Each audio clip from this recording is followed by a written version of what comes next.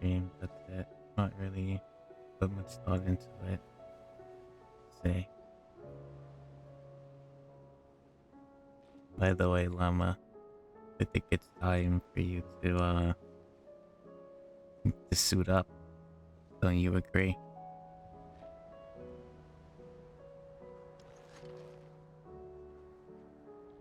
Are you liking the game so far? Oh, I love the game. I 100% love Final Fantasy 16. This is a masterpiece of a game.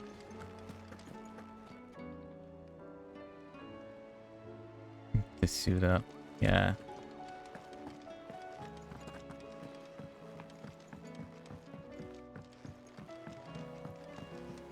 Covered in nicks and lumps.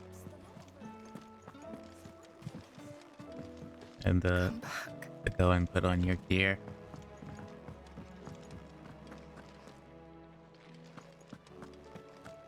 Can I go to Heart Park, please? Let me update him. I was wondering when next you'd visit. I don't believe you've read this particular chapter before. I'm confused what you mean by suit up. I have quite the find for you today.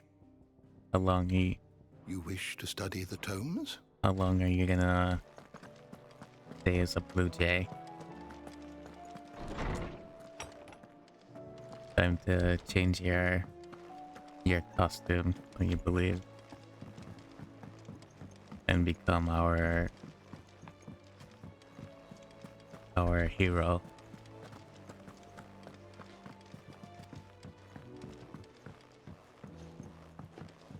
How do you...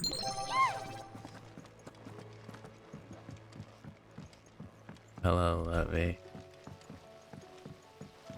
So yeah, it's time for you to change your feathers.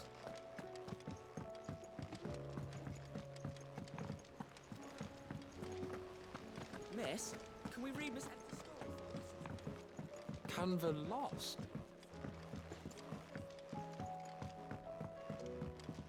What am I doing? Side quest, right?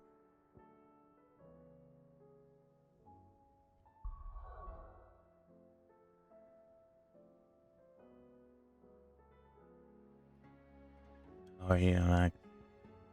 Honestly, I'm not mentally here. It was such a struggle to get out of bed. And my thoughts are Welcome. all over the place. Like, yeah, I'm having a hard time focusing. I'll be here if you need me. Why? You... But yes, I'm here chilling now. Tried to get Llama to go in and suit up.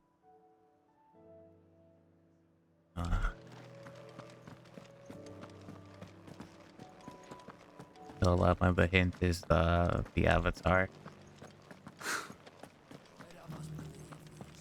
But there were ghosts at the gate.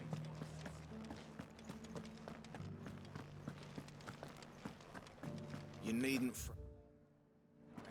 The creatures have been dealt with. Those things I said before.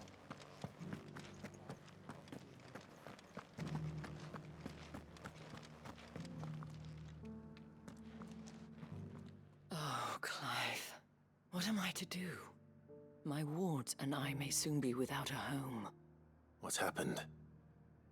The High Cardinal has descended from his lofty throne and taken up residence here in Northreach. The High Cardinal? Leader of the Council of Elders, second only to his Radiance at the head of the Imperial government. Not that any of those things still exist. Now he goes by his noble title, the Duke of Oriflamme. And what does he want with Northreach? He wants to transform it into a military stronghold, a foundation upon which to build a new Sambrec. He's already secured the support of the various army remnants. with promises that they shall be afforded the respect they deserve in his empire. One built on the confiscated property of the people. He would rob the populace to pay for it. Believe me, I have used every means of persuasion to discourage him from this folly. But for whatever reason, he will not listen to me. What does Captain Philippe make of this? When the town was under attack, it was him the soldiers rallied around. Couldn't he use that influence again? How? By speaking out against one of the most powerful men in Sambrec. A man whose stated aim is to revive the empire Philippe's comrades swore to serve, and to improve the soldiers' lot within it. The captain can offer them a regular supply of gruel, and an occasional trip to the Vale to help them forget the terrors they face each day. The Duke offers them a vision of strength and safety. No. Any attempt to incite mutiny would cost Philippe the support of his men, if it did not cost him his life. But given the mood around town, mutiny may yet be unavoidable. The people have little appetite for further deprivation, least of all when it serves only to elevate others. And who could blame them? Clive, would you appeal to the Duke on my behalf? For your services to Northreach, you have the respect of the soldiers, and they will take you to His Eminence if you ask them. And unlike Philippe, no bonds of loyalty prevent you from speaking your mind to the man. Well, will you try? You could hardly fare any worse than I did. Think actually you're the best? No, not really. I'll see what I can do. It took forever, Thank you, Clive.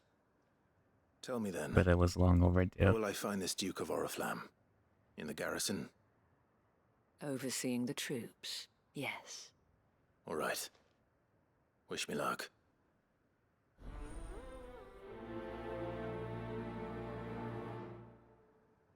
Wait a minute, did I miss anything else? No, I didn't. Okay. I don't know why I may some have of met my this Duke before, at the remembrance ceremony.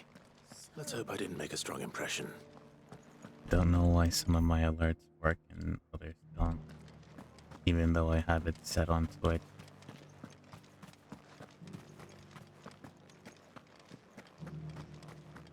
I have to take a look at it later.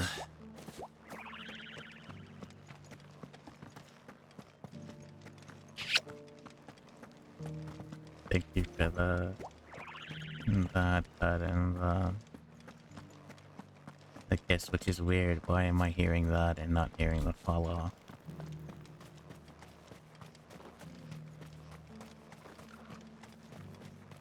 I heard the dame got an eye. And both sound effects are on Twitch alert.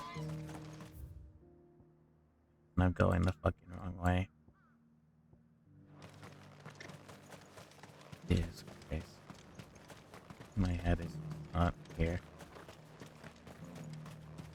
Oh, it's weird. Yeah, it is weird. Did you mean Joshua Rossfield? You needn't fret. Did I say your name wrong? No. I meant Erin Jane Rossfield. The long-lost sibling. Or a distant cousin. As long as you Or something. Halt! Oh, sorry about that. You're the dame's man, aren't you? You got some business with the captain? No, actually. With the Duke. I was hoping I might be able to speak with him. We're under orders not to let any civilians pass. But you should be all right. His Eminence has heard all about you and your heroics. Wait here. I'll go and ask.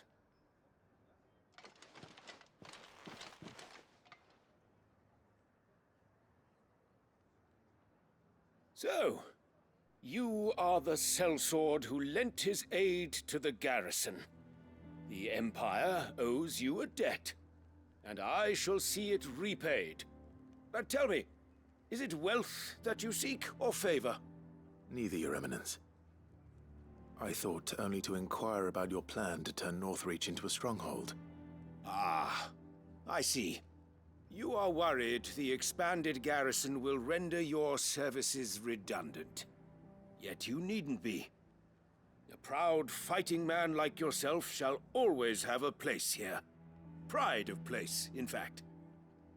For too long has the contribution of the noble soldier been under-reckoned. But no more.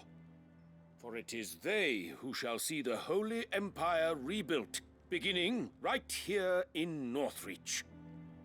Why here, Your Eminence? The town has been fortunate enough to escape largely unscathed from the recent troubles. Her defenses are sound, and her garrison well prepared. Which is more than can be said for Oriflamme or Twinside. The Empire wants for a capital, and I believe Northreach to be the perfect place.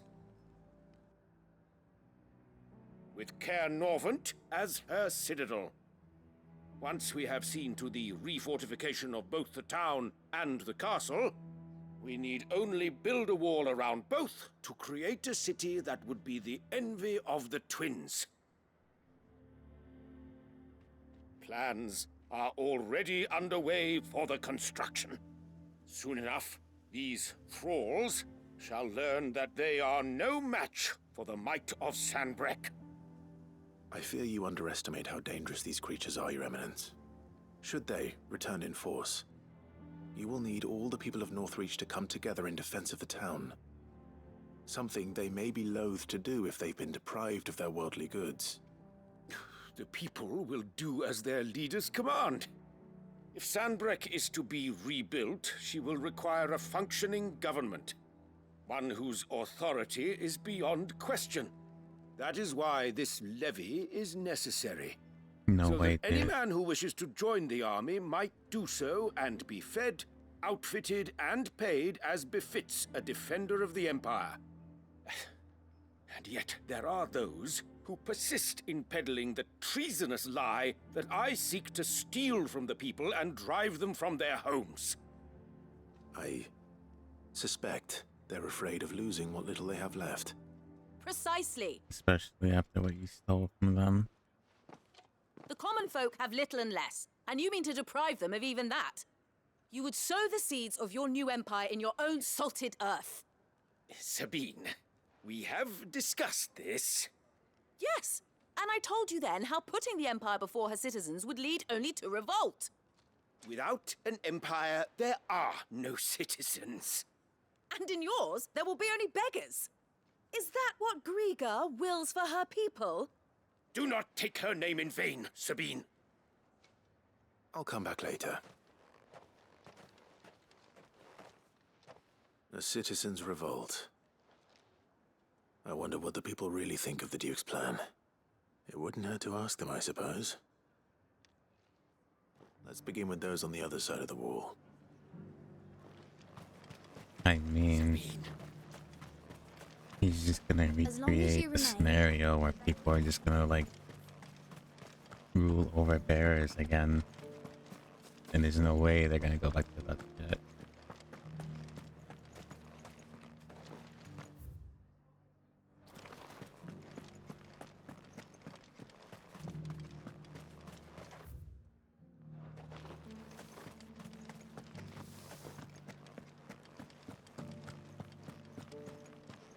Those things I said before.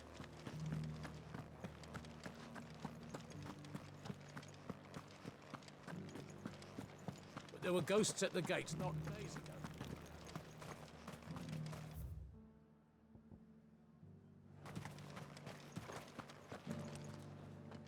All right there.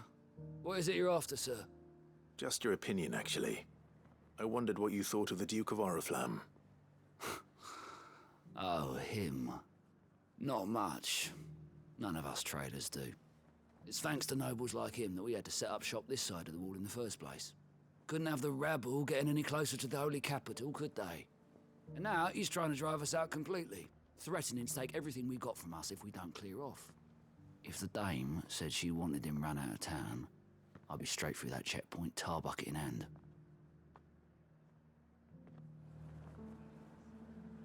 He wants it to happen, so blinded by greed, not gonna lie, indeed. I got peppers to numb you. He's just gonna recreate the scenario with, like, you know, the fucking capital getting... Speaking of... Oh, we can't see it over here. I've been hearing a lot of talk about a certain duke. Nothing good, I'll wager. Going around acting like he owns the place. And with hardly a word to the dame. This is her town, not his. I take it you'd rather she was in charge. As far as I'm concerned, she still is. Just need his eminence to sod off back to Oriflamme.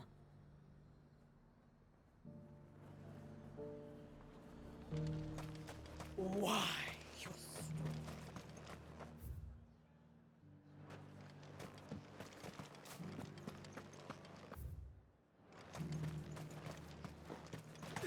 Yeah, he's gonna create, like, another Dion situation. A question, if you don't mind. What do you think of the Duke of Oriflamme? Don't get me started. You build a life for yourself somewhere, earning for some noble to turn up and tell you you've got to hand it all over to him. If he thinks his name and his chains give him the right to empty our purses, he's in for a rude awakening. We'll do whatever it takes to keep what's ours. Whatever it takes. Well, the people seem united enough. What about the soldiers? Indeed. Hello, Noodle. How are you?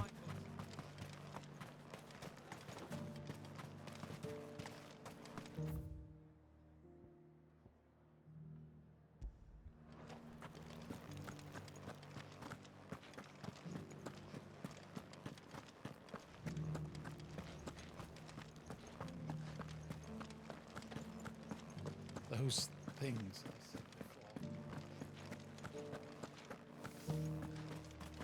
Oh, yes. Excuse me, do you have a moment? I wondered if you'd mind sharing your thoughts on the Duke of Oriflamme. Well, he's made a lot of enemies coming in the way he did. But I mean, look around us. You can see the state the realm's in. The traders might not like having the screws put on them, but if they volunteered a few more of their hard-earned gil before things got bad, maybe they wouldn't have to. I think the Duke's got a point when he says rebuilding the Empire's the best way of making sure we're all protected. And if that means people who don't know one end of a sword from another have to make way for those who do, well, that's just how it goes.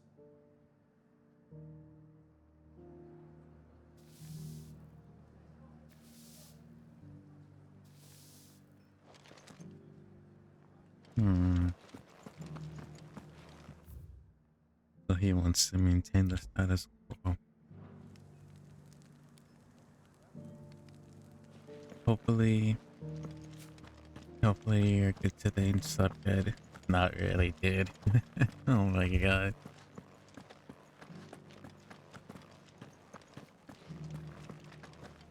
But I'm good enough, at least. I just hope I can maintain focus today, because, like, my brain is everywhere and nowhere. But I'll manage. You all gotta go for a bit. Take care on your way.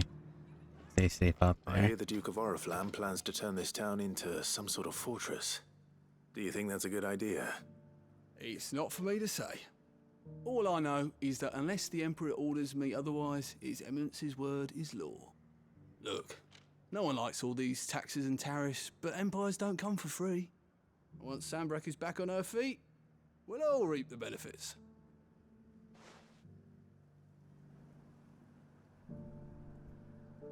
Max and Lord, hang in there. We will be back in the vet. Take your time.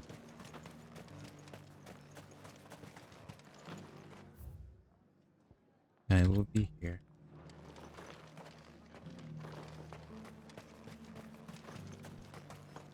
I left everything in the capital. You're the one who was talking to His Eminence. On the dame's behalf, yes. I was trying to persuade him not to take the people's goodwill for granted, but it seems my words fell on deaf ears. What do you think of his plans?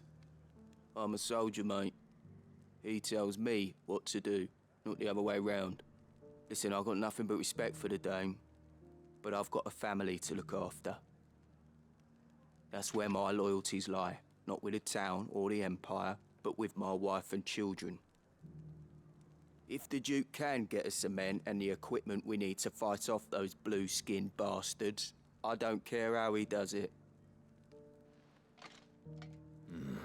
Spoken like Let's see a what good Philippe makes soldier. of all this.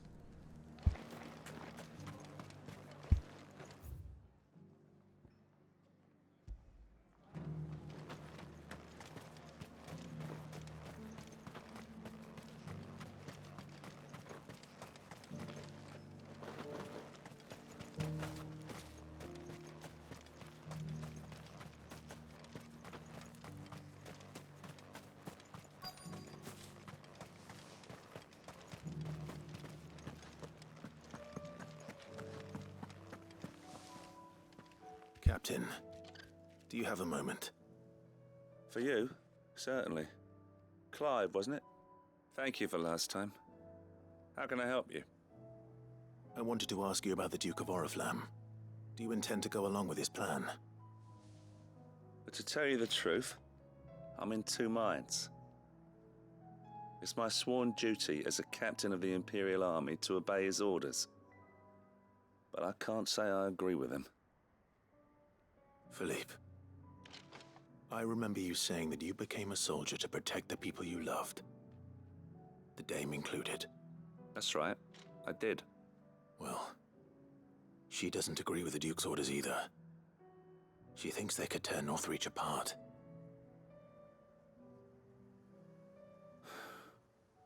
And she's probably right. Thank you, Clive. I know what I need to do now. Protecting the people I love is what matters. Doesn't matter how. Well, duty calls, so I better go. Thanks again.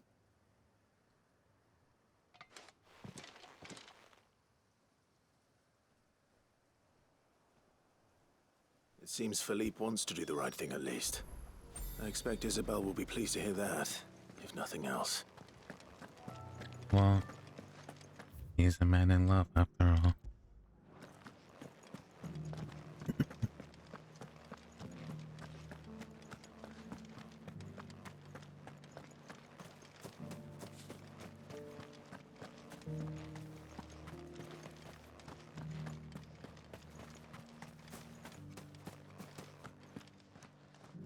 Ah, Clive. How did you fare? Were you able to speak with the Duke? I was, but...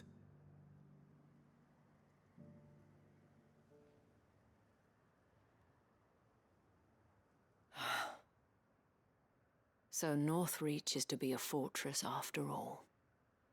Well, it will certainly help to hold back the thralls. There's no denying that.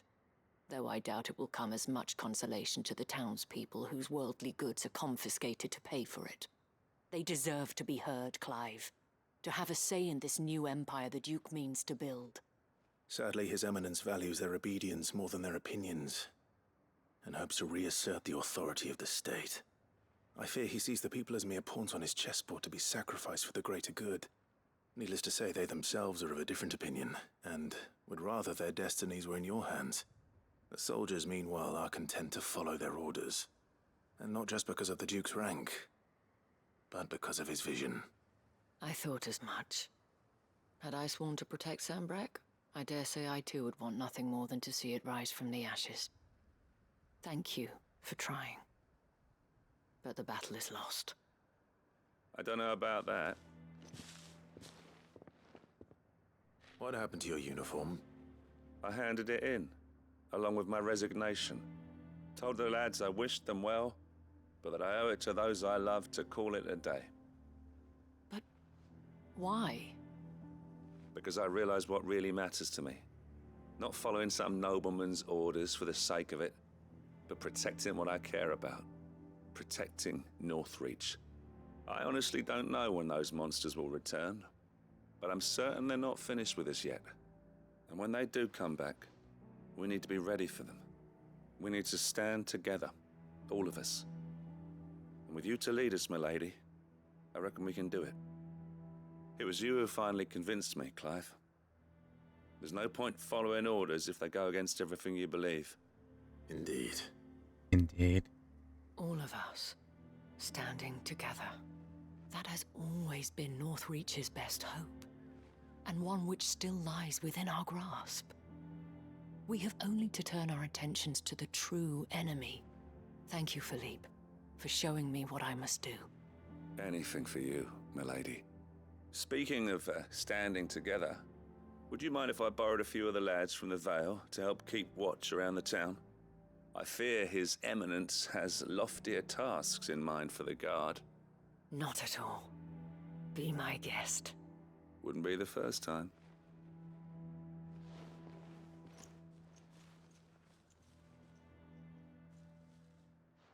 There may be hope for Northreach yet. Especially with men like you and Philippe to champion our cause. I, for my part, shall continue to work upon the Duke, in the stubborn belief that I might still tempt him into joining hands. But I suspect I shall have to call upon your aid again. Until then, Clive. Until then. Until then.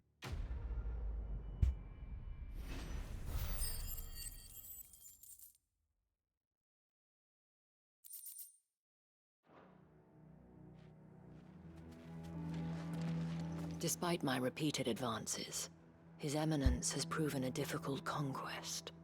Fortunately, I am nothing if not persistent.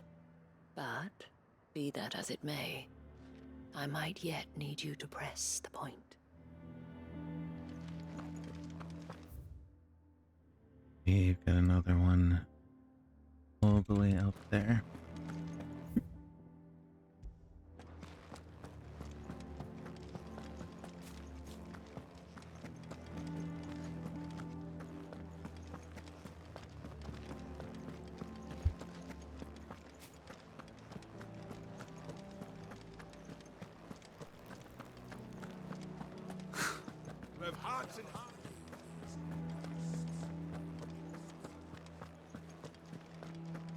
I swore to protect this town and the people I love.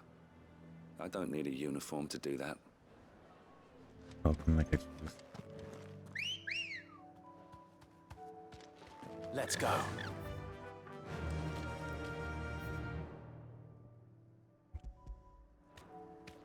Yeah!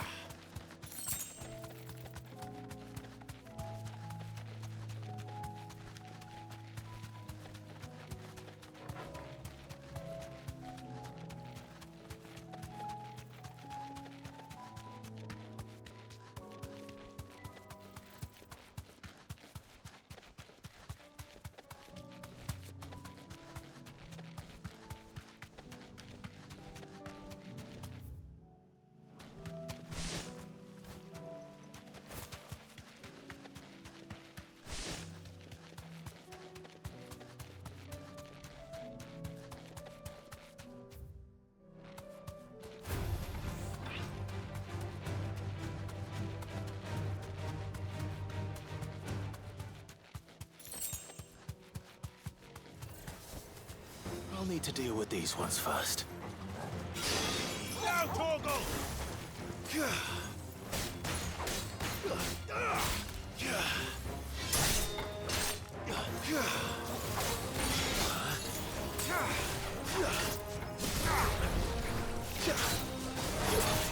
Nice try.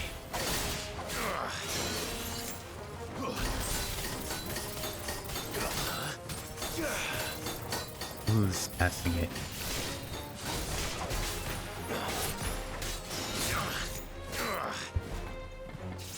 It's you.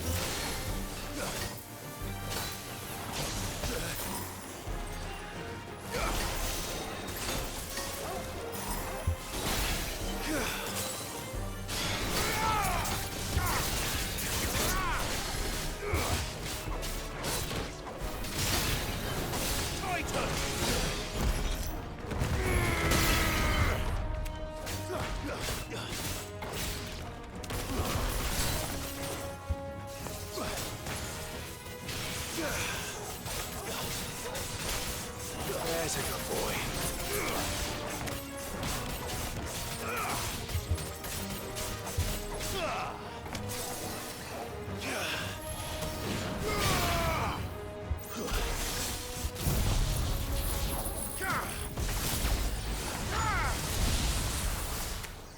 Now to find this spherical echo.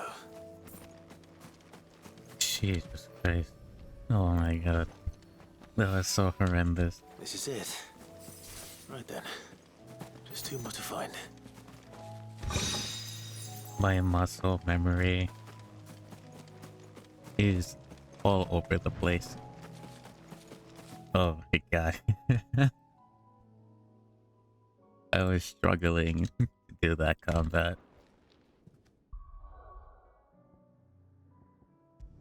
Go to Lockwood.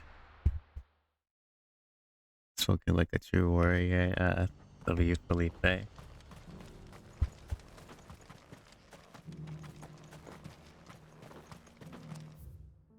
Where the hell is this?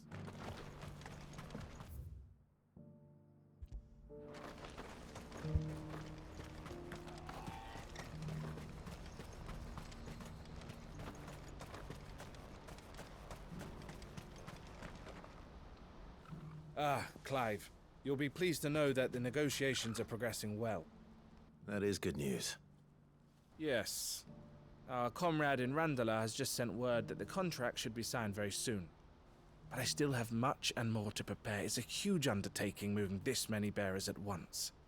You couldn't do me a quick favor, could you? What do you need?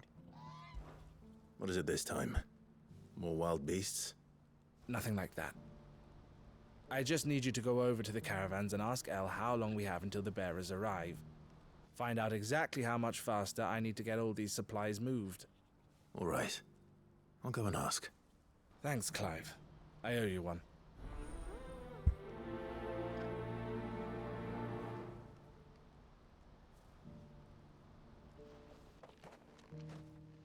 Yeah, I'm not gonna lie, he looks like someone I used to know. Yeah, if he didn't have like his hair going down and just all going back, and sunglasses. Damn. What's happened? And I only just noticed that. Ghosts Don't of the blame past. yourself, El. This is their fault, not yours. I know, but No buts about it, all right?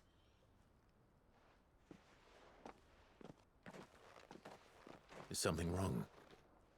Vonnie came to give me a message from our intermediary. The talks with the Republican army have fallen through.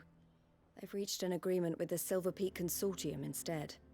Though prices have fallen of late, we deliberately offered above the going rate to try and deter other bidders. But the Consortium offered double what we did, and the army jumped at the chance. And you had no opportunity to make a counteroffer? None at all. And we were so close.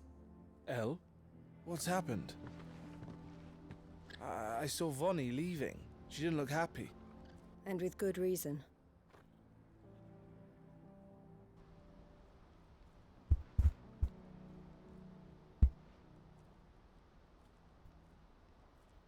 But I thought we were the only ones the Fist was speaking to about the bearers. How did the Until your work, Consortium even Mama. find out about this? It's not so surprising. They have ears all over the Republic. This isn't over. The Consortium will have to sell these bearers eventually, and at the price they paid, buyers will be few and far between. I'm going to Randalar myself. Alone? You sure that's wise? Are you offering to be my bodyguard? How kind. Meet me at the checkpoint near the capital gates. I'll send an owl ahead and request a meeting. You go to Cashlock, Theo, and get everything ready. We've waited far too long as it is. Even if I fail to free these bearers, there will be others. Someone needs to prepare the place and keep any prowling beasts at bay. Oh, and that's me, is it? Damn, he didn't give us a It choice. looks like I'm following orders till she gets back from meeting the Silver Peak Consortium, who've been doing their best to undermine our scheme. She'll never join them after this, surely. No, she said it herself. She still has plans for Cashlock, even if this one falls through. She means to stay with us then. I can't say I'm not happy to hear it, but... is this what she really wants? You have to trust her. You're right. It's what she wants now. And if Elle's off fighting for the cause, I should do my part too. So I bid you farewell and safe travels, my friend. I'll gather my men and leave for Cashlock. We'll make sure the place is well stocked and defended. You go to Randalar and see if you can stop my sister biting the Consortium's heads off. If she won't consider her prospects, someone has to. I'll do my best.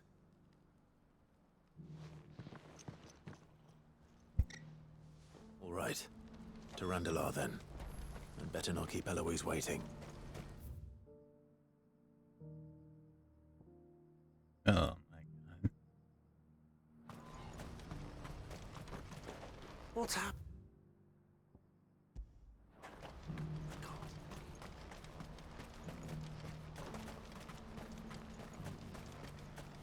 440 yards. I wouldn't not give that bad. wrong. Looks like this is the... When are they gonna let us? It's a quick 2-minute run.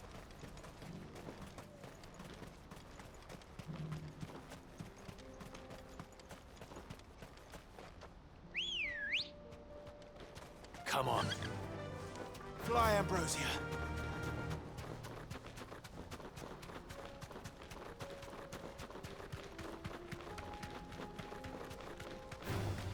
Time to fight.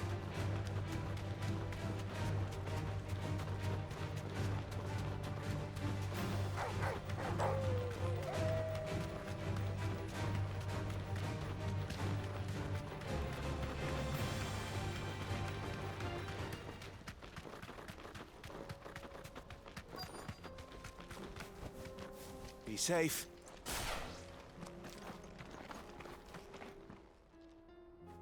I hope I didn't keep you waiting. Did you arrange to speak with the Consortium? Here they are now. You wish to consult with me? I did. It's about the bearers you recently purchased from the Fist. We had all but finished making arrangements to buy them ourselves, and then you stepped into the fray. You misunderstand. The Consortium had an interest in purchasing them from the very first. It was only our regard for you that kept us from bidding. But your hesitancy in accepting our offer to you suggested that the regard was not mutual. And so we resumed our business. I did not hesitate. I am simply not inclined to make such decisions without first giving them due consideration. But what is done is done. Come then. How much do you want for them? Alas, you are too late yet again. We rarely take on such unconventional merchandise without a purchaser in mind. The bearers belong to him now. Who is your buyer? A trader from across the water. A most demanding fellow, if it's any consolation. He insisted the bearers be fed, dressed, even given their own bunks for the voyage over. That's what you get when you deal with continental types. I wouldn't know. Oh yes, the culture on the continent is quite different to ours. They pay good money for bearers not fit for the knacker's yard, and treat them like kings. But as long as they pay... That does sound unusual. No matter then. If they've already left our shores, there's little that can be done. Allow me to withdraw my interest. And with it, my interest in joining your organization. My associates will be sorry to hear that.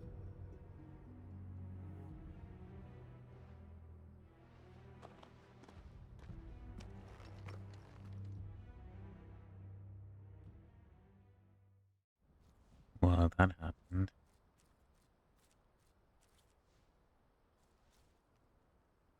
I'm sorry you weren't able to save them. As am I. But I only have myself to blame. He was right, you see. The Silver Peak Consortium did intend to buy those bearers before I did. Their representative hinted at a possible purchase when he came to recruit me. I feigned interest in joining them in the hope he might be encouraged to tell me more, and he did just that. As soon as he left, I sent my own offer to Randalar. So you never... No. I entertained the Consortium's proposal solely so I could learn more about those bearers. But I was a fool to think they wouldn't find out. I knew exactly who I was dealing with. You tried. I did. And if what he said was true, the bearers are to be well treated. Which is something, at least. At least. But they deserved more. I wanted so badly to see them freed. Eloise! Eloise! Oh, welcome back, Word from Noodle. Cashlock. The village is under attack. A pack of beasts have come down from the mountains, and there's a dragon at its head. Theo and the others are trying to hold them off as best they can, but the odds are against them. They need help, and fast. Theo! I'll go on ahead. Thank you, Clive. I'll gather some men and join you there. Just... make sure he's safe.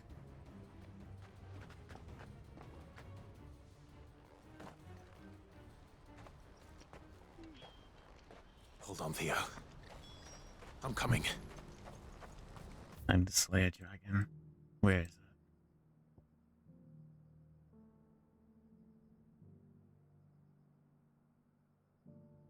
That looks like it's at the lower ground.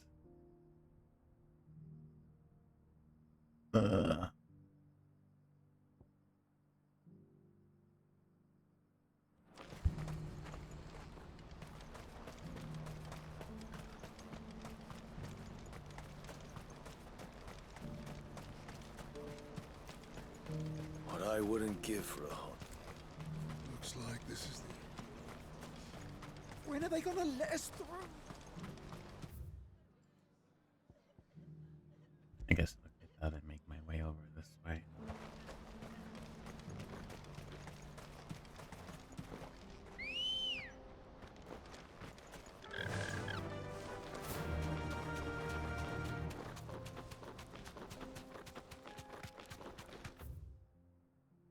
Straight down.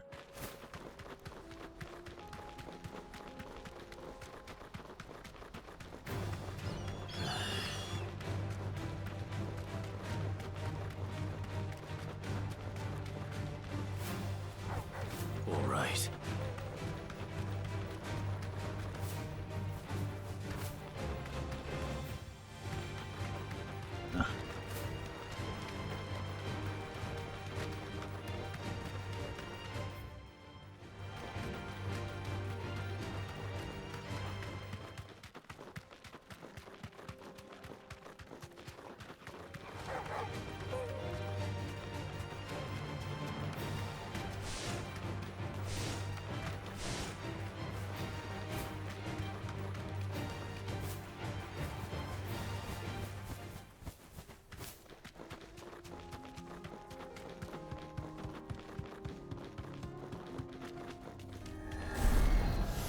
Don't get surrounded.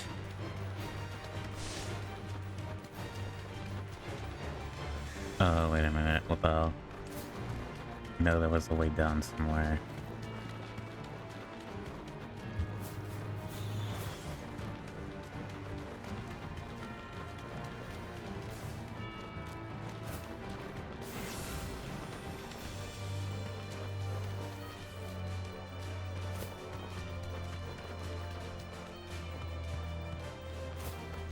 Okay, I guess not here.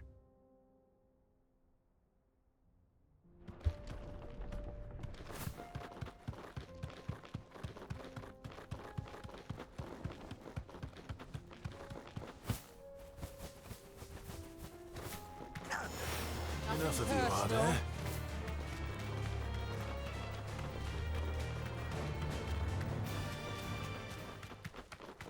Hello, sexy man. How you doing? Cutie patootie. Hello, Alan. I am not exactly here, but I'm here enough. What about you? Did you get some rest after watching the game? Time to fight.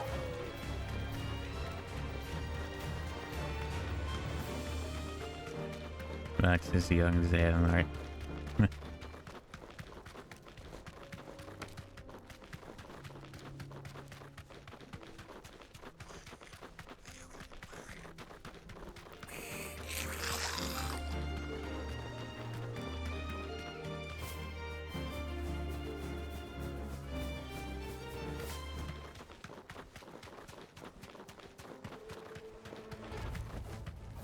No need to ride from here. What's the situation? All clear this end. Alright, where's the dragon?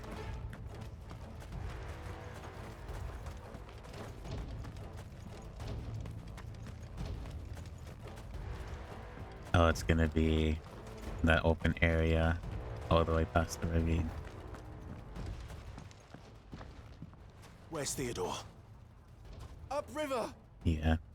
He led the dragon that way to keep it from the Hi, village. But the Stardust. whole area's flooded Salad. with ether. How are you? Just Welcome have to in. pray makes it out in one piece. I can do better than that. Yes, I might be Torgal, working like with an me. animal though. But don't work too hard. Just make sure you get a rest and everything.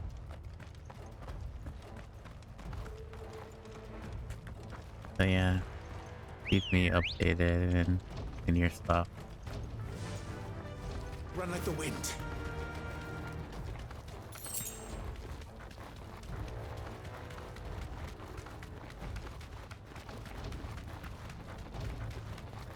I got an ad break. Damn. Did I wait or just do the fight? Where are you, Theo?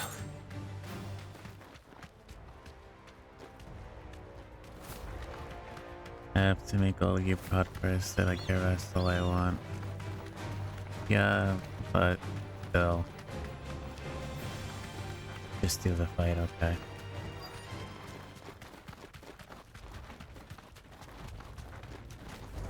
There's a flood over here. Damn it. The ether's too thick. These creatures have already turned.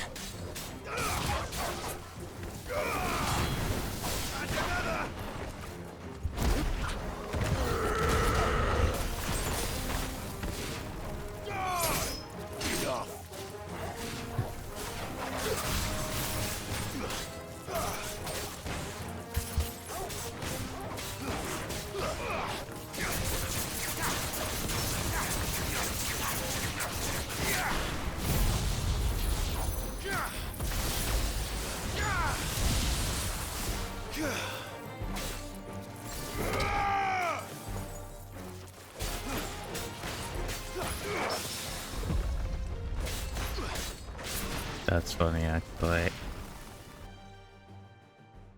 I can't waste any more time. I need to find Theodore before that dragon does.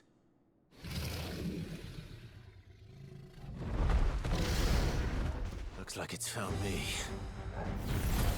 This thing's turned as well. This isn't going to be easy.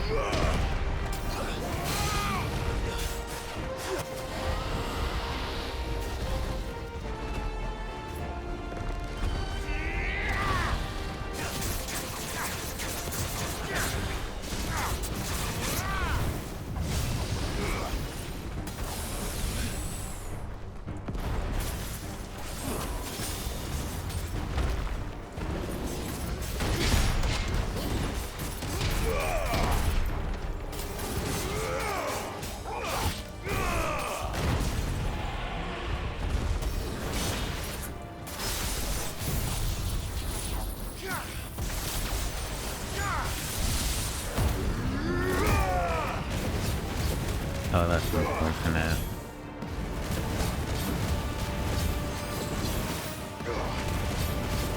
It seems as though that count gets cancelled when you use another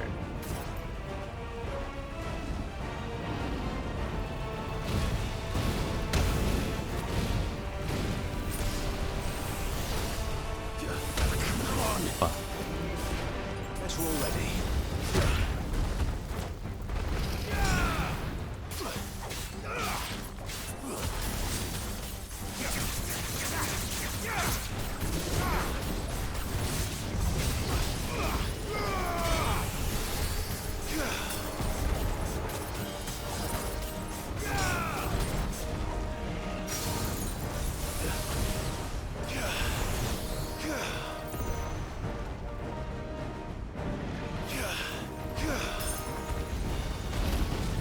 Nice try.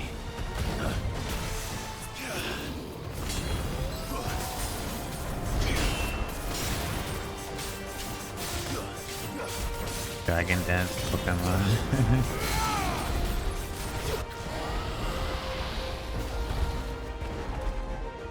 Yeah, he's attacking Speed Rose.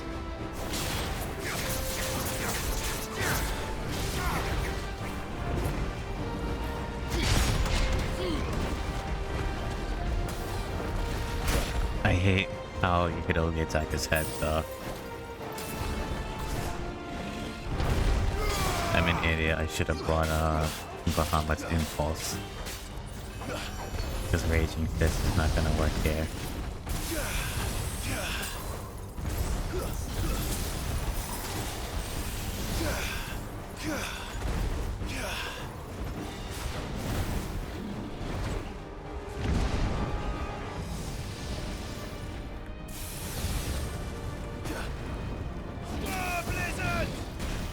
Too slow.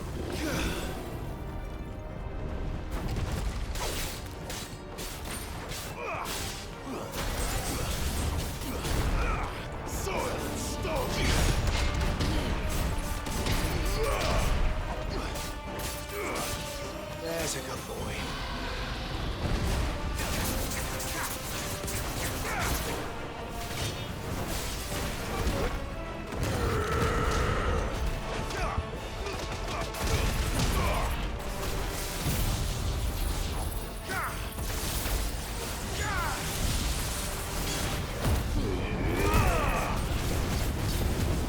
Only the head is vulnerable, yeah. I can't target anything else.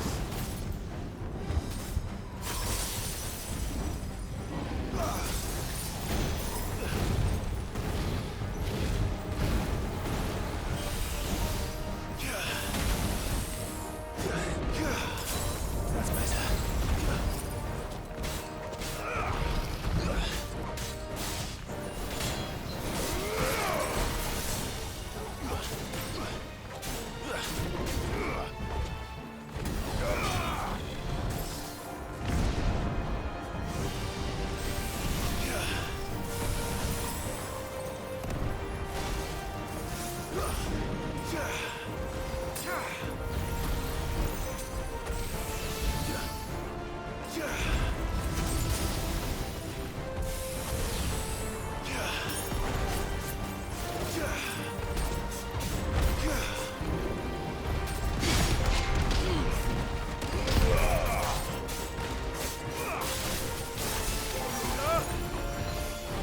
Nice try.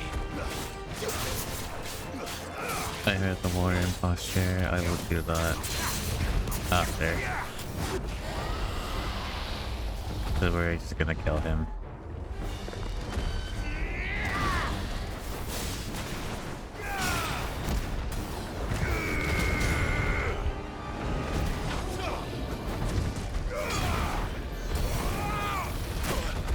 Fuck.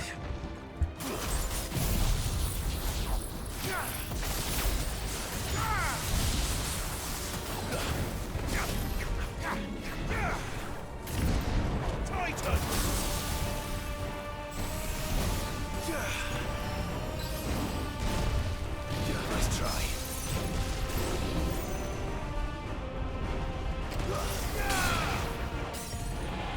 That's gonna do it.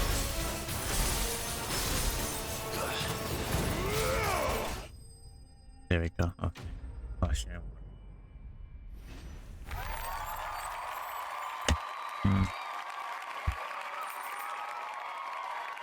Enjoy your lurk.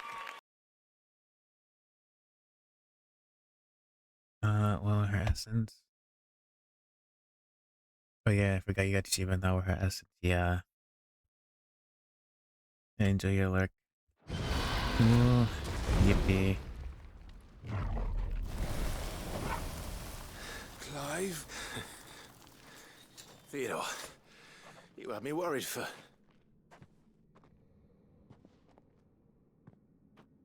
Oh no. We have to get you out of here.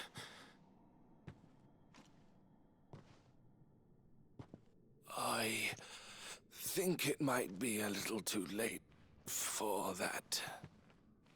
Oh. Bearer or no, there's only so much ether a man can take, and that Drake just wouldn't let me leave. You have my thanks, Sid, for finishing what I could not. For keeping Elle's dream. Theodore!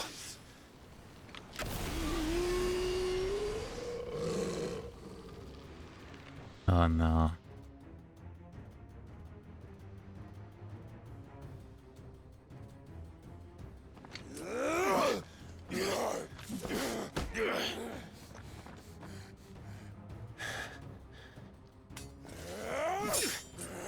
Is there no other way to Onakashi King? Make me do this. Stop it, Theo! Stop! Stay back, Eloise! He's turned. And so will you!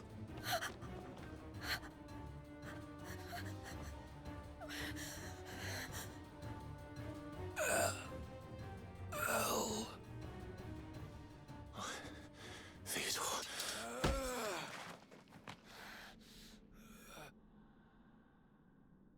Take care He's gonna stab himself. of my sister. Theodore. Wait. But if he's still conscious, he could still. Bye. Elle.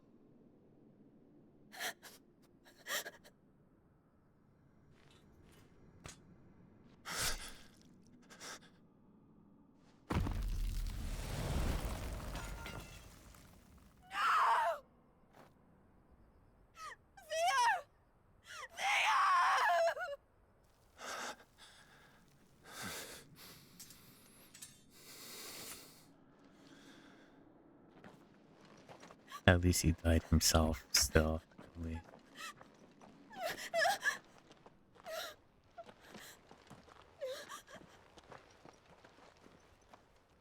Yeah.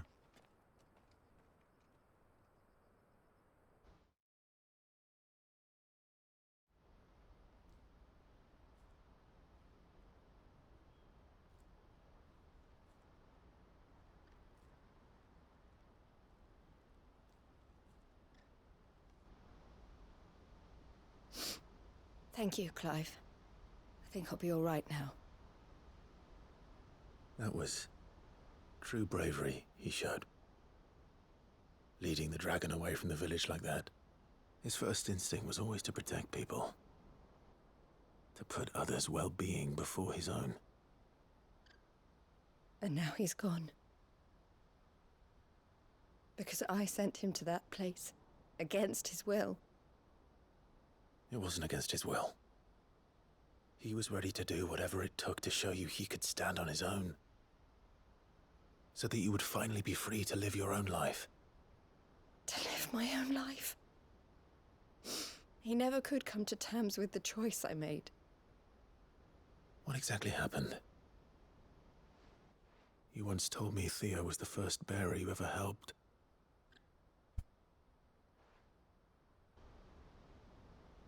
We grew up in Canva.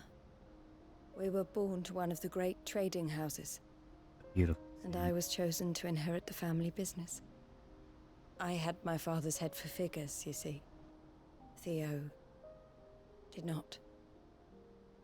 While I studied the art of commerce, he played at soldiers instead. A late bloomer. In more ways than one. For unlike most bearers, it wasn't until his 15th summer that his powers awakened. My parents tried to drive him out of the house and into the care of the constables. But before they could, I took him into mine. Theo told me something else. He clearly admired your devotion to the cause of freeing others like him from slavery. But he said you deserved a better life than this. He wanted to free you from what he called your bonds, just as you freed him from his. I would be lying if I said I had not wondered from time to time how much easier my life might have been if I had allowed Theo to be taken and devoted myself to the family business instead.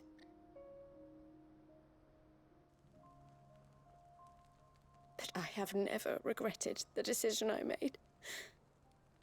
Being with my brother meant more to me than tradition or reputation. I only had to look at him to remind myself of that night and the choice I made and the fact that I would make the same choice again in a heartbeat.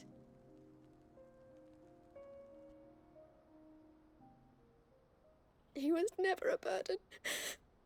How could he even think that? If anything, I was the one who weighed him down.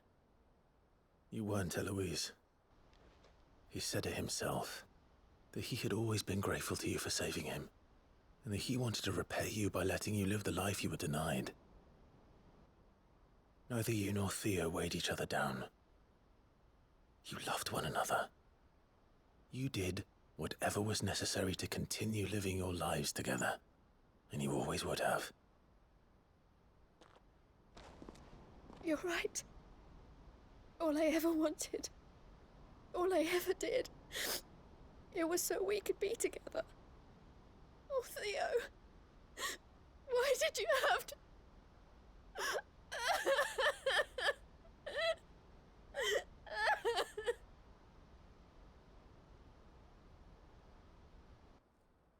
Heartfelt, indeed. Feels bad.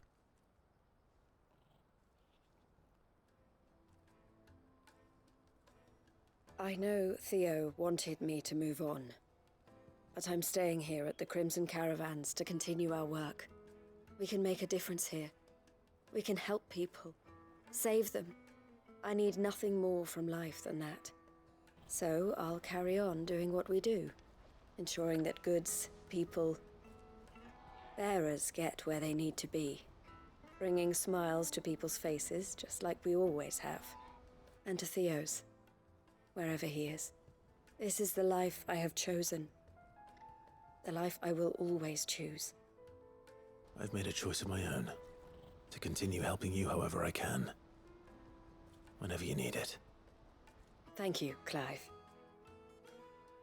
Let's go on together then, for Theodore.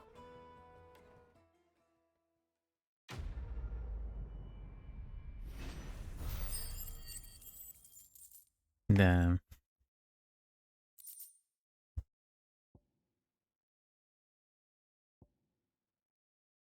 It is the Scarlet Cyclone. The Crimson Caravans is my family business now, and I would not exchange it for the world. I brought Theo here to be safe, and I have never looked back since.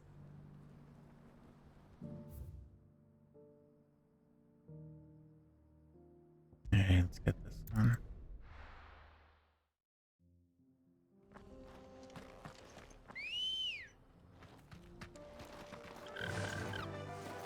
Fly, Ambrosia. Obtain more side quests. Yeah.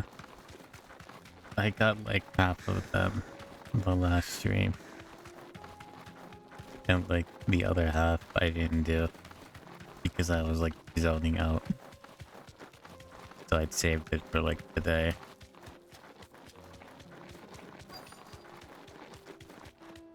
It should be just for like collecting quests though.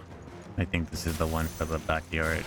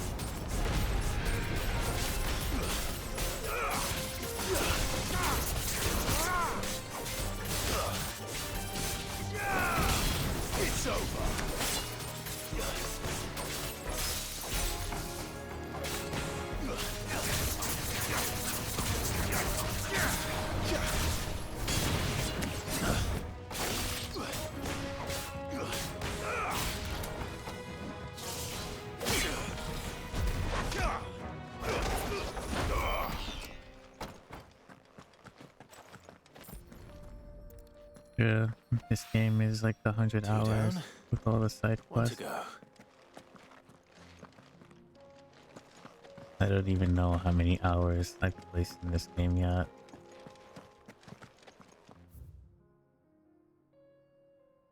Excluding like, hold on a minute. Okay, I think I have to go to that one. But yeah, excluding the mode, because I did do like arcade mode, which is basically replaying the stages and stuff. When I first started playing the game, and then I did fight against the Lord enemies. Rosfield, is there aught the Undying might assist you with this day? Perhaps. My brother said that your order was helping him with his quest to uncover Ultima's origins. Have you learned anything of note since last we spoke? Little and less, I regret to report. I see. Be assured, however, that we will not rest until the truth is known. Even now, our archaeologians scour ruins in every corner of the realm for traces of Ultima's touch. Fallen ruins, I take it. Dating back as far as Phoenix Gate. Indeed. Ultima's thralls are oft sighted among the remnants of the fallen civilization, as if protecting the secrets concealed within. Secrets we'd see unearthed. Should our methods be of interest, my lord, mayhap it would please you to observe some of our number at work. Would that be possible? Of course. A survey is being conducted not far from here. Perchance you are familiar with Kretov, a small hamlet built around a fallen airship. I was due to visit my colleagues there to collect their preliminary findings, but if you would consent to do so in my stead, I'm sure that they would be honored to relate any discoveries they have made to you directly.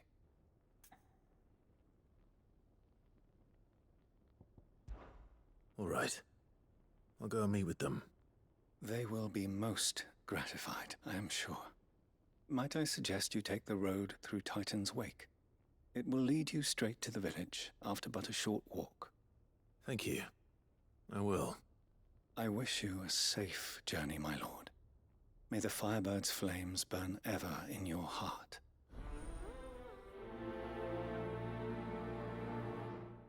Airship, so this is like some post-apocalyptic future. Not medieval ages, maybe. Not the medieval ages. Blech. Medieval ages. A village built around an airship. Sounds like another Lost Wing. I hope the inhabitants are just as friendly. You know, that's a good question. I think it's still medieval though. Because this just could be like a similar situation with like Final Fantasy 14 and like the Elegants, right? Because the Elegants are like way advanced. Like way ahead of their time. Airships and various technology and So whatnot. Dravost is still standing. For now, at least. But like later on, you know, such technologies are not so prevalent and kind of dialed back. Clive! You're here! And the Akashic? Mostly off to the north still. But I spoke to Doris's scouts and it turns out things are worse than I thought. There's swarms of them out there. Told old Snotty to be ready to seal the north gate. That should buy us some time if we need it. Enough for the villagers to barricade themselves inside their homes at least. Well done. Welcome back, Sid. I'd never have guessed, you know.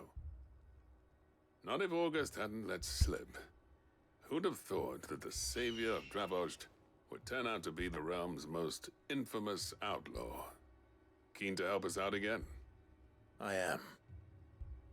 Thought you could sneak off without me, did you? Blackthorn. Oh, what are you doing here? One of the scouts couldn't keep his voice down. Unlike my best mate who didn't think I deserved to know. Zoldan, how long's it been? Not enough for us two to turn into a pair of old codgers, I see. That your idea of an apology?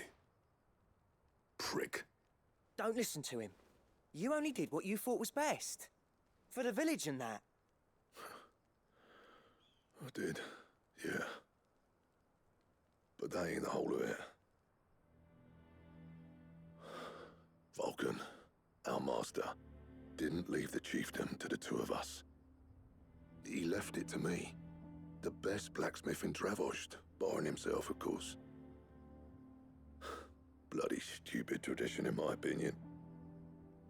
If someone's got talent, you should let them practice their craft, not ask them to settle petty feuds and barter for grain.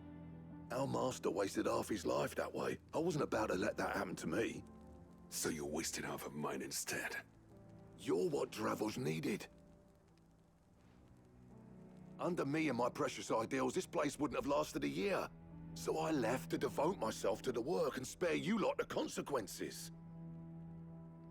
I may be a selfish prick, but I only did what I felt I had to. What you had to do was your duty! Even if it meant we all starved? Enough. This is no time for bickering. You can finish beating each other up once Dravost is safe. Fine. I've said my piece anyway. Yeah, so have I. Sorry, Clive. I shouldn't have stuck my nose in. We're short enough on time as it is. Still, give us a mo, would you? I need to get my head straight before any of them Akashic try to bite it off.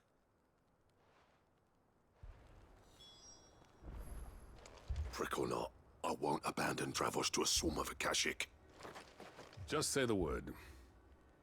The villagers know to keep out of sight when the fighting starts. You, ready for the off then? Indeed. We can't afford to waste any more time. Right you are. Might be worth having one last word with the scouts, though. Don't want any nasty surprises, do we? Oh, and Blackthorn, you and Zoltan might be better off staying inside the... Akashic on the move. How close are they? Within sight of the walls, and there are more coming up from the mines. What was I saying about nasty surprises? They'll wash right over us if we stay out in the open. We're pulling back behind the gates. Good idea. Get yourselves inside, but keep your weapons handy. Understood.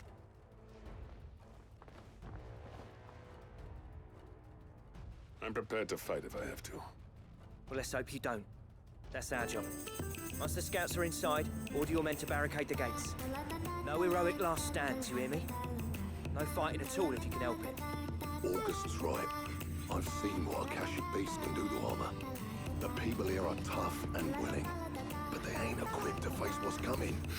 I'm going out there. Start work on the gate as soon as I've left. I'll give you as much time as I can. And if they kill you? You evacuate. It won't come to that.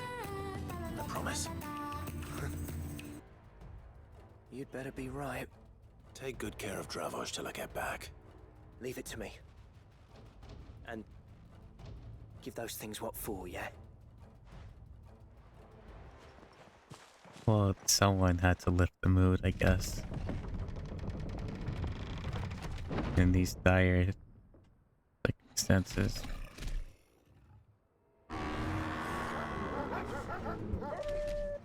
All right. Which one of you's first?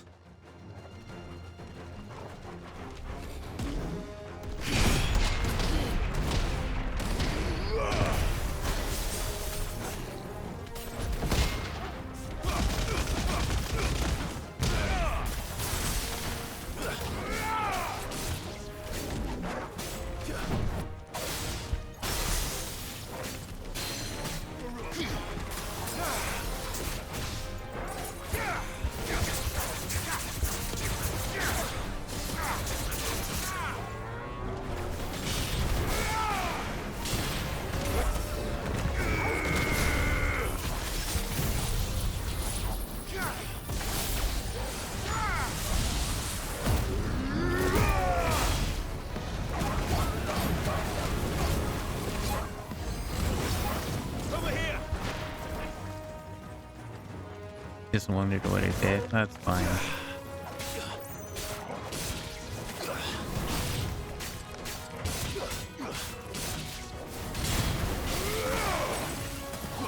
Some of the redeems are just made for, like, you know, your guys.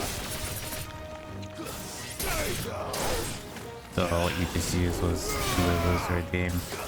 Lunzi Lunatic's redeem. But she like sings for everyone.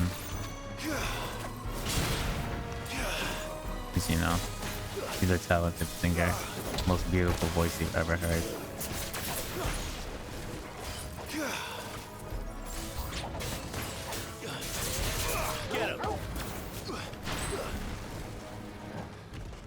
A griffin.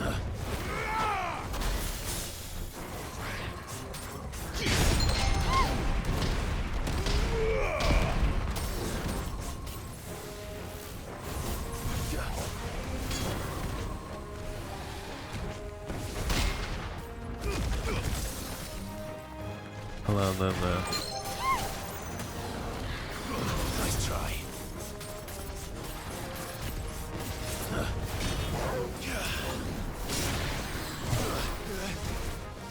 Nice try.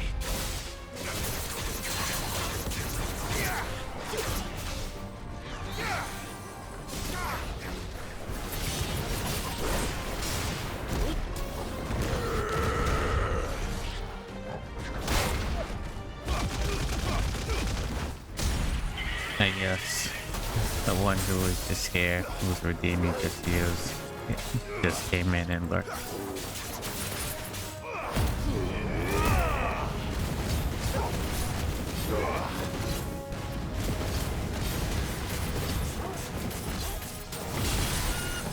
It's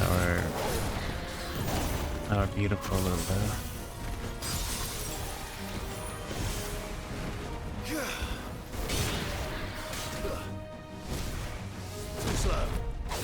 Wait a minute, can I not counter with this?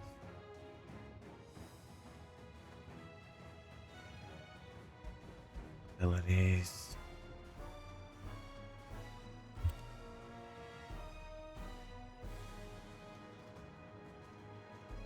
I have to strike him with that.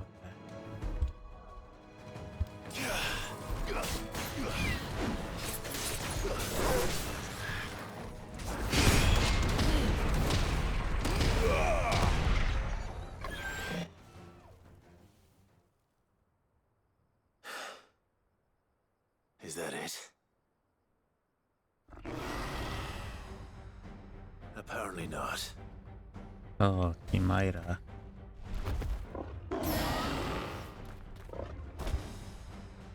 But this is new. Not getting past me.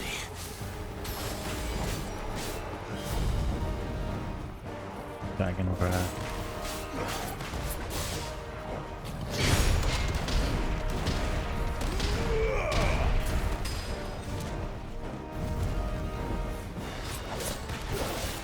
You have Ram's Breath as well.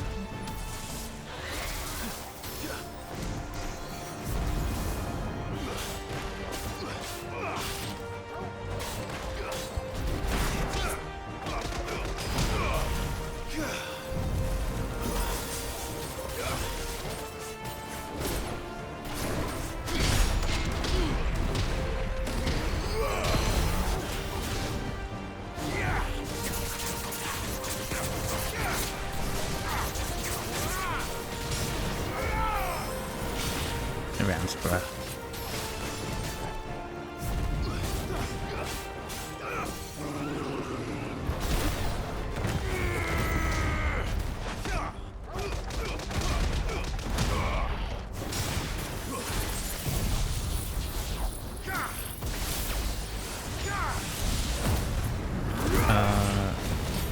Buggy Bush Hector for a second. Really?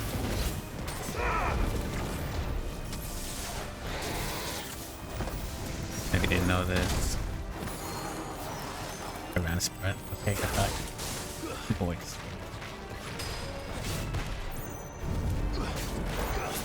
Wait, that thing isn't a Kataka. Well, yeah. There's no blood here. Nice try. You're dragon's voice is different though. It's no longer a donut AoE.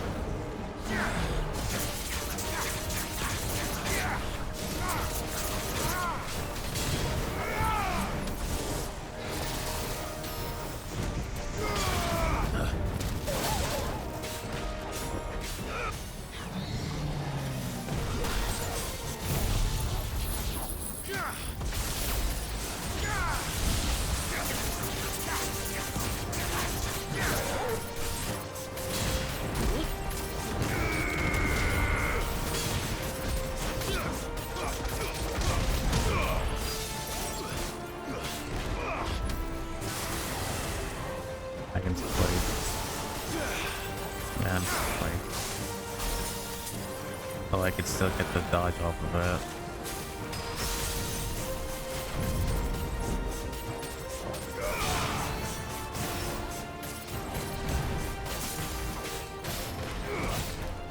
Too slow.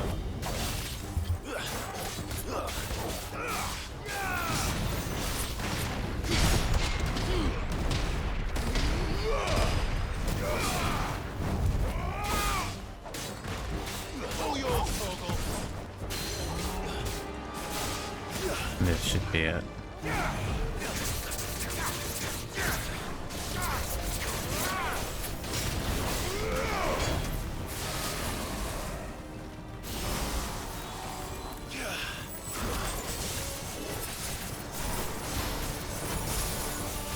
Too slow.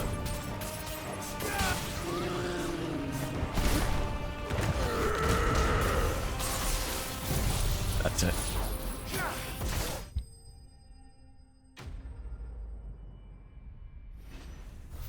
That almighty thunder.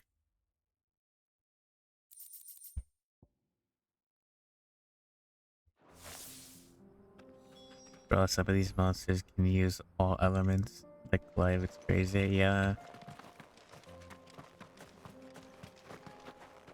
Well, yeah. You alright, boy?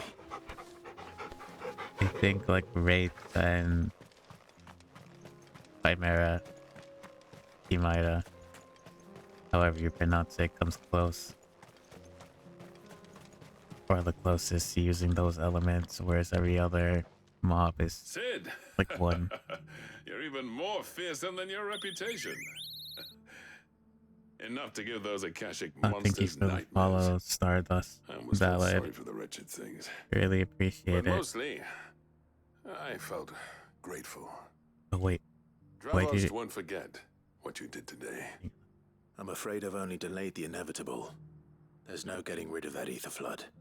Meaning that any living thing which stumbles into those mines will end up clawing at your walls again. And that's if the flood don't spread. If it does, well, I hate to say it, but the village's days are numbered.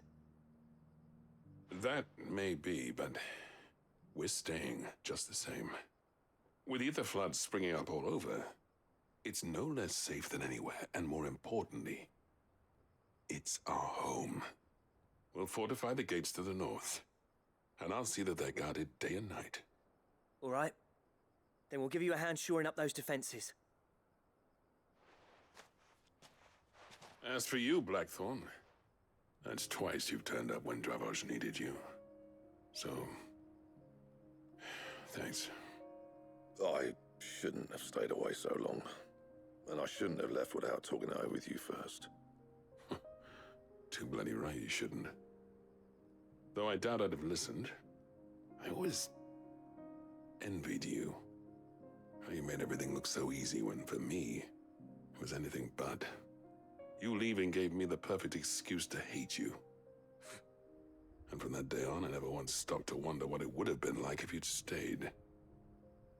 But what you said earlier, it was true. You'd have been the death of this place. Finally. Something we can agree on. I hope you see the sense of it eventually. You kept this place alive. Alive, perhaps. Wealthy even, but... Dravozh isn't what it once was. Our work used to be the pride of Dalmekia. Now, we churn out the same rubbish day after day because it's easy and turns a profit. It's not about the craft anymore. I wouldn't send my sons to war wearing the shit most of our smiths are making. I've kept working, honing my skills, trying to lead by example, but no one sees the point. The average castle apprentice has as much passion for the craft as our current lot. Come back to us, Blackthorn. Remind Dravozh what a true master blacksmith looks like. I'll even man those bellows of yours if it means we can work at the same forge again. That's a kind offer. Kinder than I deserve. And I wish I could accept, but I'm needed elsewhere. There's people who trust their lives to my steel, and I daren't let them down. Fair enough. But that doesn't mean I couldn't visit from time to time. Let's see if we can't rekindle this town's passion for the craft, shall we? I'd like that. Just be sure to tell Snotty to let me in the next time I come calling, yeah? Knowing him, he'd let you in anyway. Blackthorn. I still remember. The Master Smith turned outlaw, back in my good graces. I never thought I'd see the day.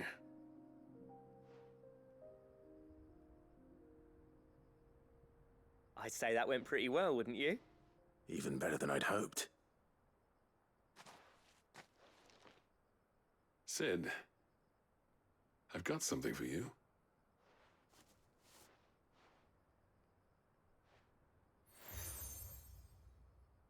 Cracked anvil from Zoltan. And this is? A token of our lasting gratitude. But I'm of a mind to make you a far grander gift. Designs for a certain sword have been passed down from chief to chief for generations. Now hold on, Zoltan. There's a reason no one's made that blade in centuries. There's not been a craftsman equal to the task. I'll admit your cinders make impressive steel, and I've learned to hone an edge Odin will be proud of. But the engravings on that thing are enough to make a jeweler cry. And they're not just for show, either. Have you forgotten what brought you back to Dravozh in the first place? A certain ring? I knew I'd never surpass you with the hammer and tongs. So I turned my hand to a different kind of metalwork. Between the two of us, I'd say we're the equal of any master craftsman ever to have graced a forge.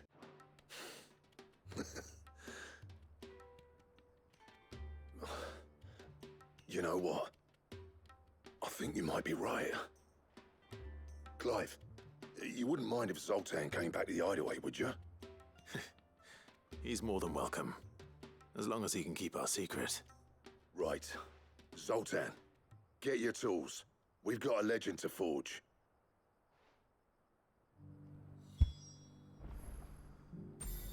Okay. With a little help from Blackthorn, I don't see why we can't restore Dravozh to its former glory. Barring ether floods, that is. I'll get him back to the hideaway. Don't you worry about that. I'll tell you what, Clive. If we pull this off, it will ruin every other sword you've ever held. Okay. Let me go through this one. I kind of needed that stretch break, actually. Let's take a med. Some pills. Take that, you naughty... Clive! To what do I owe the pleasure? I just wanted to see how the town's been faring since you brought everyone together.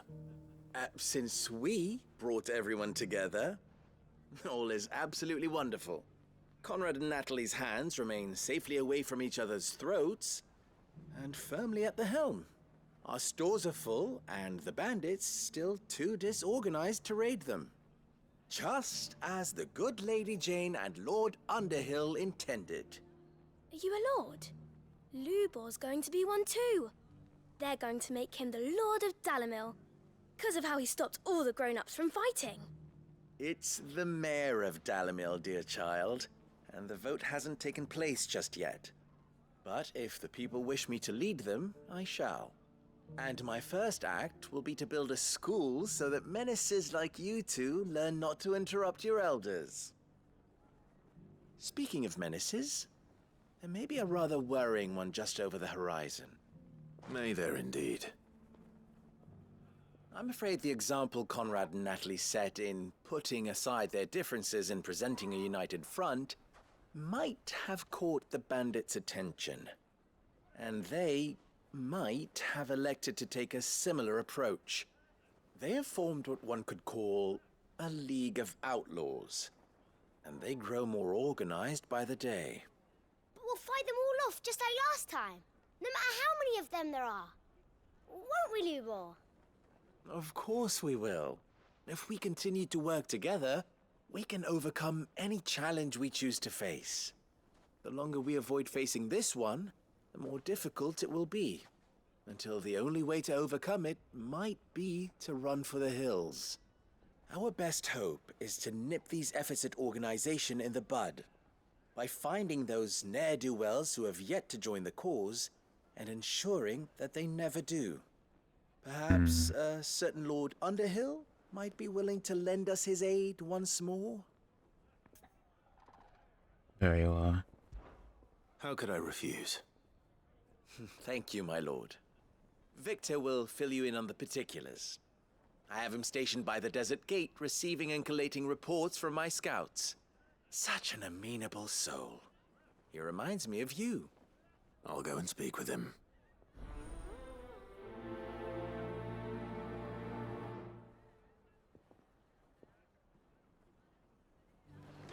What's the difference between A League of Outlaws. Sounds like we have some competition. one of them swings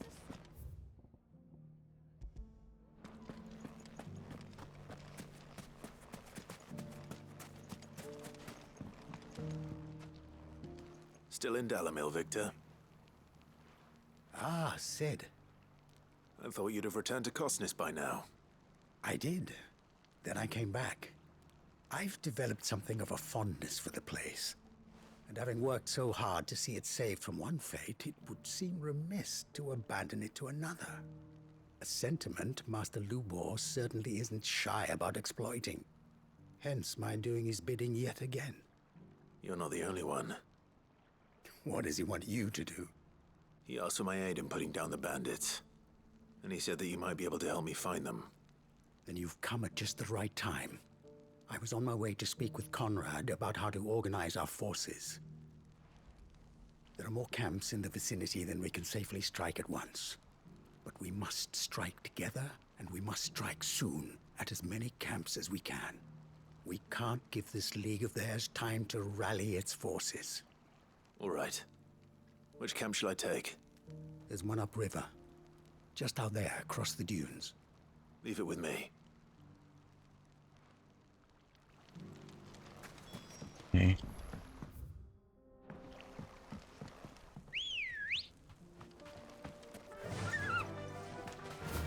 Those ne'er-do-wells.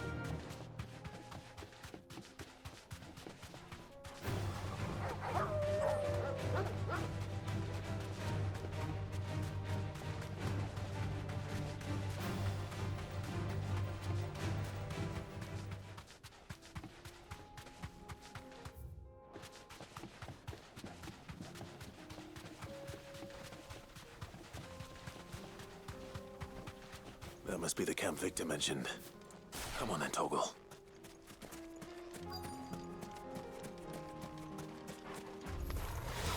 That's him! The one who killed Locke and Fingers! Take his head off!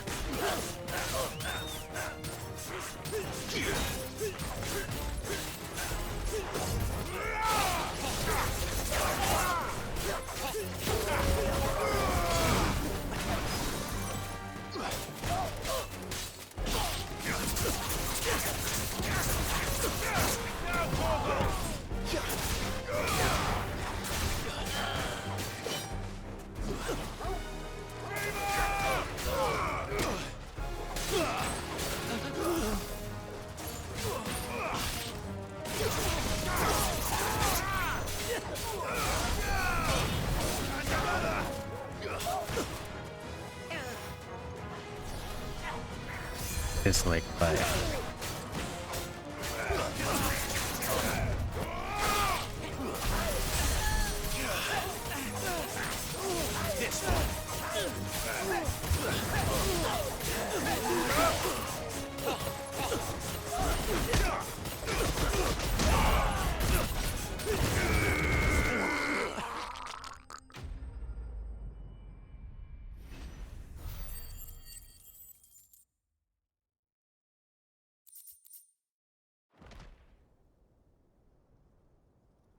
I'd better let Victor know. Sid, where are you? Ah, I see the bandits didn't pose you any trouble. No, but that's not why you're here, is it? No. Something's happened. We need you back in Dalimil. What is it? Oh, we repeated. The whole town's in uproar. They're saying that Lubor is a bearer. What? Seems that one of our parties wasn't as thorough as they should have been. They let one of the bandits escape, and his escape route took him right through Dalimil. Some of the children spotted him, and he was about to silence them. And when Lubor felled him with a bolt of magic, and without a crystal. But that's not possible. It is, if he's a bearer and has been hiding it all these years, which is what people are saying. If he has, well, I wouldn't blame him. No man is branded by choice. Still, all those people see is a man who's lied to them all his life. One who was made a leader of himself when the world believed he should have been a slave. Fuck. I don't know where we go from here, but I know one thing. Lubor needs all the friends he can get right now. You're right. You know, this is a crazy thought process to me, but like, you would think that if you went at it as someone as cunning as Lubor, right? If you're a bear, you would think to have like a crystal in your back pocket or something, just in case for situations And like now these. everyone knows. I made it a habit to keep a crystal close at hand for just such an occasion. Exactly, And I when was just that thinking occasion that. arose, I forgot to reach for it. Oh my god. Well, it was bound to come out sooner or later. We're sorry, Lubor. We tried to keep running, but we just couldn't anymore. I love the side There's story nothing so to be much. sorry for. Indeed. I rather enjoyed playing the hero for once. All that matters to me is that you two are safe. Look at him talking to his betters like it's nothing. All lies, I'll wager. Just like the ones he fed us all these years. Once people make up their minds, it's hard to change them. We need to do something, and quickly. Convince the people not to let their prejudices blind them. Convince them that nothing has changed. That their enemy lies outside these walls, not within them. You're right. We should speak to everyone. I'm glad you agree. I'll handle the townsfolk. I'm a Dalmec born and bred. They listen to me. You head to the tavern. Make Conrad and Natalie remember who Lubor really is. They know that Lubor and I are friends. I might not make for the most impartial of interlocutors. Lord Underhill of Randalar's League of Merchants, however, is a trusted and impartial mediator of note. I'll do what I can.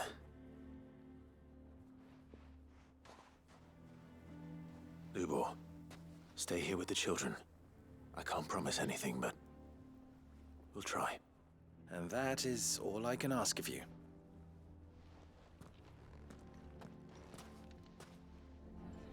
Yeah, but this is the one thing about the story I'll never get. How normies can just look down upon bandits when bandits are superior to All along that normies. he was playing us for fools. Jesus Christ. Forgive me for disturbing you, but could I have a moment of your time? I've seen your face before. As have I. Lord Underhill, wasn't it? Of the League of Merchants. Water. That's right. I wanted to speak to you about Lubor. The rumors that he's a bearer. All true, I'm afraid. He'll never be mayor now. Not if I have anything to do with it. But what of his wares? Bearer or no, his steel is highly valued throughout the Republic. In this at least he's done the town a service. Might that not earn him a little leniency? Leniency? He pretended to be one of us when he was laughing behind our backs all the while. I'm sorry, my lord, but he lied to us. He lied to you. He cannot be trusted. So what do you propose? Will you drive him from his home? Close his forge? Perhaps. That is a question for the people of Dalimil, and they will thank you not to get involved. I'm telling you. Oh my god. The townsfolk have made their minds up. There was nothing I could do. Nor I. Conrad and Natalie refused to consider anything but their own wounded pride. You never know. Once their anger is cooled, they might see things differently. For now, we should report back to Lubor. All right.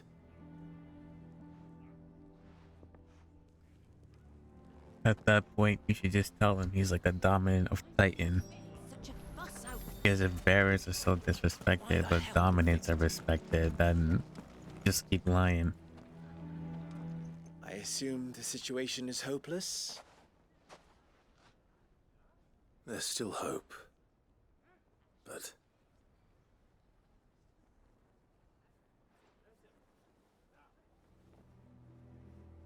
But perhaps not in this lifetime, I think it's fair to say. You mustn't think like that, Lubor. Give them time. They'll come around. Like imagine... We'll talk some sense into them in the end. Let me wait till the scene end. No, you won't. And your efforts would be better spent elsewhere. But Lubor... Rosina would often tell me that steel does not lie, that a blade is a reflection of the smith who forged it. To yourself be true, that was her point. Rather an ironic one when you consider that her life was taken with a blade of her own making. But I do not doubt that she was always true to herself and what she believed in, right to the end. And so must I be. I must do what I know to be right, no matter what others might think of me. And now, I know what that is. I must embrace my new role of villain so that the people of Dalimil have something to unite against. For only united can they hope to stand against the threat that awaits them. I'll need to make a suitably dramatic exit, of course. Don't go, Lubor. You're the only one who was ever kind to us. We'll be all alone. Again. Trust me, little ones. It is for the best that I go. Not only for the town, but for you, too. How could it possibly be for the best? These children need you. The whole town needs The least you him. can do is give the townspeople a chance to change their minds. They would not take it, Victor. It's over. Over, you say? And so just like that, you're going to throw this town and these children to the wolves? I thought you were better than this. But it seems you had me fooled as well. Victor. Forget it. Do what you will. You sure you're making the right choice, Lubor? Of those available to me, I believe it's the best one. Yes. Ah, but where are my manners? Here. Your reward for clearing out that bandit camp. Right then. I have packing to do. If there's anything I can do. Anything. I'll bear it in mind. Thank you.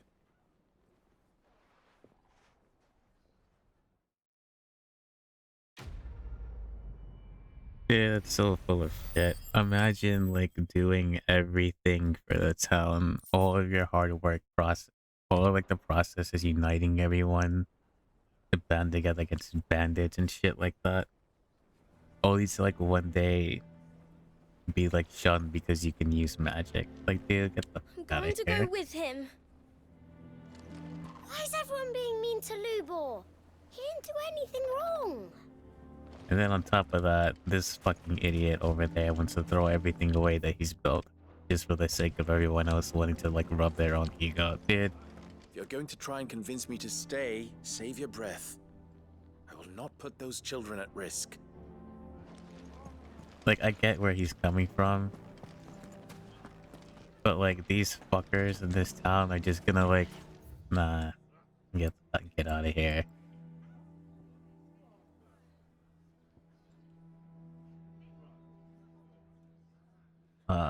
We gotta go through Titan's Wake. So it's cut off. Justice for Luvar. Dude, justice for like every single bearer.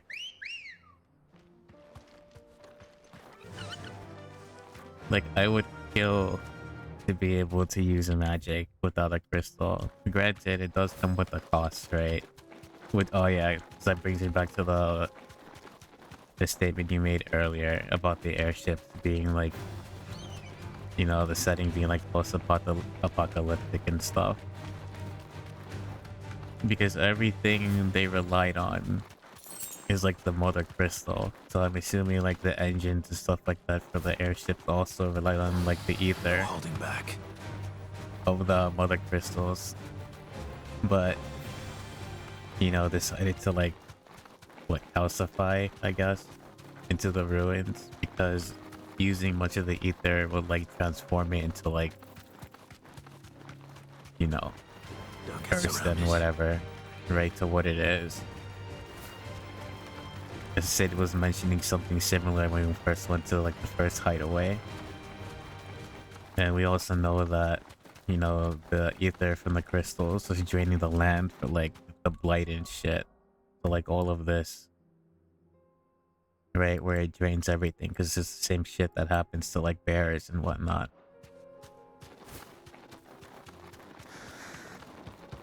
I think that, okay, yeah, going the right way. I think that like, you know, the fucking normies should like count their blessings if they have like bears and stuff like that. Because without their crystals and whatever, they can't really live. It's the luck. Be safe.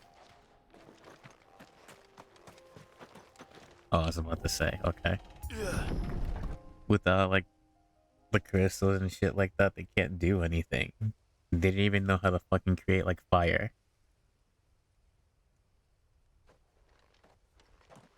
Oh damn, this is the Phoenix Guard people.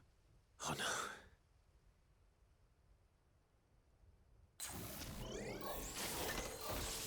You'll pay for this. There may still be survivors.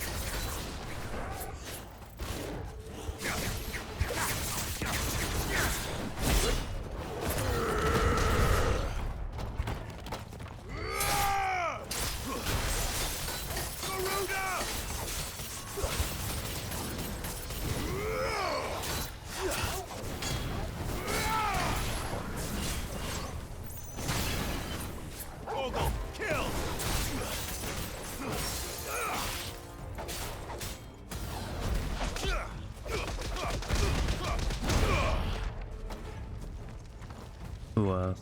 No one, okay. Here, Maxi. Oh, wait, sorry.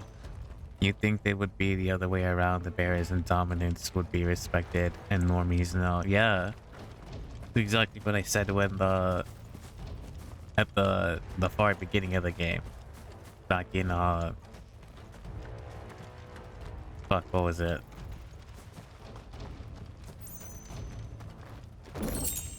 Before we got to like Port Isolde, or even before Sedbrek, I was saying the same shit. Like how it doesn't make any sense how dominants are like at the pinnacle, right, of the hierarchy. Now granted, they could summon like the icons, right, so that's understandable.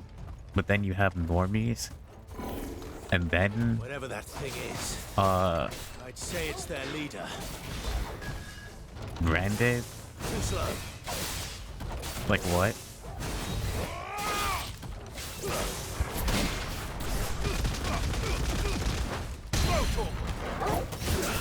Like, what kind of shit is that?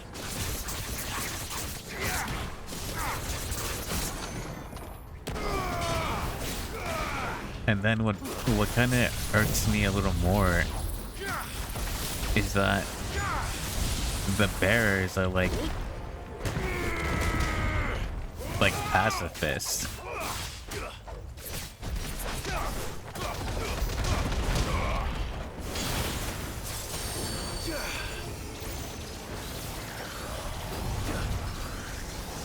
Too slow.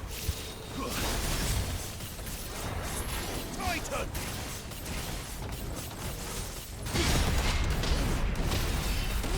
Come on!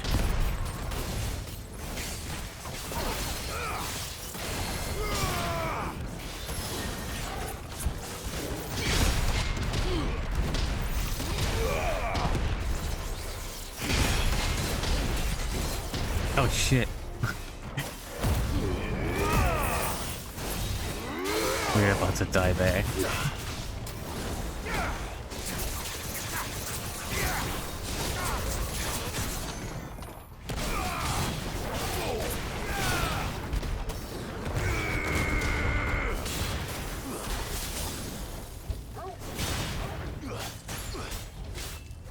That was close.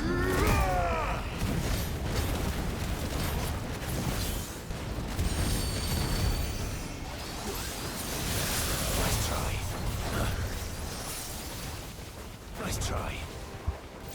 Waken wins! Nice try.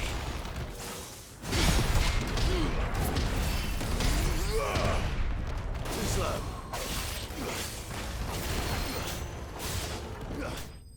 There you go.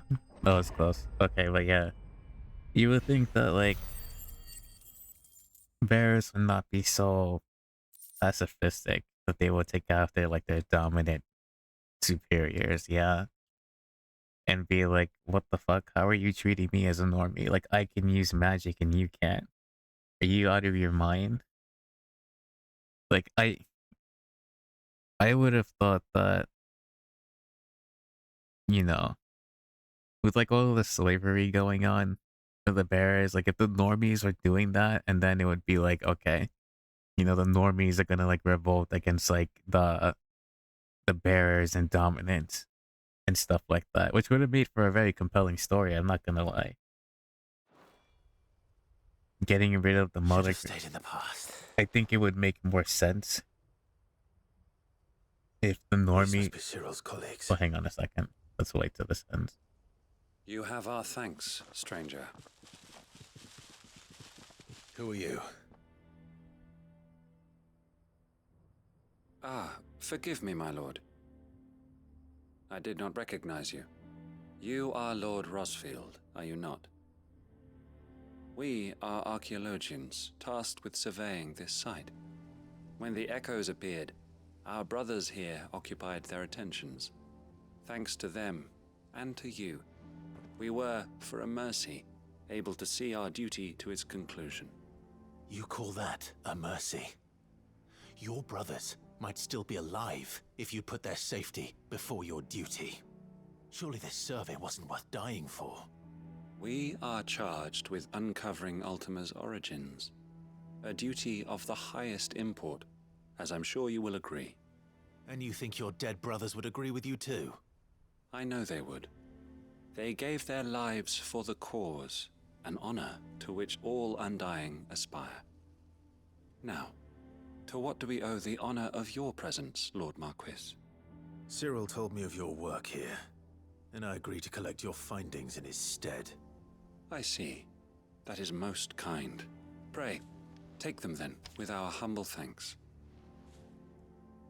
May the Firebird's flame burn ever in your heart, as it does in ours.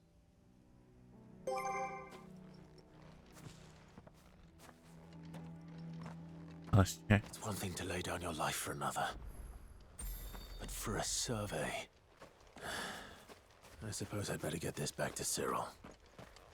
Well, if the survey is gonna help us kill Ultima, who's technically a god, then yeah. you know, it's understandable that they risk their lives. I'm pretty sure you would do the same, Clive. Then again, you're like the other branded, too much of a pacifist. But anyway, I think that the story would be a lot more compelling and more logical if, like, we weren't bearers. Like, if we were normies as well, then it would make perfect sense to, like, try to get, like, equality and stuff like that between bearers and normies and dominants. Right, it would make perfect sense to, like, go and destroy the mother crystals. It would make perfect sense to, like, you know, rise up and, like, want for freedom and stuff like that. But, like, if you're a bearer and then you could use fucking magic, you could just be like, dude, take your freedom by force if you have to, or rise up against the normies. The dominants wouldn't care less. But then the dominants themselves would be like, you know, they're my brethren anyway. If they want for freedom, then magic bearers will be like the #1 rule of the land.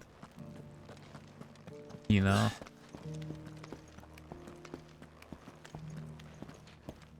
I think this is, for as much as I love the game, this is mainly the main gripe I have with it. It's the story. Not a scratch on them. I can't look at it. The elder has been coughing less of late. Like, my brain is already everywhere, but I can't look at it from a logical point of view. It's not making any sense.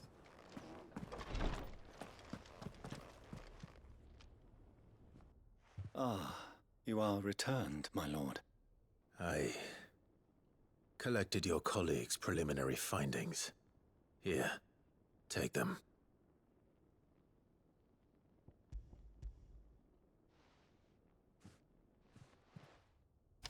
My thanks.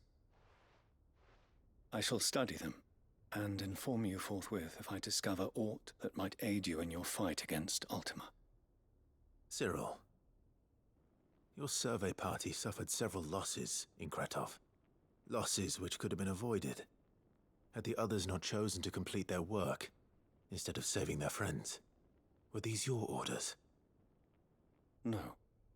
This was their choice. Every Undying devotes his life to the service of the Phoenix. It is our sole duty, and should we die in discharging it, so be it. Even when death is avoidable. My lord, I fear that this is not a point over which it would be fruitful to argue. The Undying have served the Phoenix for countless generations, and your opinion of our methods, however earnest, is not like to change them. We live to serve the Phoenix. Our very order exists for that purpose, and that purpose alone. Cyril, I know that you and your brethren answer only to Joshua, but allow me to offer you a word of advice. It does not further the cause of the Phoenix to have his loyal followers surrender their lives without good reason. Provide your survey parties with an escort, that they might live to do their duty for years to come.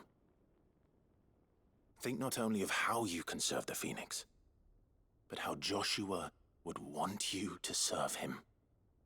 Please. For all our sakes. I thank you for your advice, my lord.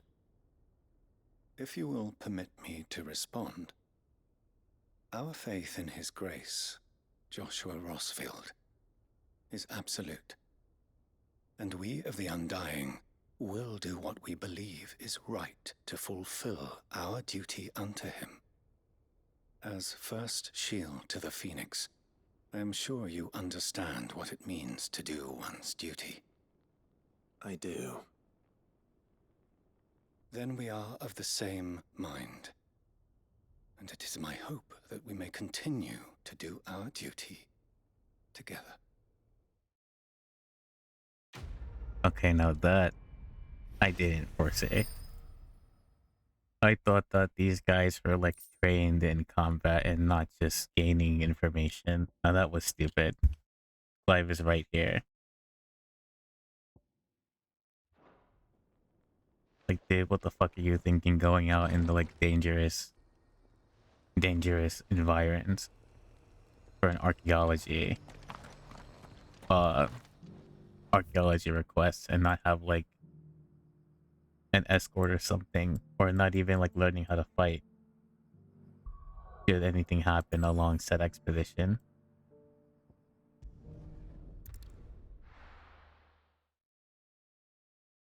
Nah, I guess they're just scholars. Well, even if they're just scholars, right?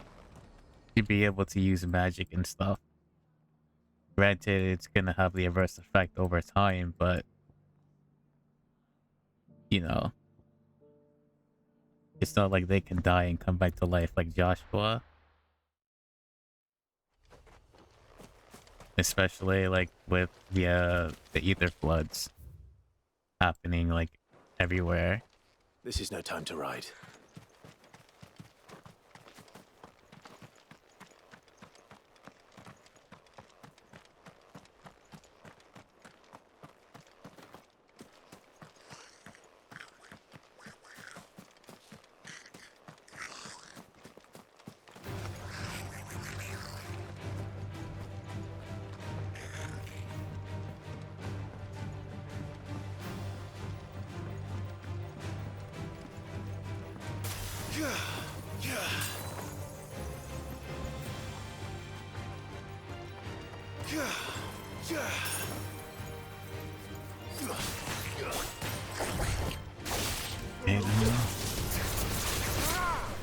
Wasting my time when you're just gonna run back over there.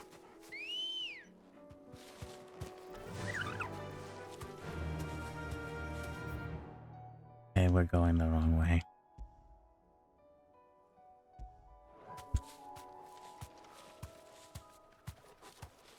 They go... Yes. Run like the wind.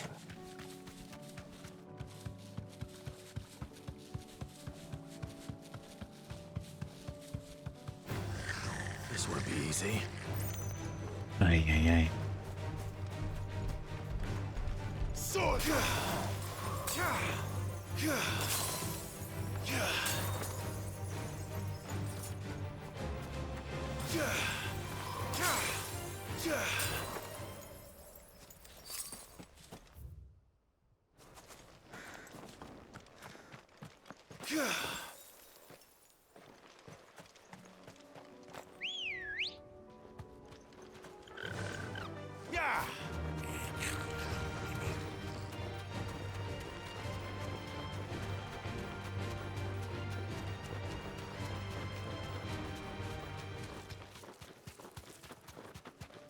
Damn though, these cyclists are not very long, but so far away. Holy shit. And then even more, right? Like, if this was told from like the normie side, these ether floods would actually mean a way much more.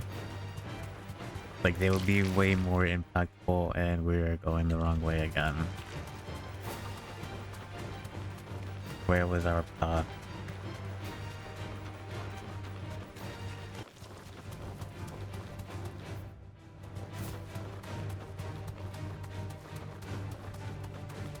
Across the bridge, okay. Just padding, I guess. Yeah, but like...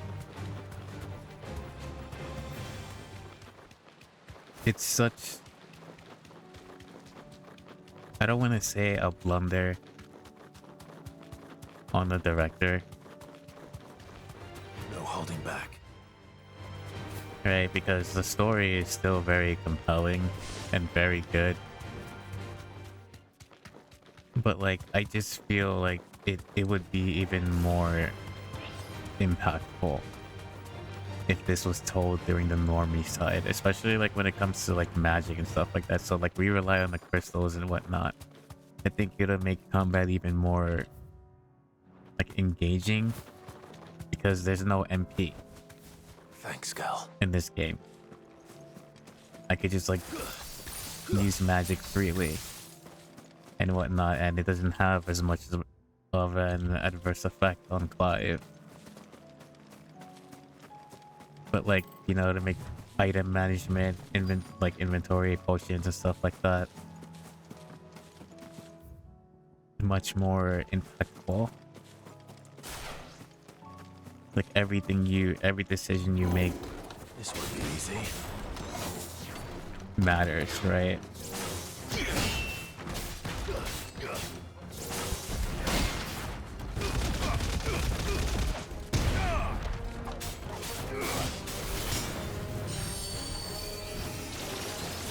slow. Oh, you could do it too, huh? Nice try.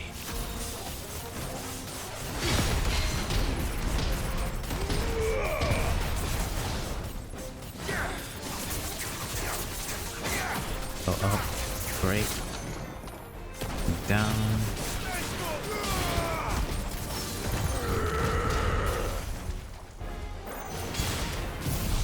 Yes, on there. True, all the blight and magic users, yeah.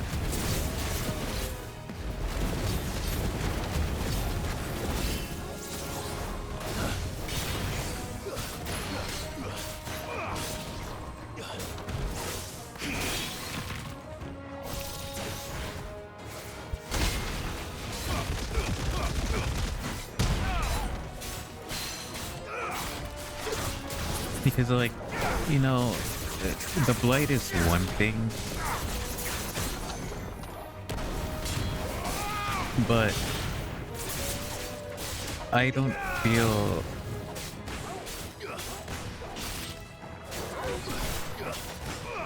how can I word this?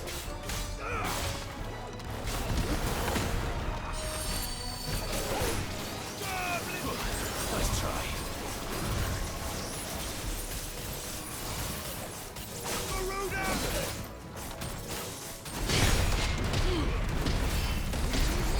Sorry, like, Nice try.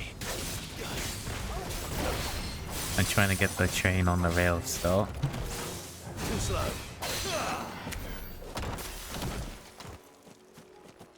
Okay.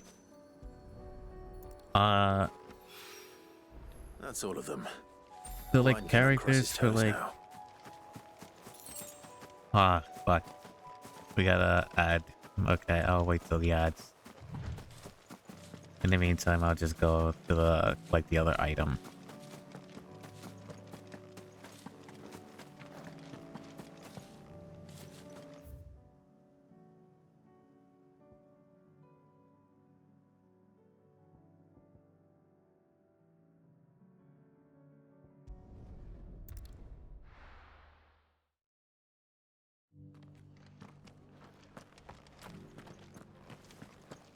Doris should be somewhere nearby.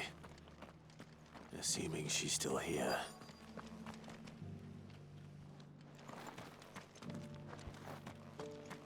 I mean, do inventory management. Anything catch your eye?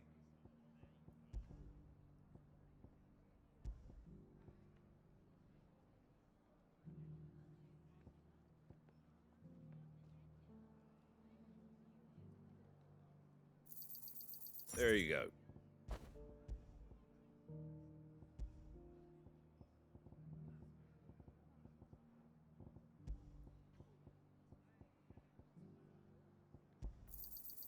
Much obliged.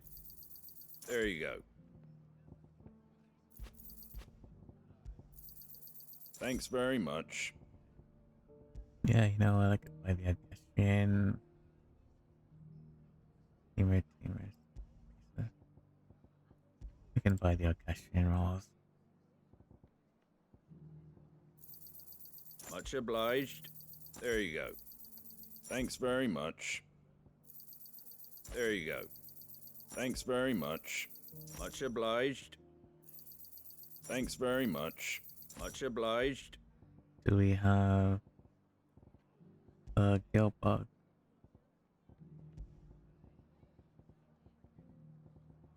Yeah, we do. I wanted one of those. Feel like some money back a little bit.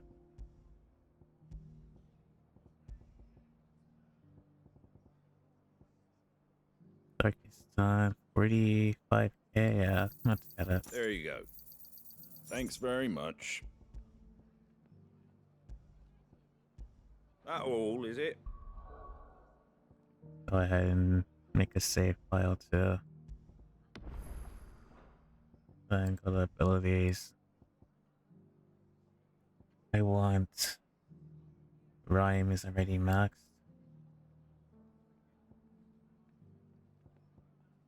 I assume Upheaval is already maxed as well.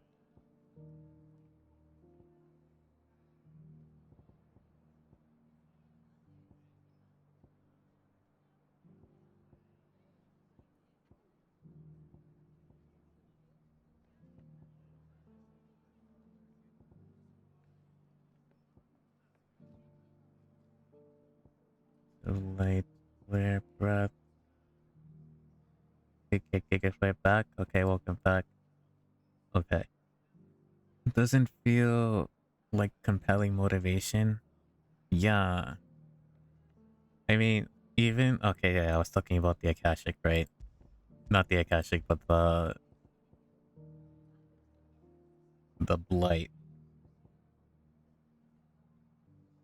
Ability Blight, yeah. I'll leave it as is. We got a new sword though. Written blade. Yeah, I don't feel,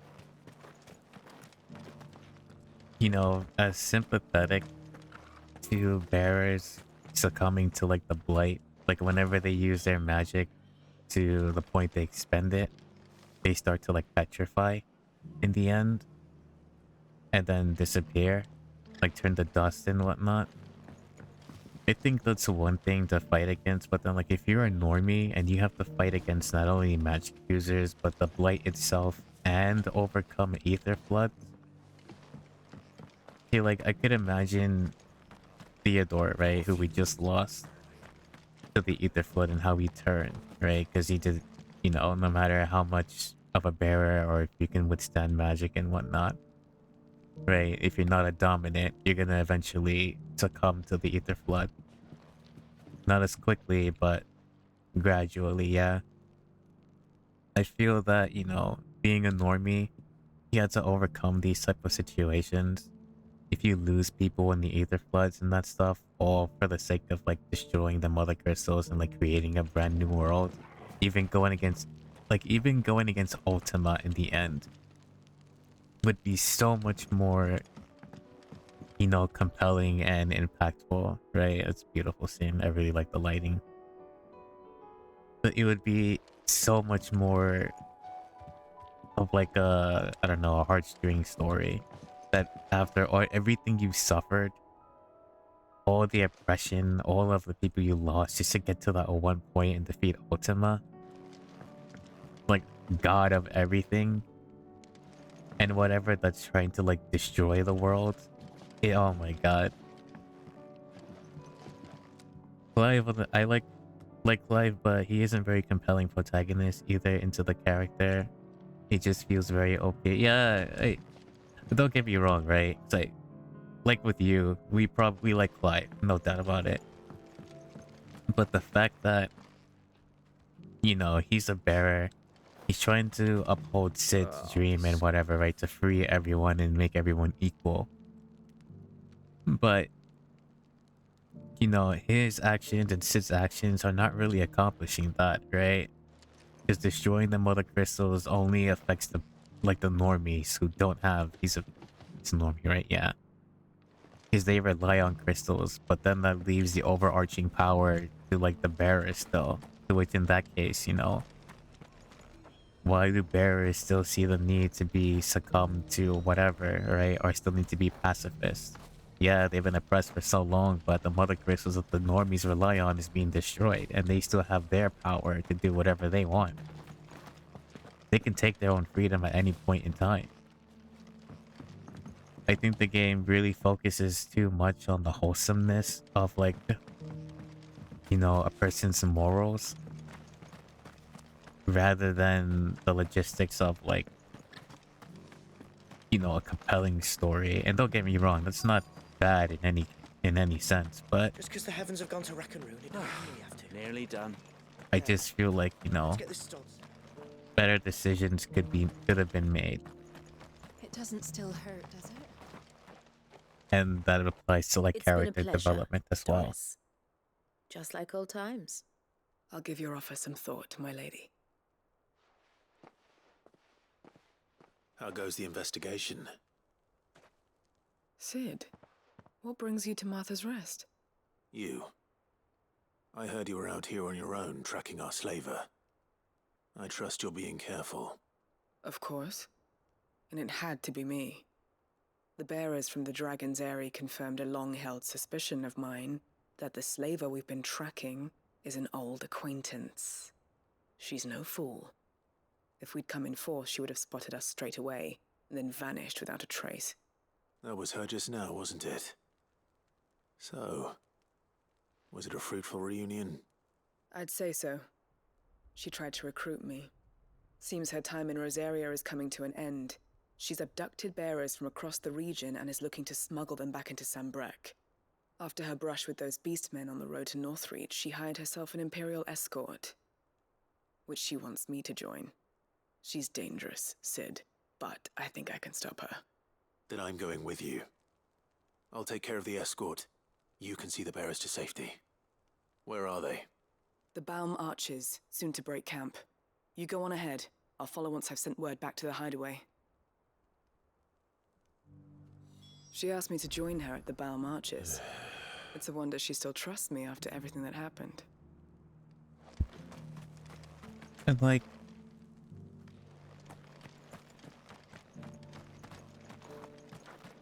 man, like all the it kind of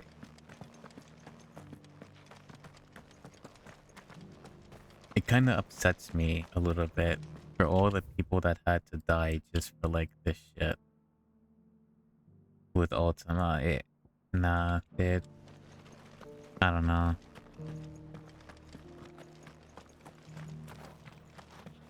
He's like Clive in and of himself, it's like already got like gaining all of this stuff, but I don't know.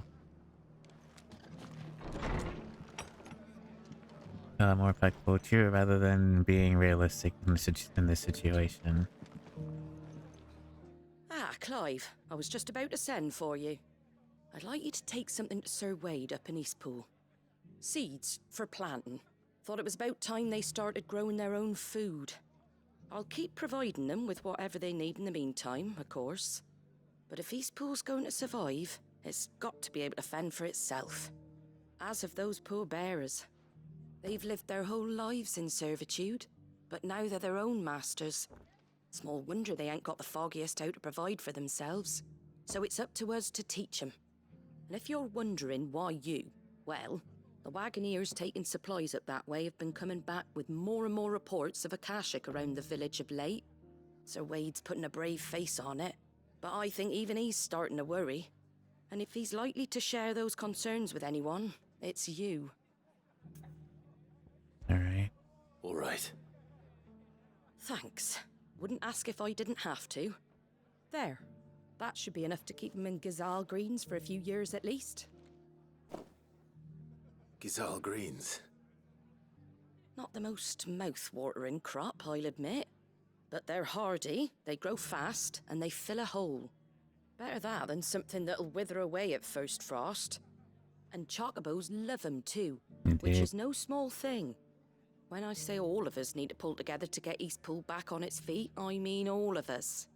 They ain't exactly succulent, but cook 'em right, and they're just about bearable. I'll take your word for it. Anyway, Sir Wade'll know what to do with them. And if he don't, well, I'll go up there and show him myself. I'm sure you will.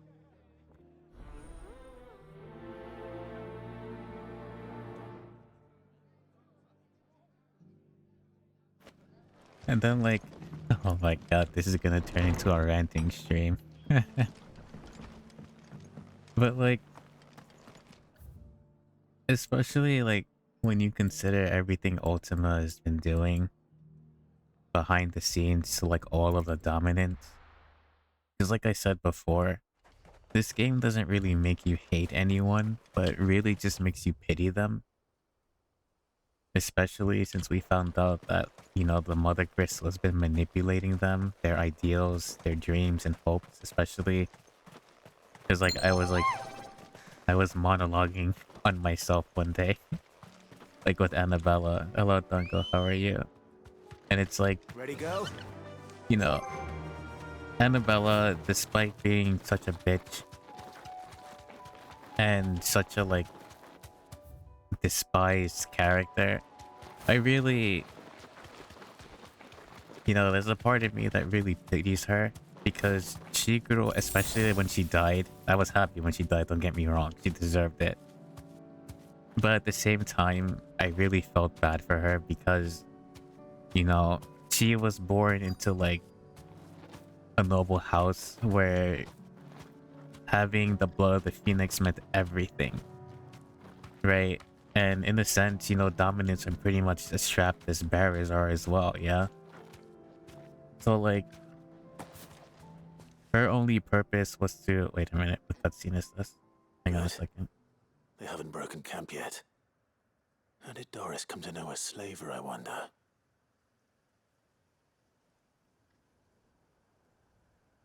We've waited long enough. She's not coming. Ready the bearers. We're leaving. Back to civilization, is it, Mom? With all haste, lest any of you lackwits start talking like these feckless bumpkins. I presume your men are ready. We've suffered too many delays as it is. Any more and I'll be docking your pay. Yes, Mom. Oh, but before you go, it appears we have company. Kill him. You're welcome to try.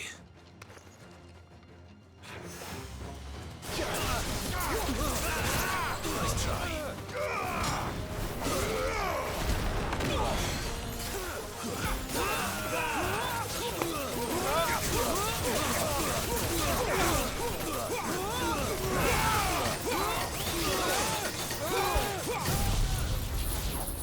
Hang on a second.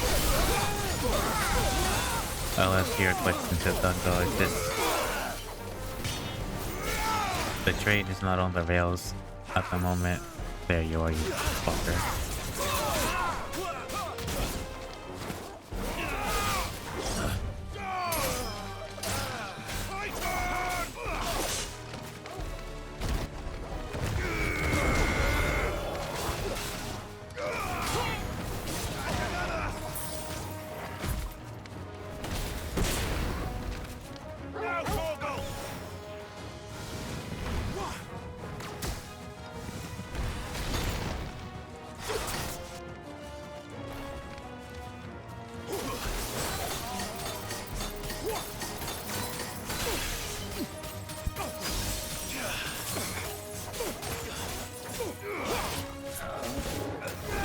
Even my combat sucks today, but anyway. Good, how are you? All good. My brain is everywhere. Not the best, but we're making do. Hang on, another cutscene. So much for your escort. You'll forgive me for not avenging my men. I'm not the swordswoman I used to be. I surrender. Do with me as you wish, Sid the Outlaw. Sid. Ah, Doris. I take it you're not here to rescue me from our brooding renegade? You know, I always wondered where you'd vanished to. But casting your lot with this criminal of all people. Better fighting for a cause than killing for coin. I'm sorry, Sid. I should have told you sooner. This woman, my former master, once trained bearer children to be weapons in service of the highest bidder. She raised me like a daughter, and I did terrible things to earn her favor. It wasn't all terrible, surely. We had our fun, too. You were always so eager to learn, and had such clever hands. All my other children took either to the blade or to the books. Always either or. But you proved yourself a master of both. That's why I kept you for my own. How about it, my little dagger? Care to swear that blade to me again? I never swore my blade to you, nor will I ever. I fight for a higher cause, to liberate the bearers of this world. Farewell, Master. Thank you for making me the weapon I am. You always were a righteous child. Perhaps that's the reason I loved you so.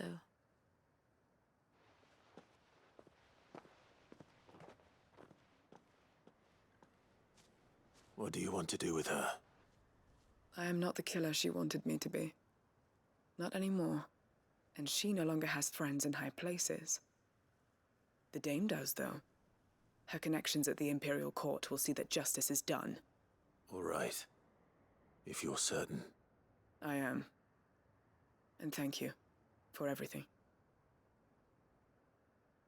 Now, I better let these bearers know that they're safe.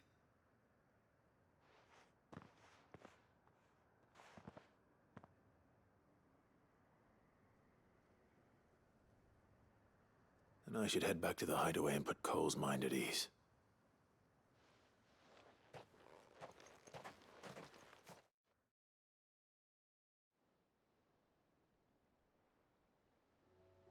Oh, okay, it takes us straight back over there.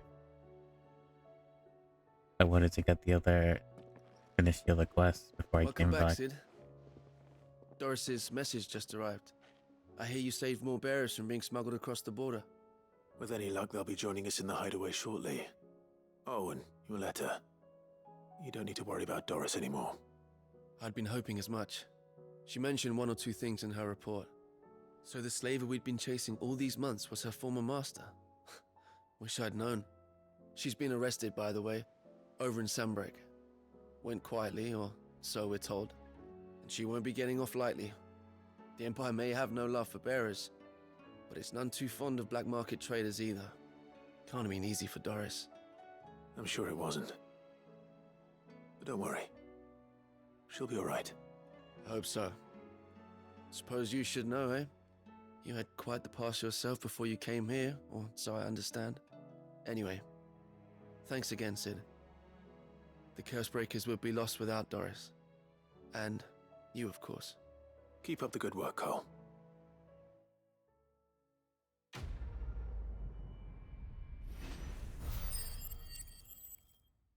Okay. Let's head to East Wall.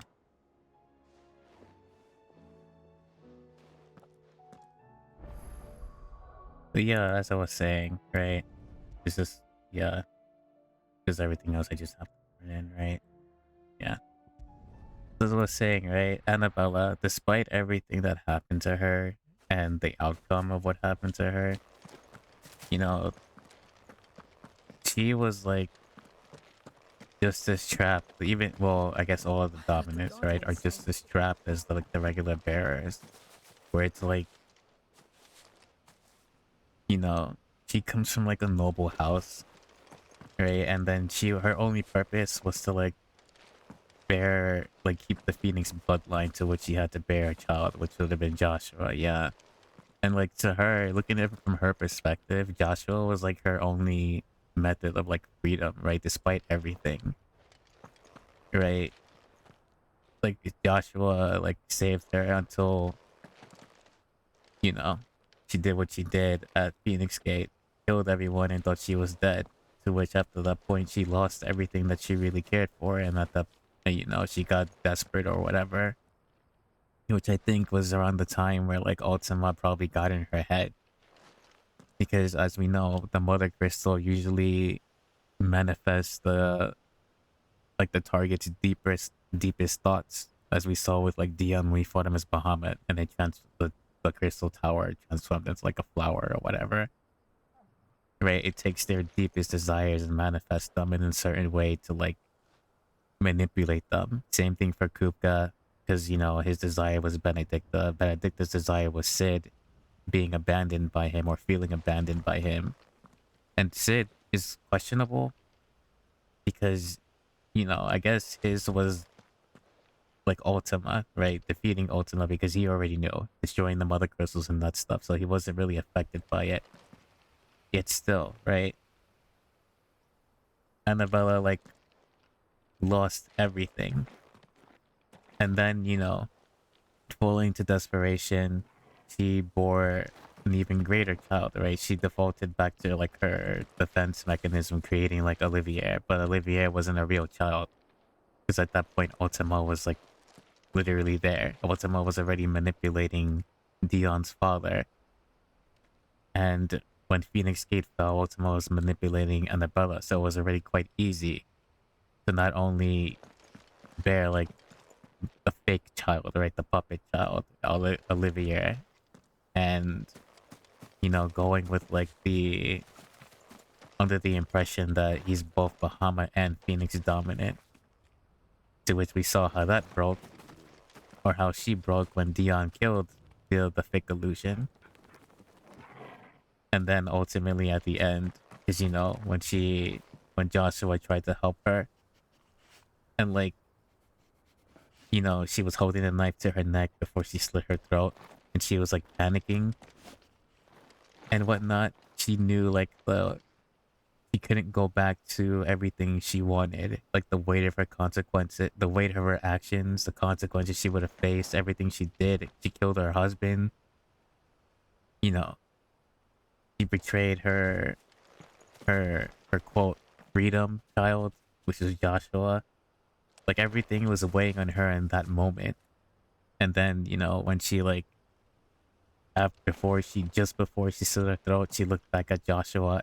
Even worse, right? Because Joshua was meant to be her freedom ticket, but then not only did she like gave life to like, you know, her freedom ticket Joshua, but she gave life to like Clive, which is another thing which probably weighed down on her, because Clive is like the ultimate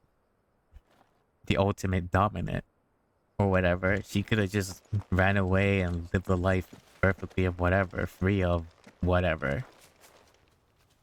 But all of like the spite and vitriol she put Clive through, only to find out that, you know, he's like the world's savior and whatever it did. And then, you know, ultimately, you know, I didn't see it before when I looked at the VOD, but, you know, she smiled. Like it was actual sincere smile, and then she just offed herself and whatever.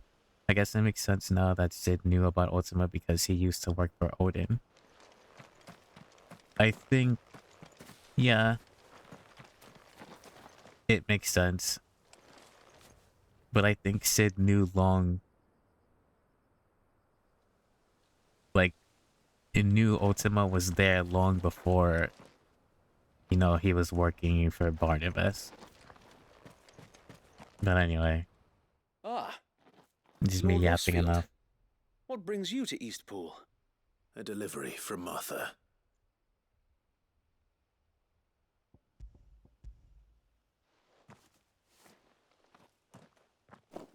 These are Gizal green seeds.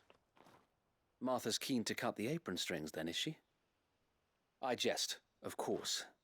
You see, I had thought we might be able to revive the old wheat fields, but they'd long since gone to seed, only without the seeds. Martha was hoping you might be able to show the bearers how to plant and tend these, so that they'll be able to fend for themselves. That's not a bad idea.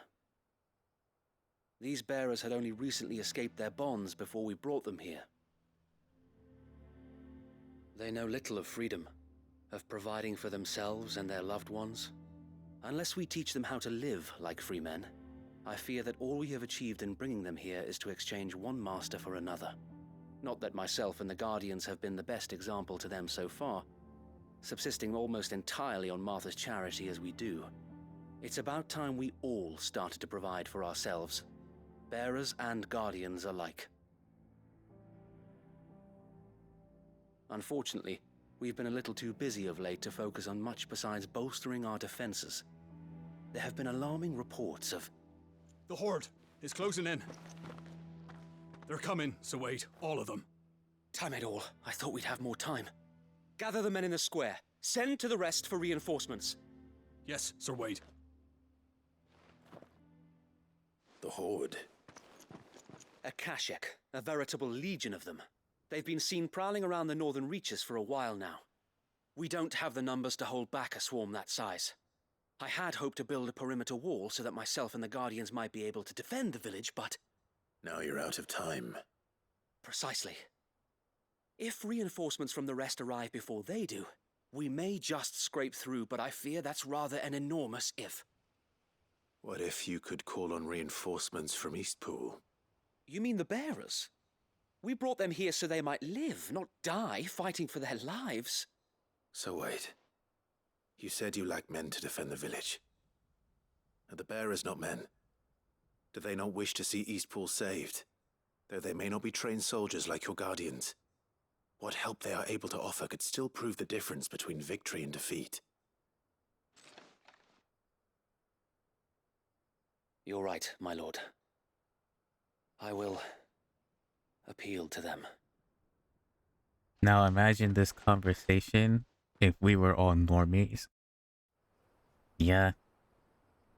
The dread we would be facing or feeling would be My friends, 10 I humbly times beg more. your aid. We Guardians are few and our enemies many. But I swear we can defeat them with you at our side.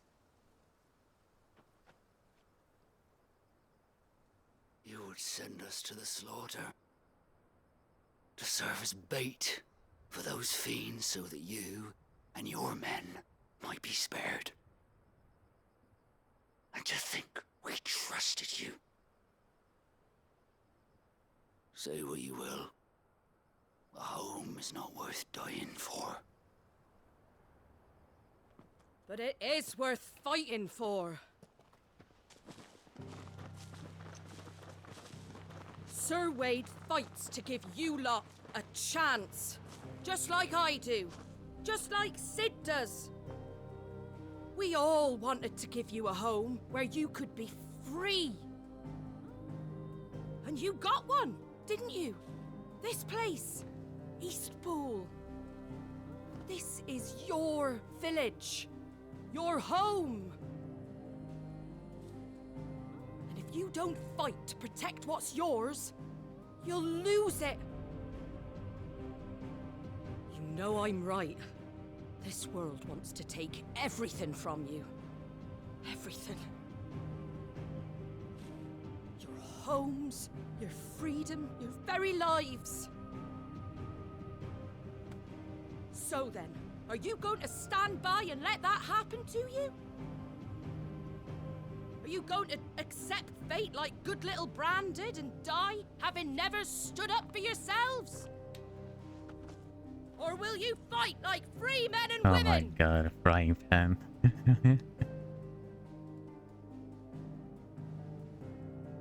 I'm reminded of Levy.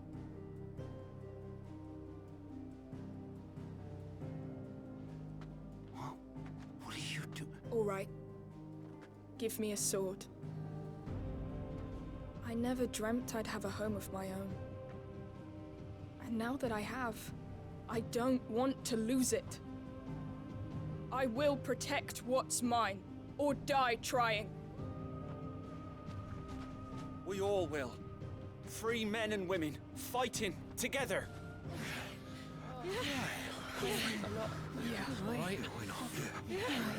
For Eastpool! For Eastpool! Let's go.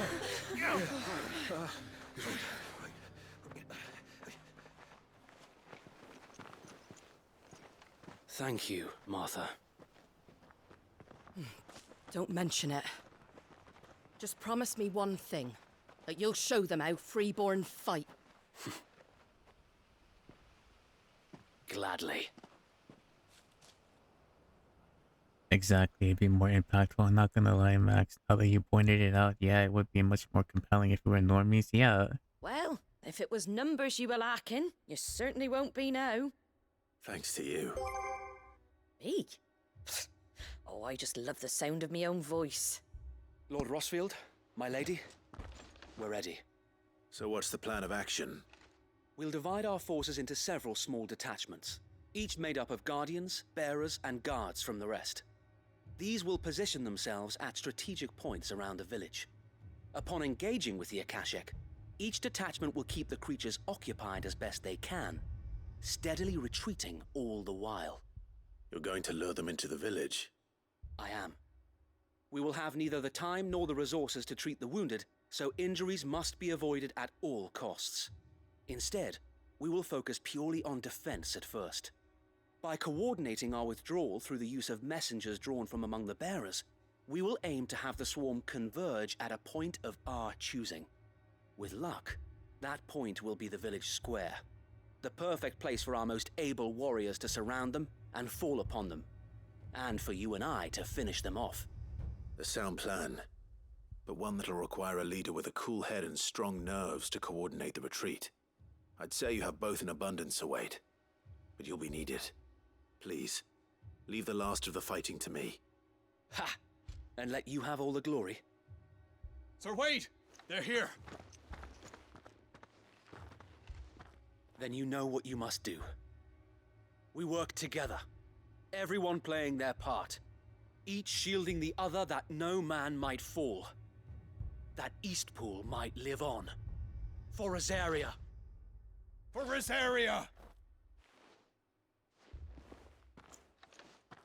We've no time to argue, my lord. I'll do as you ask. And I will do as you ask. Suppose we'd better do our bit too then, eh? Right you are, Martha.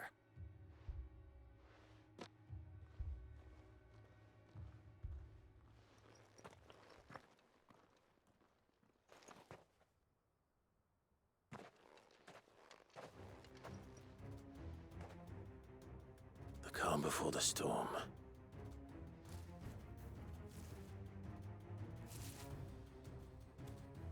And here it comes. Yeah, so like, Not let this village fall. like I said, right? It has not. I think the story in and of itself is compelling enough. However, like, you know,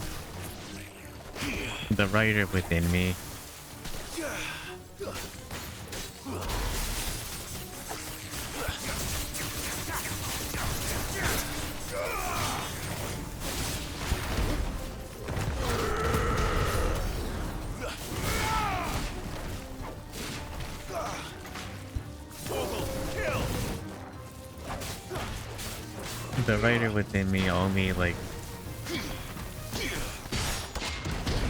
2, 3.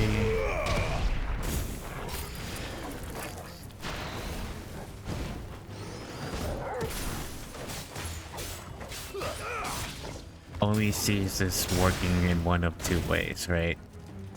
If we were doing this from the Too slow.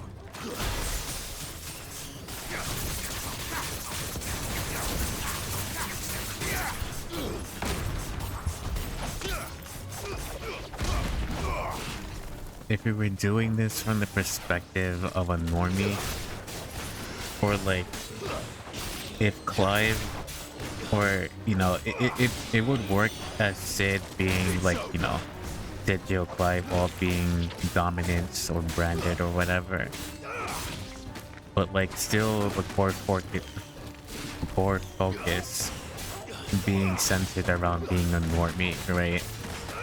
So like, let's say Branded, you know, decided to defect from other Brandeds because they didn't believe in the type of world that was being established here by...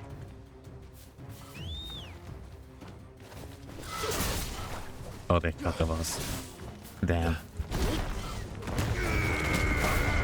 But anyway, they didn't believe in, like, the world being... Nice try.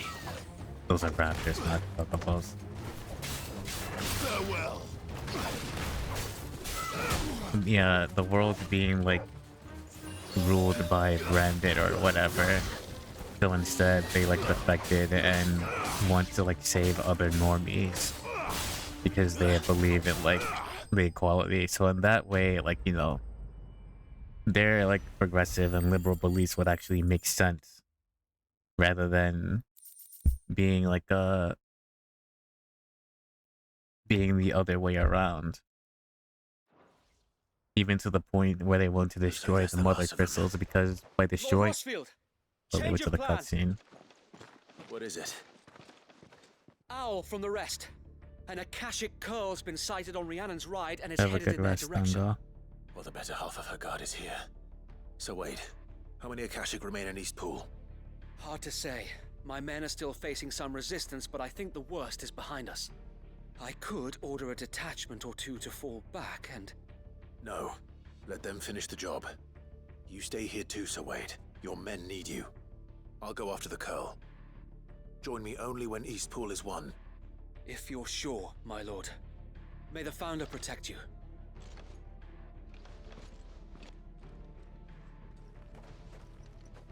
Like you're going to be good little magicians that can actually defend themselves. Yeah. And understandable if, like, the bearers, because, you know, they're a little bit weak-willed and whatever. Come to tell me an Akashic curl's heading towards the rest? Get yourself down there. We can handle things here. I can understand, like, if they would be, like, adverse to using their magic. Because, you know, it's what put them in the situation they're in, but still. Run like the wind. Make them see that their talent or their gift is not like a curse. No? And then, like, even better. Well, yeah, but going back to the other point, right? If they were branded, like Clive, Sid, and everyone, they're branded in dominance and they want to free up the normies and, like, destroying the mother crystals will, like, show their determination, right? Or their... Yeah, the determination, right? To fight for that cause. And yeah, why not? But anyway. There it is. With me, Torgal.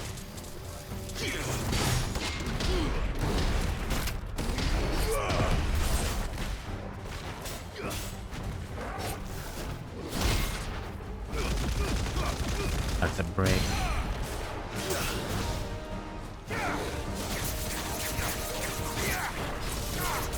Stagger.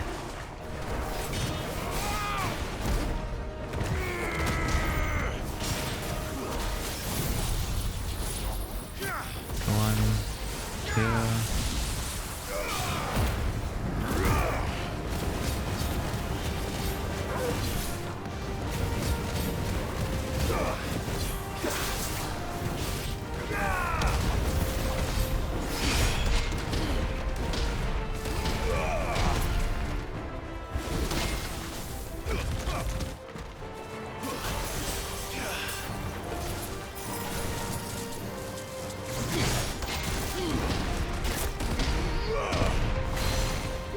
That's another break.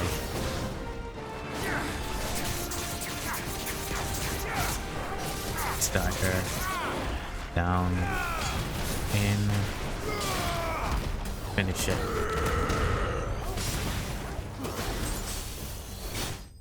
There we go. Makes sense if we were a normie, yeah. But anyway. I ranted enough. Still, that's just my opinion, right? Back to Eastpool. I'm pretty sure, like, someone would disagree. But I firmly believe that this will be a much more compelling story if we were normies.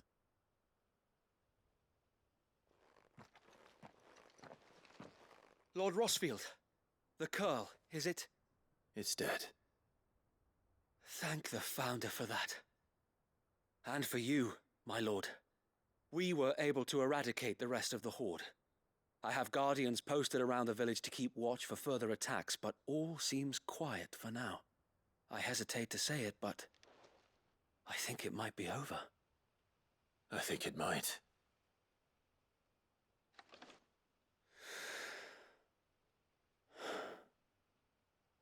We did it. We saved Eastpool. Thank you, my friends. Thank you. No, Sir Wade. It's us who should be thanking you. You brought us together. Showed us what it means to fight for what you hold dear.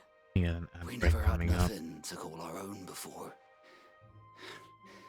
We didn't know what it meant to protect it, but now we do. We really do. Forgive us, Sir Wade. You and your people saved us, and still we doubted you. But there's no doubt in my mind anymore. We're free men now, so we have to start acting like it. We have to fight to protect what's ours, to protect Eastpool. And we shall. We all shall. Together. This is our home. And if anyone or anything tries to take it away, they'll have us to answer to. Come on then. Let's get to work. This village isn't gonna rebuild itself.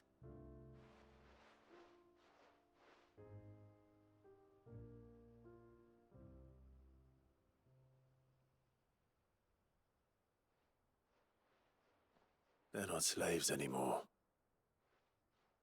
No. They're Rosarians.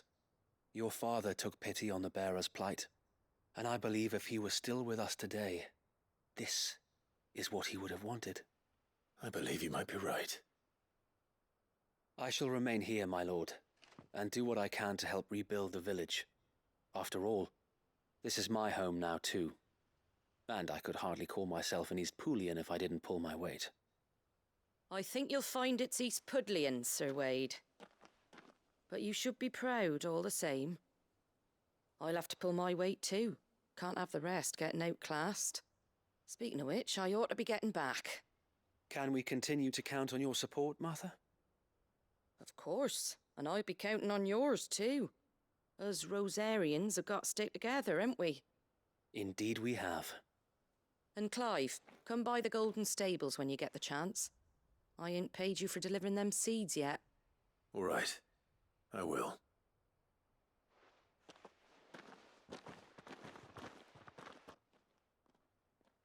Lord Rossfield, do you remember our very first mission together? Clearing the goblins from the Stillwind marshes? I do. Where the hell is Tyler, How though? could I forget?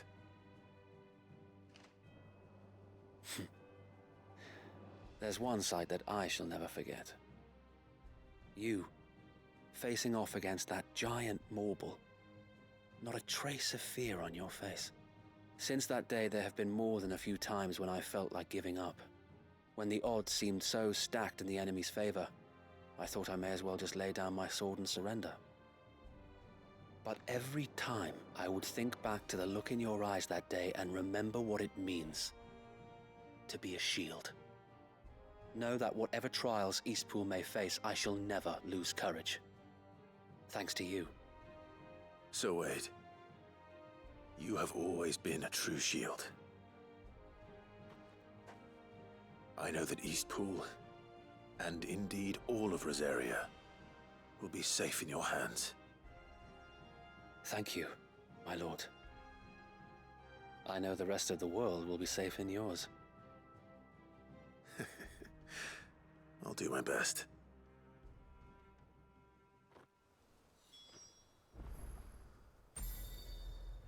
Okay. Thank you again for all you have done for me and mine, my lord. You may rest assured that Eastpool will be safe in my hands.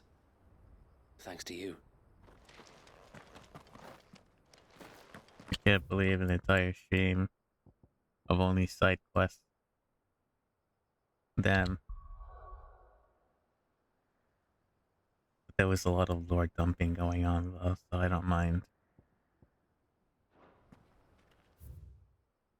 But I do want to get to the main story quest, at least one of them. But let's go ahead and turn these in.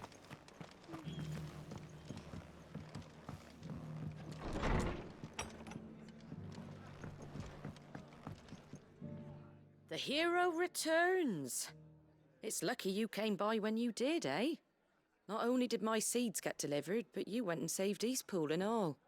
I just did what I could. And it's only right that you get rewarded for it. Take it before I change my mind. Thank you, Martha. So, Eastpool's finally back on its feet again. And a home to free bearers. Who'd have thought we'd see the day, eh? Well, it was your idea. I know that, but I never stopped to think what it would mean. Bearers in charge of themselves, thinking for themselves, working for themselves. Like your hideaway, but not even hidden away. Though I suppose the rest ain't much different nowadays. You know,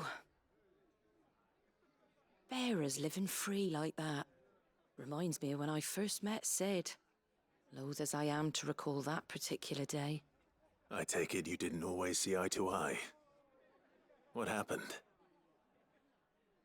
Well, if you really want to know, I started doing what I do long before I met Sid. In fact, that's how I met him. Or at least how he came to meet me. He showed up at the stables one day, asking questions about who'd been buying up bearers. Founder knows what he thought I was doing with them. Running a hunt, poking around in their innards. Something awful anyway. Me, I thought he was a new constable. Thought the game was up. But somehow we both managed to work out what each other was about. And before I knew it, the cheeky arse was rattling on at me about how I was doing it all wrong. After all my hard work. Told me I was giving them relief, but not freedom. That my bearers were still dying as slaves. Got right under my skin, it did. Told him if he didn't like it, he could bugger off and report me to the garrison. And do you know what he did? He smiled. And then he laughed. And then I did the same. We made a pact that day, that whenever one of us was in need, the other would always be there for him. And you were? Well, we both wanted the same thing. To make life better for bearers. Just like your dad. Do you know I was born right around the time Elwyn became Archduke? Growing up, I saw how he tried to change things. Exactly. He certainly didn't lack for ambition, that one. Exactly. Indeed. But the loftier one's ambitions, the harder they are to achieve. Which is why those of us who follow in their footsteps need to finish what people like Sid and my father started. Suppose you're right, aye. And if we don't manage it, there's always them who come after us. Good thing we've got a few half-decent sorts waiting in the wings, eh? It's almost enough to give you a little bit of hope. Just a little. Anyway, enough nattering. Better get back to work. Let's see about making everyone some dinner, shall we? The least the folks who saved Eastpool deserve is a hot meal. And you and me ain't gonna save the world on an empty stomach neither. That sounds like a wonderful idea.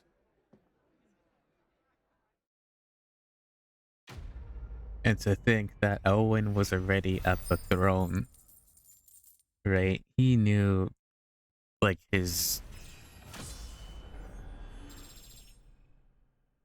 he knew his place. A normie right next to, like, the Phoenix Bloodbearer. Like, he wanted to change everything. He was looking at it from the perspective of a normie, but then, like, the fucking game had to go and kill him. Right at the start, too. Like, I feel it's just such a slap in the face. For, like, the writing. Or, I guess, for, like, the consumer, right? Like, damn. And then you have, like, Sid taking over, who's no less, you know, no less of like a favorite to Elwyn. But it doesn't come off as impactful. Like, you don't sympathize with it as much as you would sympathize with Elwyn, even though they both want the same thing. It's just, Oh, don't tell me we've run out of Pappy. My bad, my grandma called. Oh, no, don't worry about it. The man himself. We just turned in the quest for... About to make a start on that. We just turned in the quest for Martha, and then she was going about how she went to meet Sid. Basically, long story short, Sid came in, he was working and poking around to see, like, you know, who was smuggling the bearers around, and then eventually, you know, because Martha was doing what she was doing long before she met Sid. And then, you know, those two were like connecting, getting their heart to heart and whatever, and then they swore a pact to be there for each other and help each other out. That's basically the long gist of it. And then she was talking about like Elwyn, you know, how he tried to like change the world in the same way Sid did, you know, give a good life for the bearers and stuff like that. Which, as I was saying just now before you came in, was like, you know, Elwyn was like, uh, Elwyn is like everything exactly what I was saying earlier, because Elwyn is a normie, and to think that he was already sitting at the throne to make this happen, right? Because he was the king of Rosaria. And Elwyn knew his place because, you know, he was a normie sitting right next to a dominant bearer, right? Which is the Phoenix Blood bearer, which is Annabella. To think that, you know, what he was doing would have made much more of an impact compared to like Sid, right? But it's sad that they just had to kill Elwyn off. Clive's father is Elwyn, right at the beginning of the game, because even though Sid and Elwyn want the same thing, yeah, you don't really sympathize with Sid as much as you would with Elwyn, because Elwyn was like literally powerless versus Sid, who has power to make the change. But anyway, like I was saying, and now we're here at turning in the side quest for these two, the blacksmiths. It's funny, but none of this would have been possible without your help. You remember Camille? We'll be using his level work for the grip. The steel, meanwhile, will be tempered in a fire, burning the cinders you charmed out of old Zoltan here. And that whetstone from the Outer Isles, that'll be what gives the blade its edge. And the final flourish will be my talented colleagues' engraving. A team effort led by the greatest blacksmith alive. Now, save that talk to the thing's finished, yeah? Right. I'm ready if you are. To the bellows it is, then.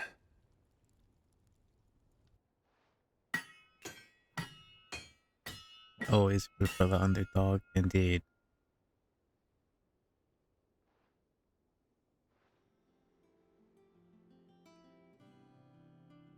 Well, bugger me. We actually did it.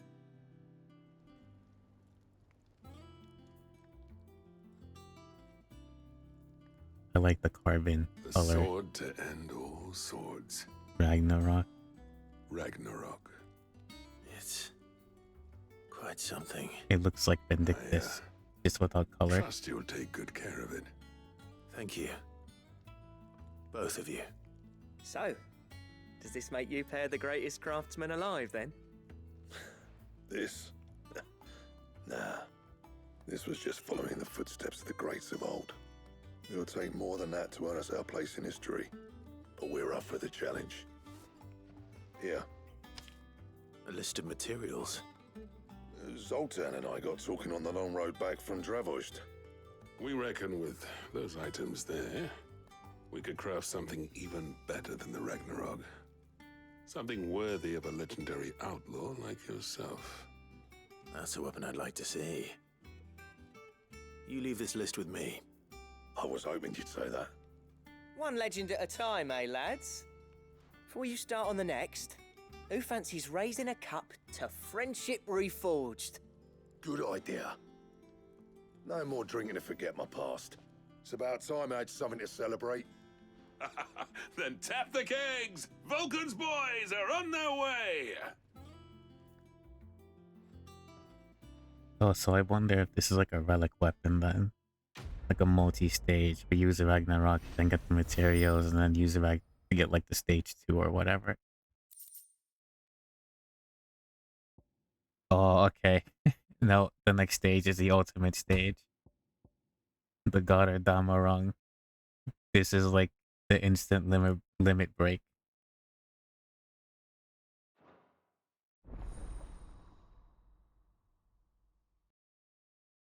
Now we know we're at endgame.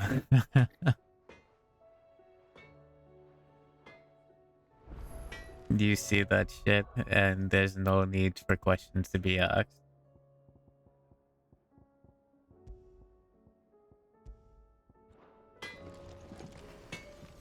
Trouble with your gear, or... Blacksmith says.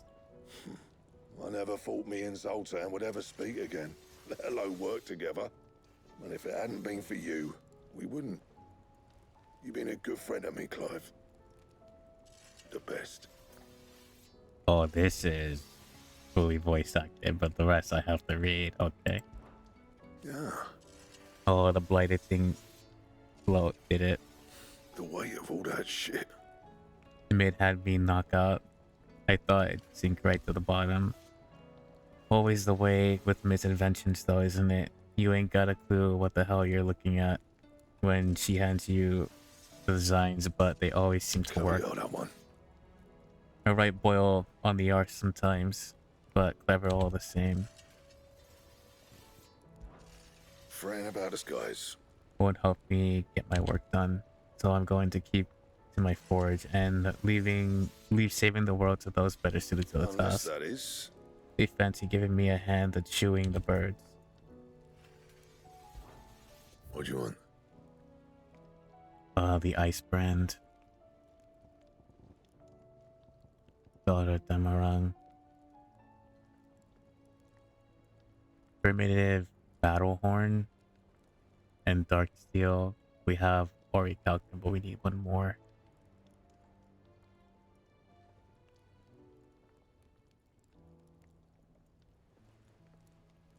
These are definitely going to be from bosses.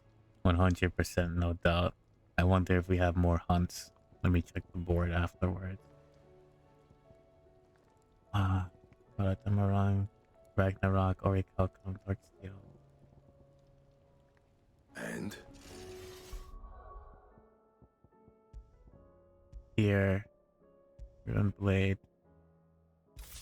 Ragnarok is 325. Yep. Use for Ice Brand is 300, so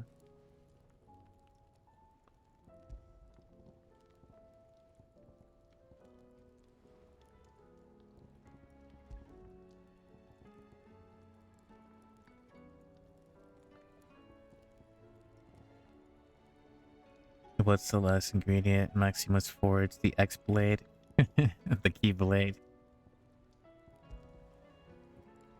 Indeed. We have to forge it. Oh, definitely. Anything else? You know what? Let me save. Just in case. I might have to progress the story, but let's see. Still alive, are ya? Go on then. Do you have any of the materials we need?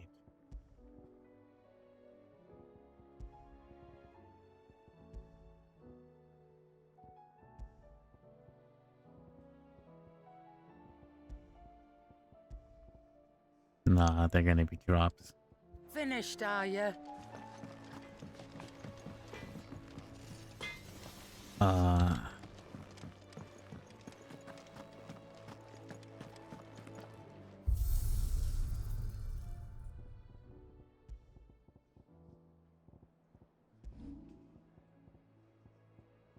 I need... Let's buy the ice brand.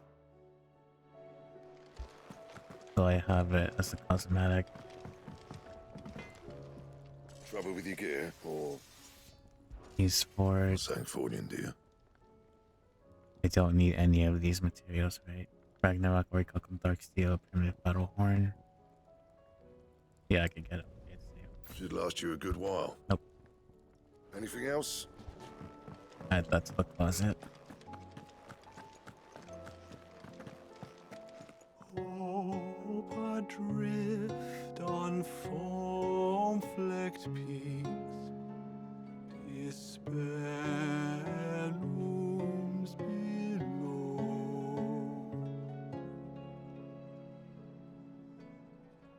Yet in the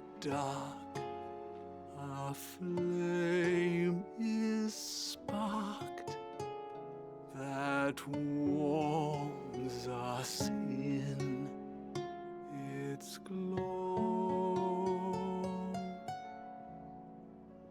Very nice. Let's go update our Percates, turn in the rest of the quests, and get some, or at least one main mission done. Knowledge hoarded is knowledge lost. I don't believe you've read this particular chapter before. What subject shall we consider today? Although I actually did enjoy the side quests, I feel like a lot of lore was here.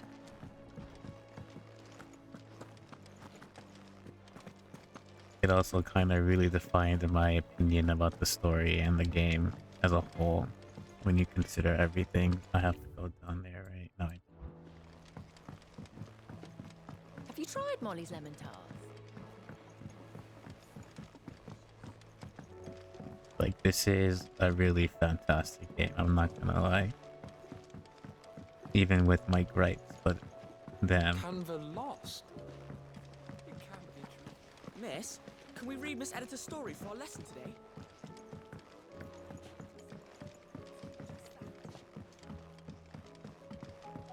How was she? Ah, Sid. Wasn't expecting you back so soon. So, is it good news or bad? Good news. Here you go. Good, thankfully. Here. That's brilliant! Thanks a blimmin' million! I'll fit 'em to the smelter right away!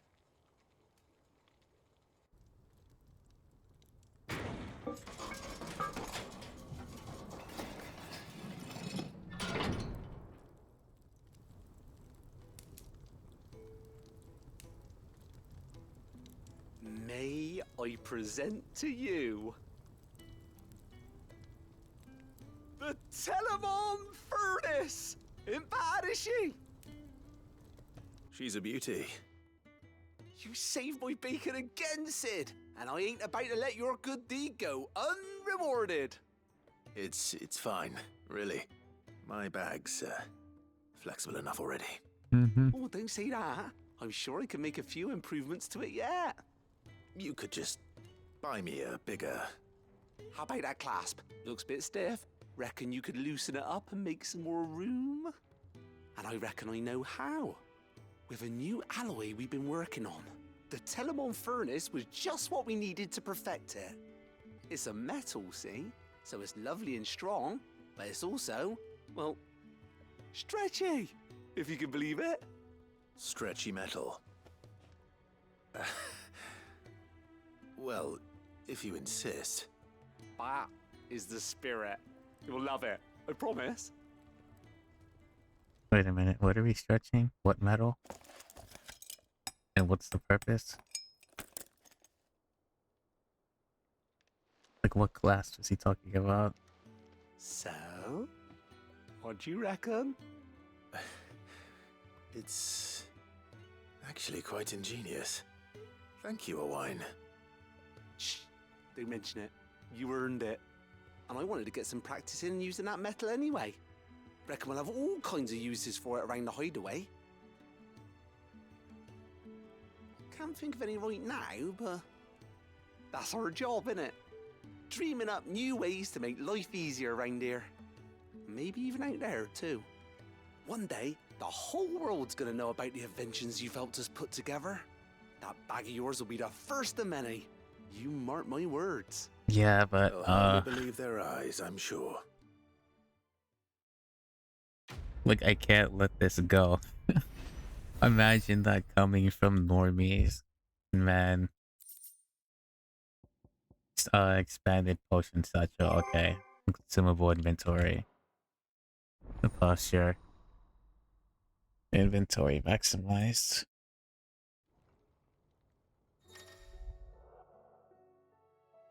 Okay, that's great. Upgrade consumable potency and inventory slots to their maximum achievement. Nice. I will say though that How was she? it would have been nice because we don't need our weapons anymore. We could just sell them. But I would have liked to be able to dismantle them for like materials, you know, to just recycle things we spend. Is this? I believe it is. Yes, it is.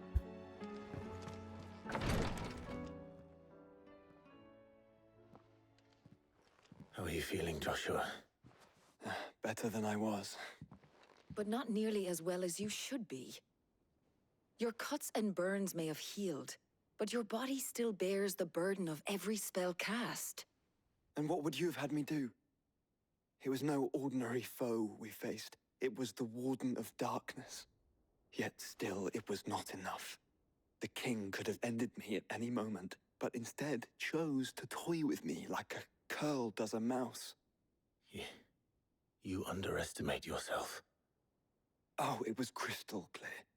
Only one man established his dominance that day, and that man was Barnabas. I'm sorry, brother. That was ill-spoken. It's just, I have never felt so powerless. And when so many are looking to us for strength, perhaps the prince feels the same.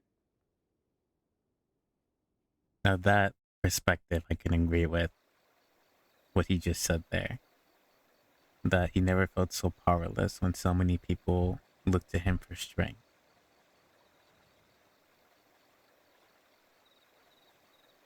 That makes 100% sense. Being a dominant in everything.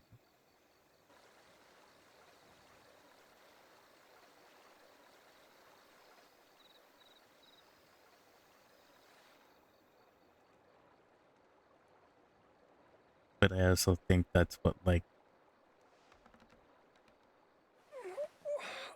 really changed them from freedom. The fact that they are born dominant. Because much like bearers, it's not the life they want to have. They want to live normally. What is this place?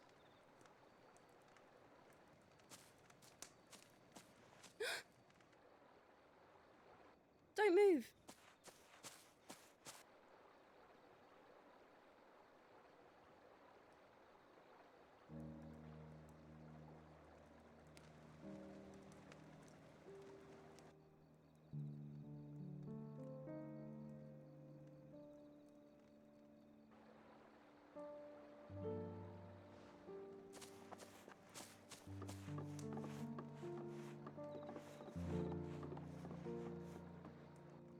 Here, it's fresh from the well.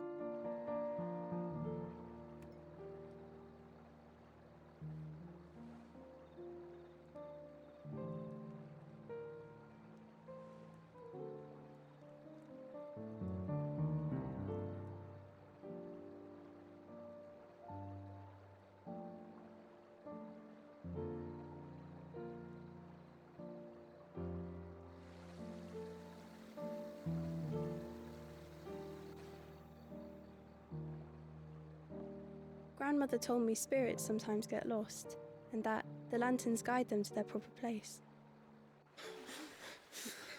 I set one on the river for her when she passed away.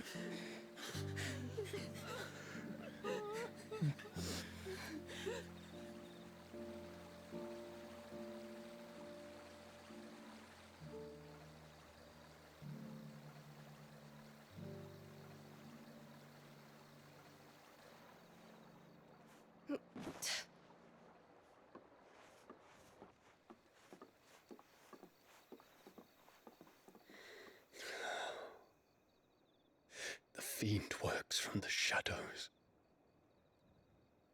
Was it you who guided my hand then, Ultima? No, not you. This is my doing, my fault, my sin to bear. And for it, I must atone. Your hurts are healing nicely. It was my poultices that saw you well. You make them? And sell them, or try to. Earns me enough for bread, most days. Forgive me. I have nothing to... I know, but I couldn't just leave you lying there.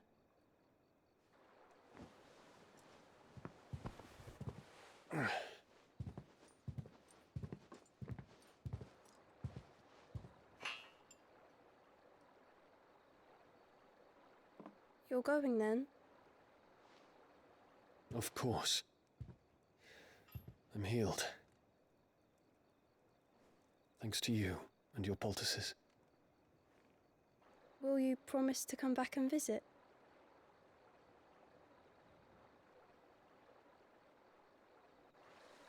Very Eastern tradition, not gonna lie. It is.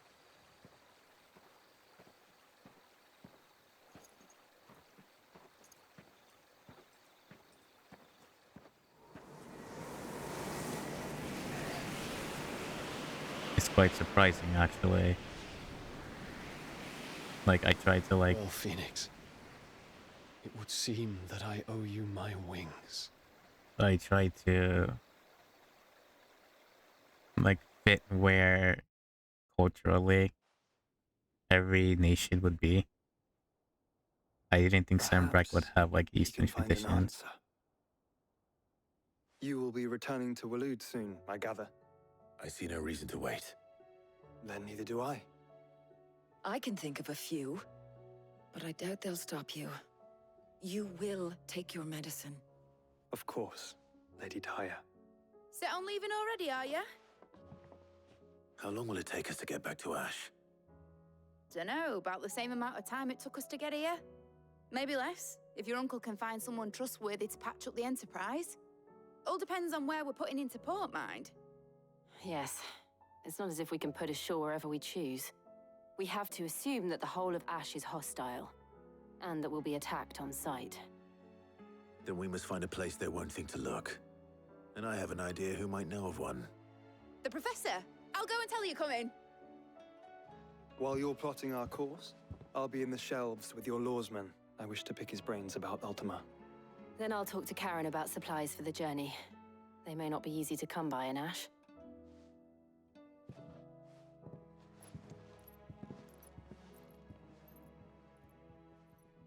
Your brother's body won't take much more of this recklessness. You know that, don't you? I do.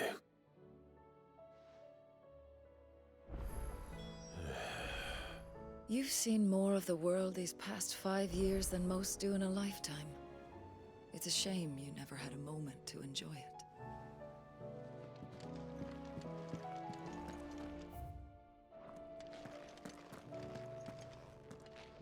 What?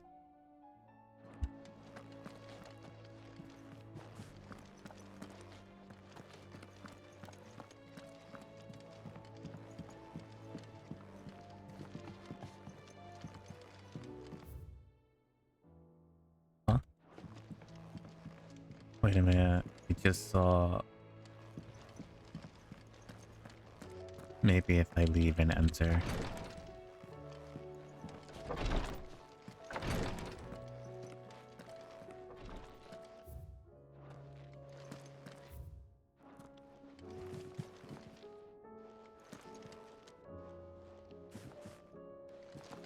Okay. I guess let's talk to... You could probably teleport to where I need to Fancy a go. look at the list, do you? Anything catch your eye? You think you can help? Oh yeah. Yeah, it is a bug. You're right. Because there's no green icon. It's okay, it's a visual bug then. How may I help you today, Clive?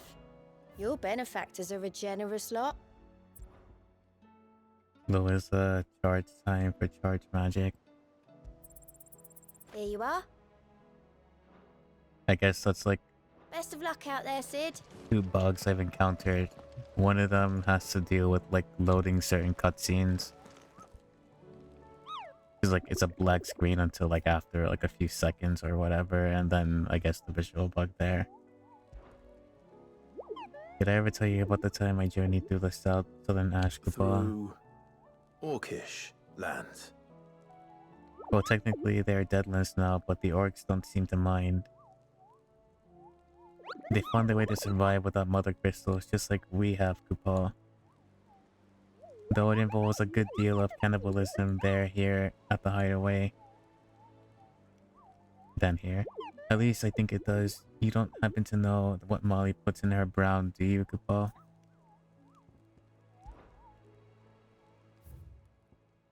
Yeah. Well, there are more hunts. A caravan of traders traversing the Velcroy told me of a colossal beast they had encountered on the journey in the Velcroy. They hear them tell tale of it and the aspect of a dragon, lion, and scorpion all at once. Okay, so it's a chimera. I contested that it might be not but a mirage, a phantasmal brought about the desert heat. Spider witch in the forelands. Okay. Velcroy. Let's do this. I still say it were a compliment. Say it all you like. It doesn't make it true. I think the cutscene, the ads might play though, because it's almost time for it to start. So actually, let's hunt it. And I'll wait for the ads to pass, and then we'll go to talk with Vivian.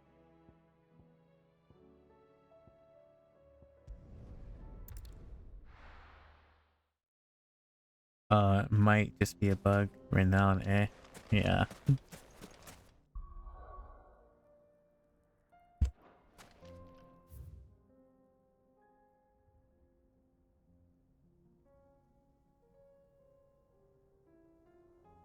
So I have a feeling you're probably going to be in like the southern desert.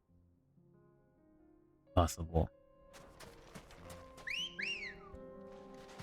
Let's go.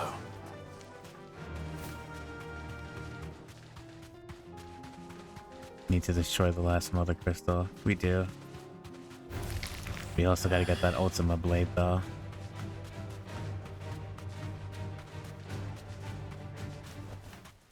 No need to ride from here. Dead men don't.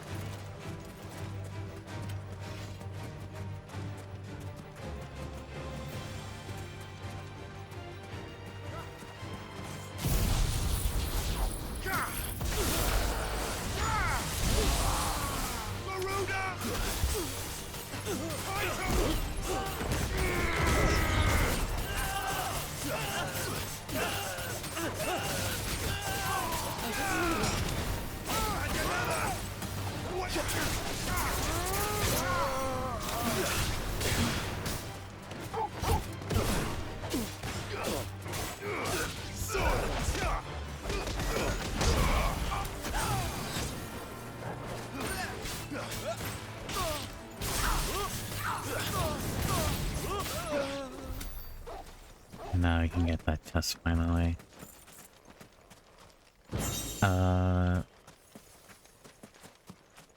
So they don't want you.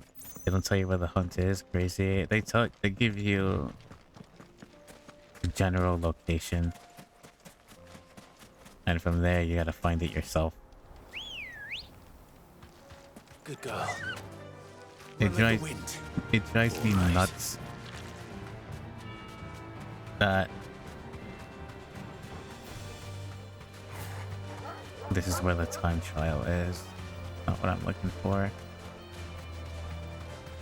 It drives me nuts that they don't give you like specific names of like certain locations on the map, like a little bit more detailed. Like what is where, you have to like remember where it is. But just as I said, the ads are playing, or gonna play in like 40 seconds.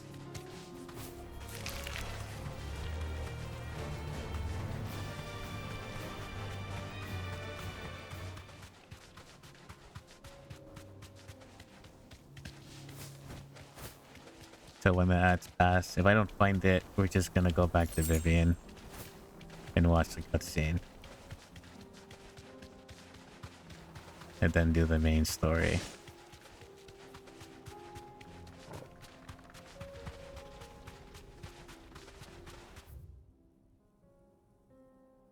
The world map?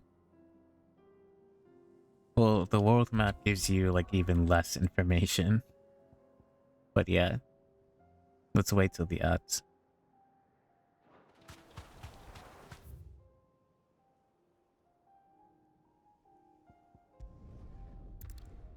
Then we head to South Belcroy. Why the hell would Victor take...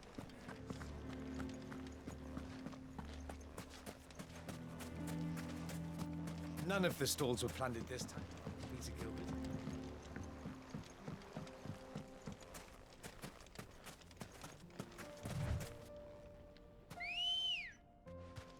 Let's go. If I was a Chimera, you might I would either be here, here, or here. Let's go.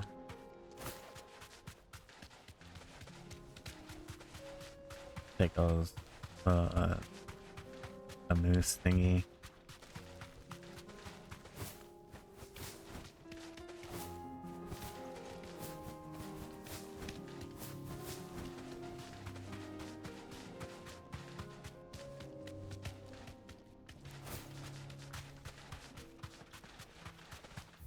You're not here. You hear them.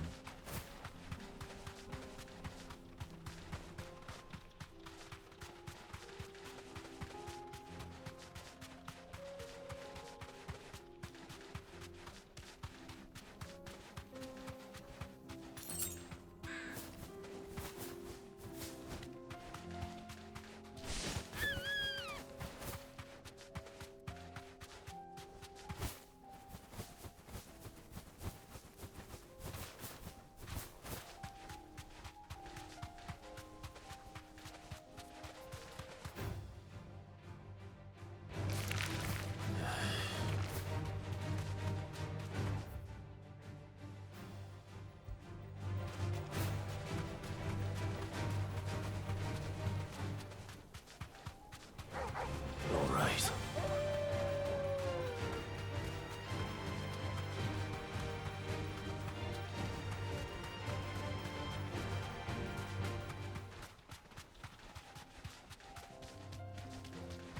So you're in neither place. It means you're somewhere in the main desert then.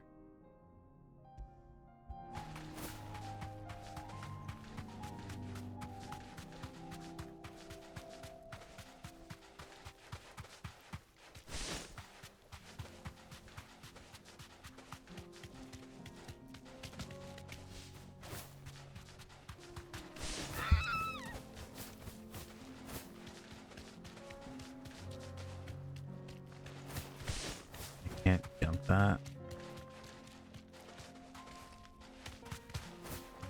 I was saying the world map is massive. The kid expect you to remember. Oh, yeah, true. So it would have been nice to have like the little details and whatnot. Back? Okay. No, welcome back everyone. I apparently don't know how to get across the desert. I just want to check that one point. And if we don't find it, actually no. Because that's where the adamant voice was.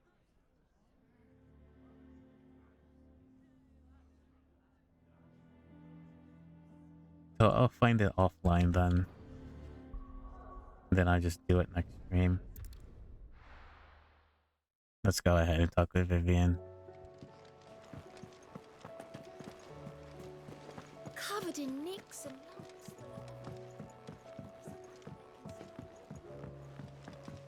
But just sure.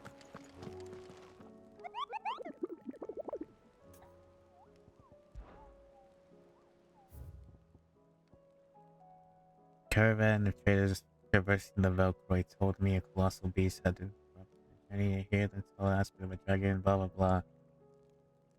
Cross the Phantom Road. Desert Heat by...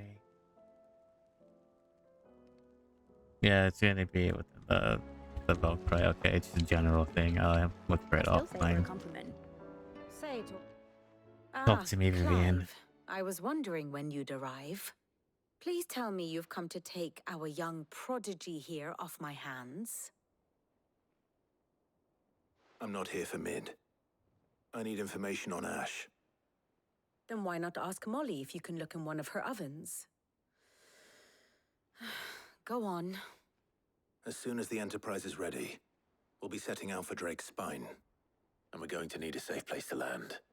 Preferably one that won't see my ship blown to shit and splinters. If it were that easy, do you think Waloed would have resisted invasion for so long? Very little is known of Ash, and the information we do have is spotty and outdated. We have the good King Barnabas to thank for that. Waloed's borders have been closed to outsiders since the day he seized the throne. If there is anywhere safe to land, you won't find it on my map. Then tell us what we will find. I'm sure you know better than we do. But no splinters. All right, if it will get you out of my hair. But interrupt me, and it's over. Understood?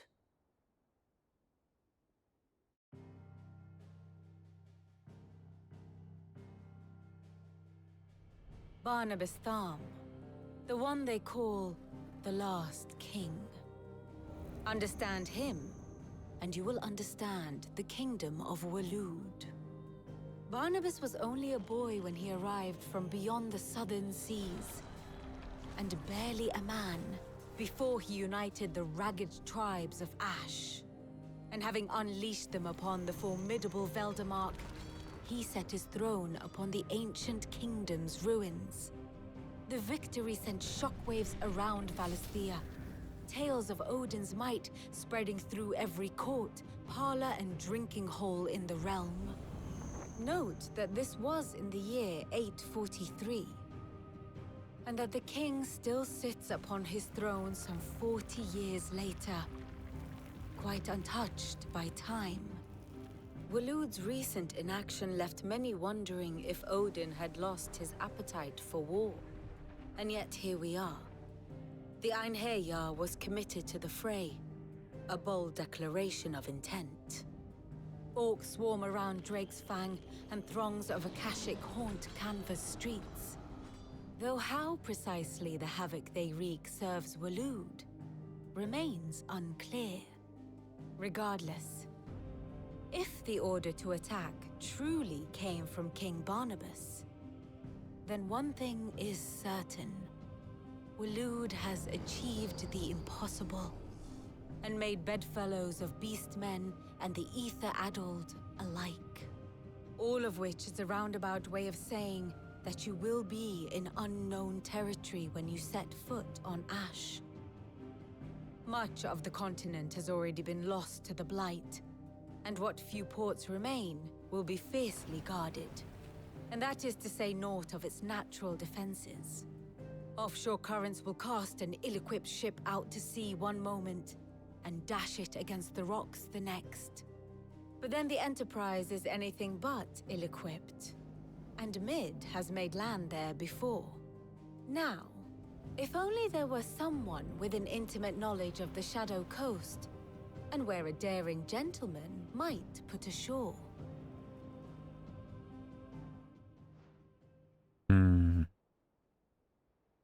You see, Clive, you had the answer all along.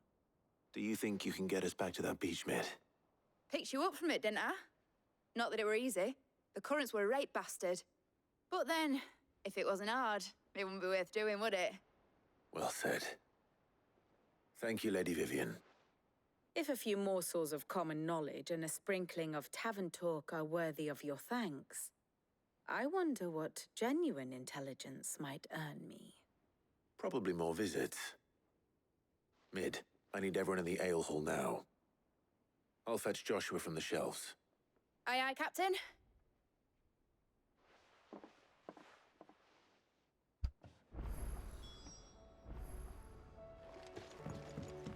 There was a lot to take in, but we know that...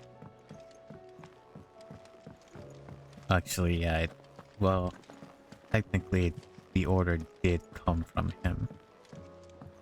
But we know Ultima's been manipulating him. Right? So it only makes sense that he would send out like Akashic and Beastmen to like neighboring states and countries and stuff like that to start war again. But Odin doesn't have like the mind of his I have own. no reason to assume otherwise.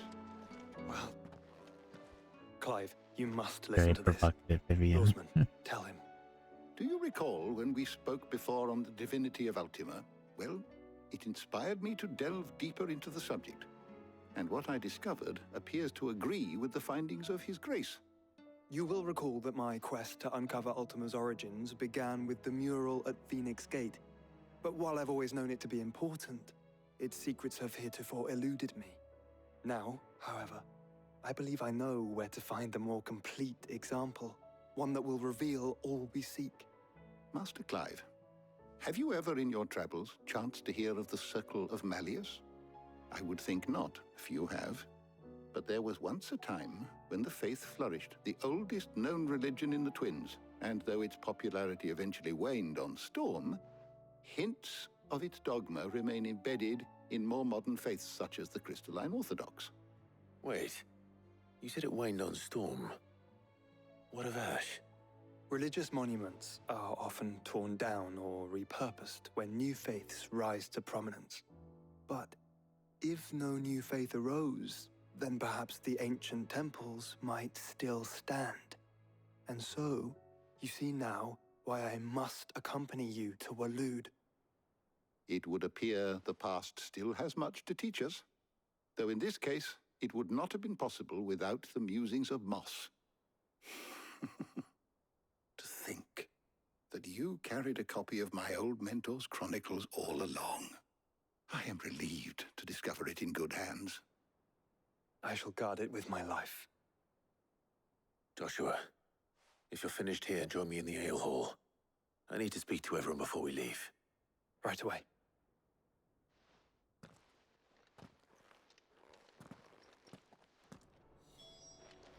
Mid said I can ride the Enterprise next. Circle of Malleus. I might need to go back and talk to him about that, or read about it, or...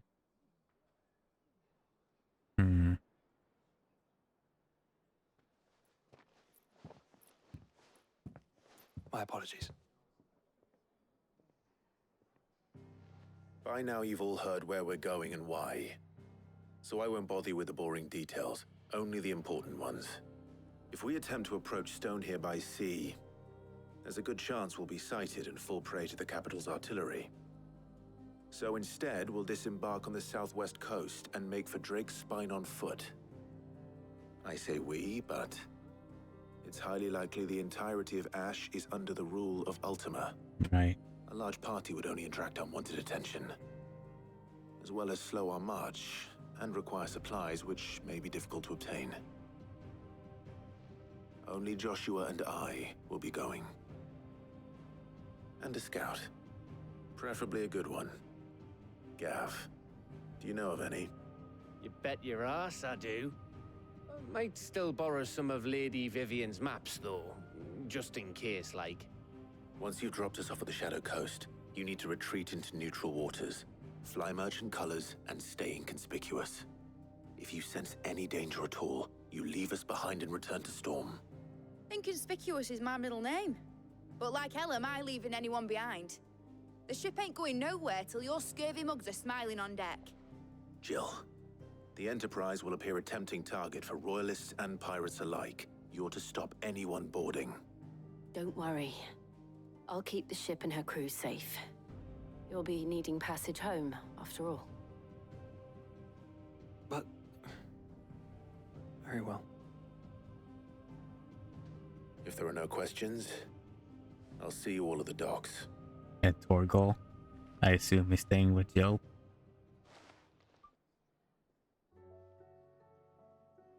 Let me know when you're leaving. I want a word before you go. Of course.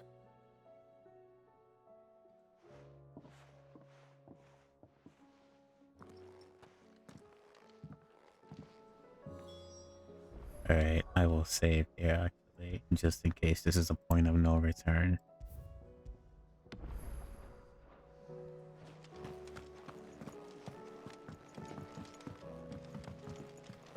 But then again, that wouldn't make sense right now. I am certain we will find what we seek in Ash, and learn the truth of Ultima's origins.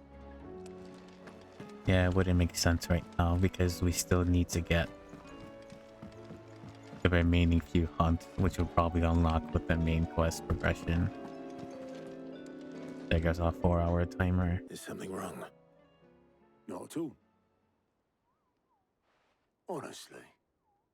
Can't a man wish his friend farewell? Just wanted to let you know that I'll keep things in order while you're off saving the world. I'll hold you to that.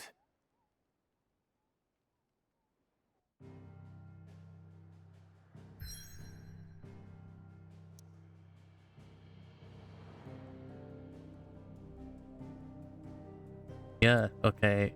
Look at the icon. What the fuck? Is it active now?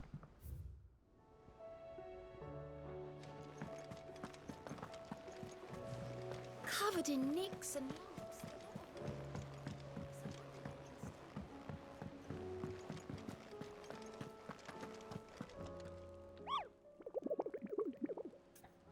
I see you have a notification here. And another one unlocked. This is where we're going. So there's the King of Orcs, okay. Let's go ahead and just go through the main mission. We can pick up the side quest next stream.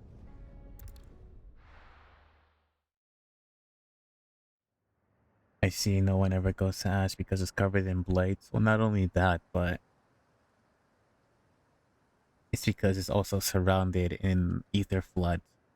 Because Akashic is here, and then of course the Beastmen, which are under Ultima's control.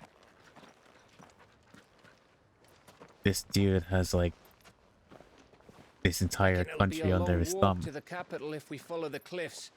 I'll scout ahead, see if I can't find us an inland route. I saw the particles too. There's like a flood gonna happen soon, seems. Clive. Hello, Chumpy. How are you? How's your morning? There's something I've been meaning to ask. Ultima must be stopped. You took her icon, didn't you? Yes, I did. She understood. Filling yourself with coffee? That's good.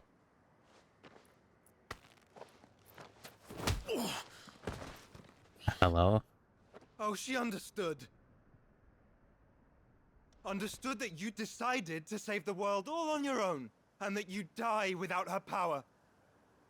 How dare you make her choose? You knew damn well she'd never refuse you. But I will. You can't keep pushing us away, Clive. The world is ours to save, not yours.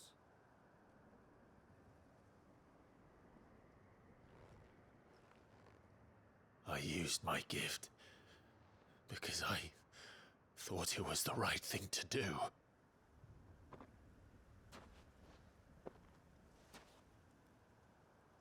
And you truly believe this will save you? Will save us all? I do.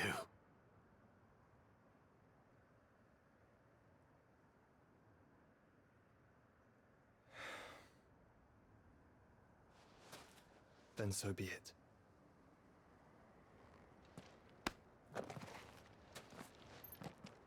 Just don't forget, you're not alone.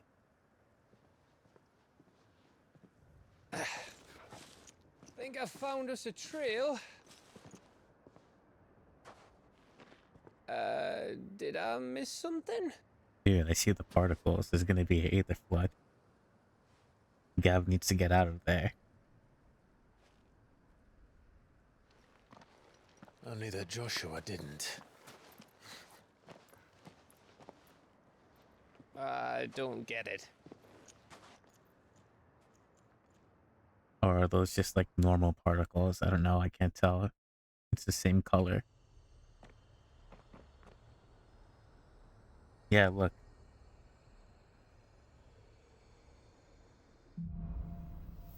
You know, not gonna lie, I like JRPGs where the main character can potentially become a Always villain. wanted to visit Ash. We're in Waluda territory now. Don't expect a warm welcome. Oh, I don't know, Clive. That castle over there looks inviting enough. Shall we sample its inhabitants' hospitality? I agree with you 100%.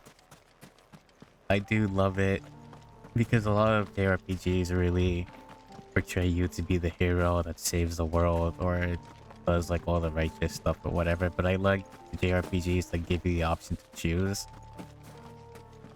whether you're a villain or a hero, and like for actual decisions to matter, you know, to trigger like Remember what I said about warm welcomes, Gav? to trigger like karmic shifts in the world, throughout the world, how people interact with you and things like that. Because essentially, you know, Clive is kind of a villain for what he's doing. But there's just that gray area where he's also, you know, a hero, right? He's as dead as Grieger's ghost. The game is like portraying him in both roles, as well as everyone else.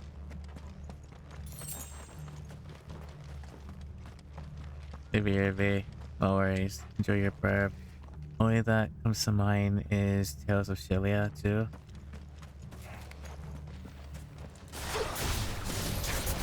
I knew I smelled something. I see only orcs and Kashyyyk here. Let's hope the villagers made it out in time.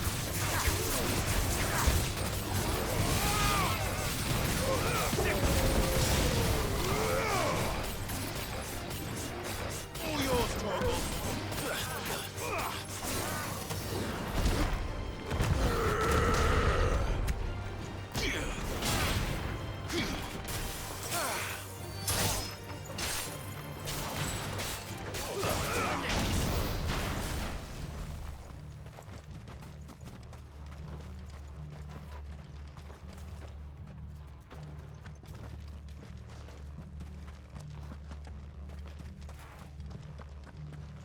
Hang on.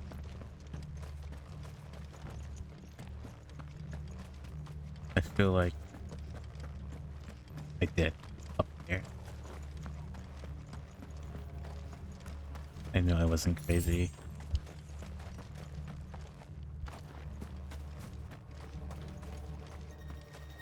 Nothing else? Okay.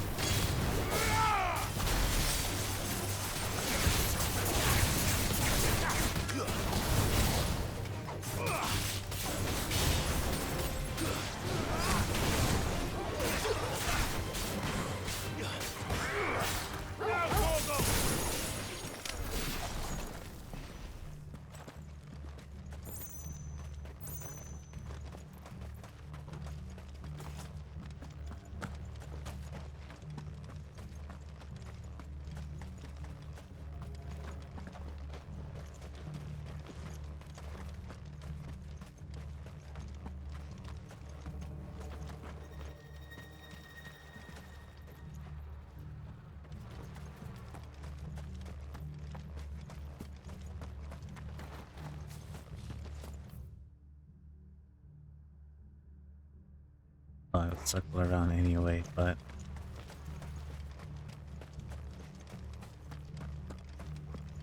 wait, yeah, that takes me to the main area, so let's go over here then and see what's there.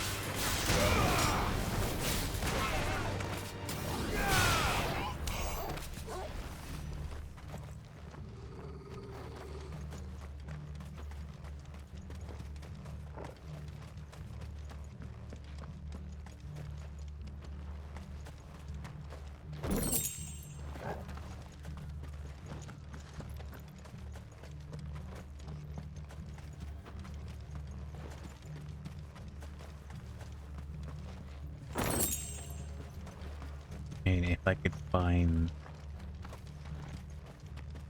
a hunt here too, that would be really ideal. Knock out 2 birds with 1 stone.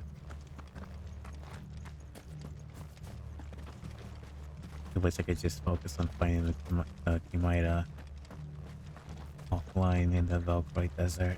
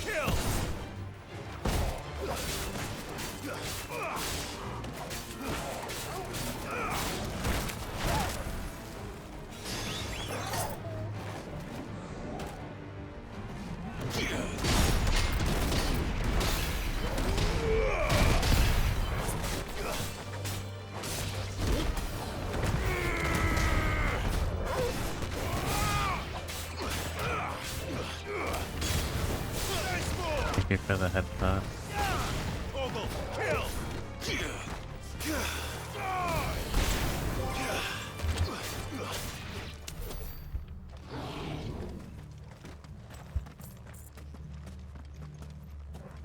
Water.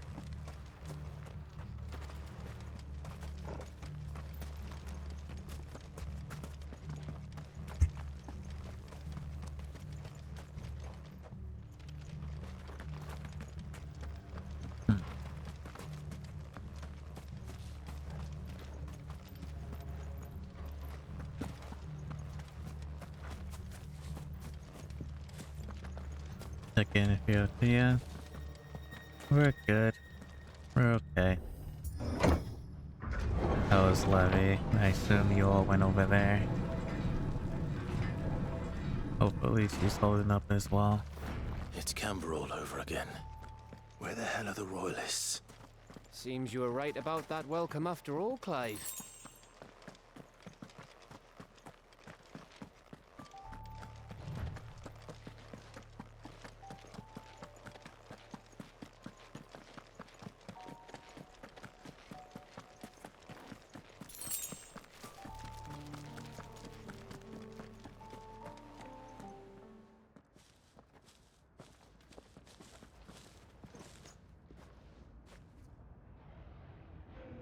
Aye, aye.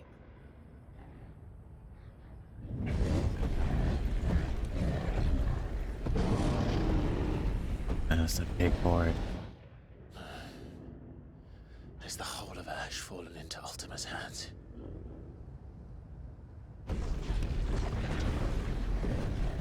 That's no peace delegation. We should send a warning to the others. No. My uncle will have an eye on the coast. I trust he'll find a way to entertain any uninvited guests. Our mark is Drake's Spine, and there's a lot of road between us and it. We press on to Stone here. Aye, you never know. It might not be a nest of slavering monsters.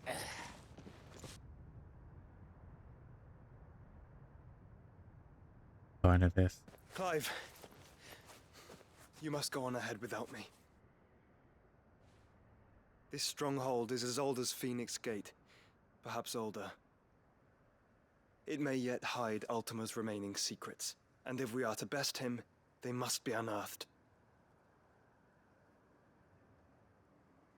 All right. Stay out of trouble. I always do. Mostly.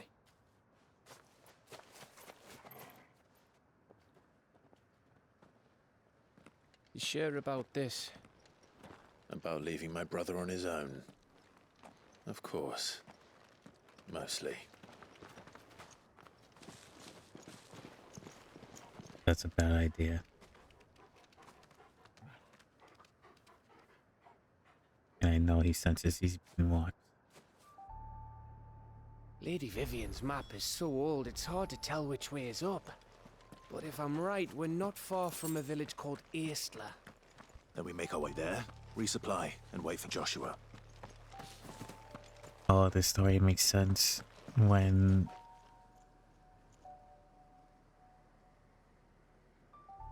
in flashbacks to playing from young to old and now. It's awesome.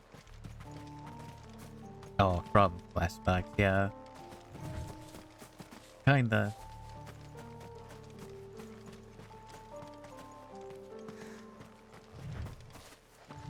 Like, it gives you a little bit of introspection to the character, in a sense. I just wish it would do a little more for the dominance. So like Luca, Sid, Benedicta, Barnabas, rather than like the tiny cutscenes we get of them to make assumptions about them. It would have been nice if they could have done a little bit more. Though I'm guessing it's not the smell that'll kill us.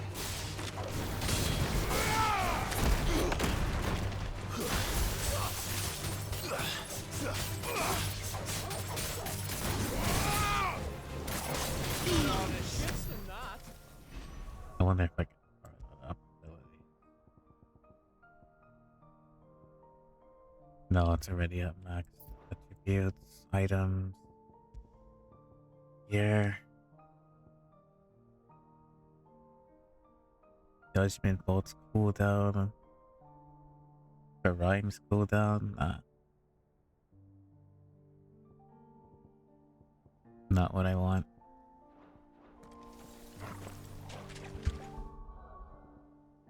Also, okay, we are using Ragnarok. My bad, gotta go. No, don't worry. Thank you for stopping by, Noodle. Take care as always. I'll be ending soon anyway.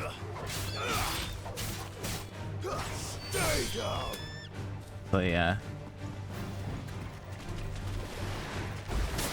Cool.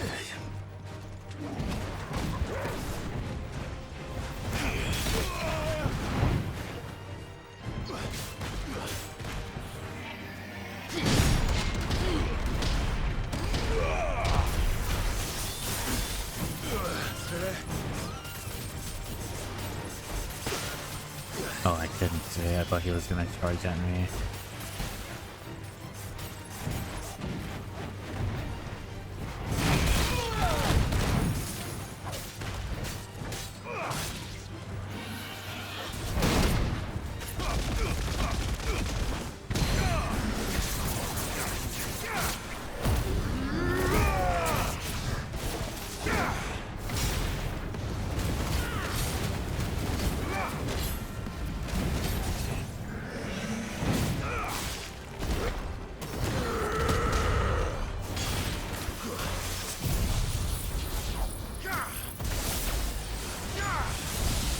Joy, thanks for streaming. Oh, thanks for coming.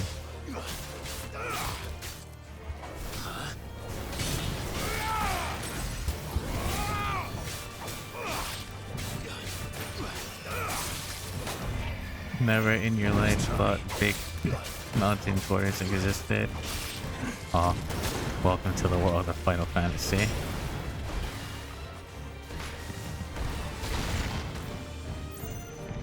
there's a lot of gigantfication in a lot of things.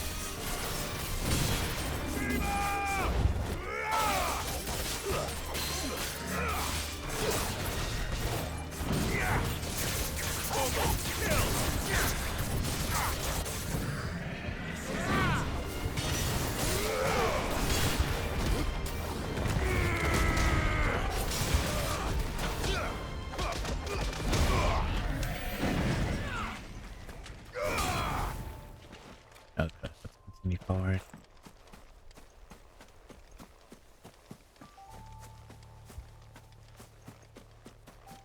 So does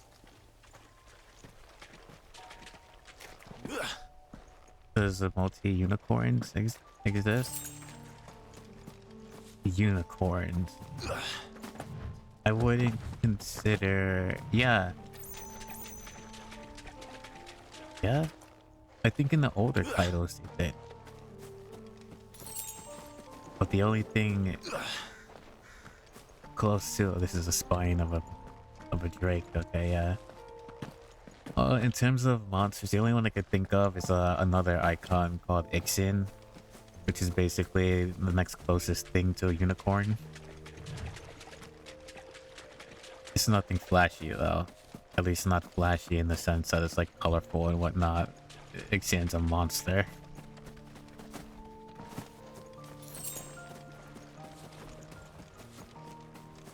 And a hella strong one at that.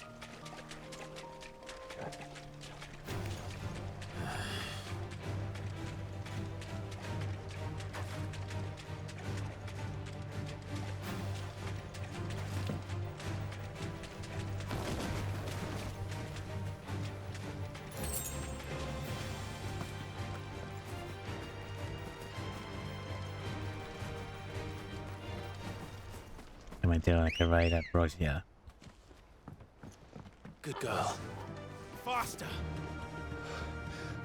Bahamut's breath. Don't look down, Torgal.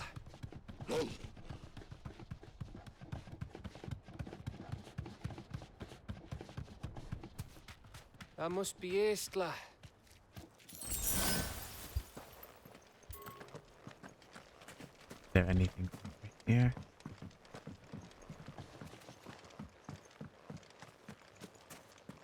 Okay.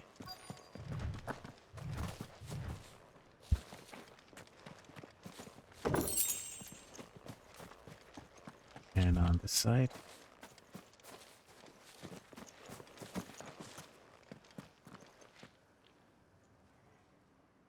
Okay, it's a dinosaur. Dinosaur type monsters we do have, but that's gonna vary from the game to game as well, like which installment you play. Though we do have raptors, they are in like Sembrak.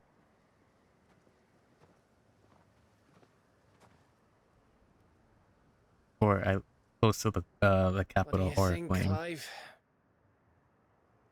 Then we're too late.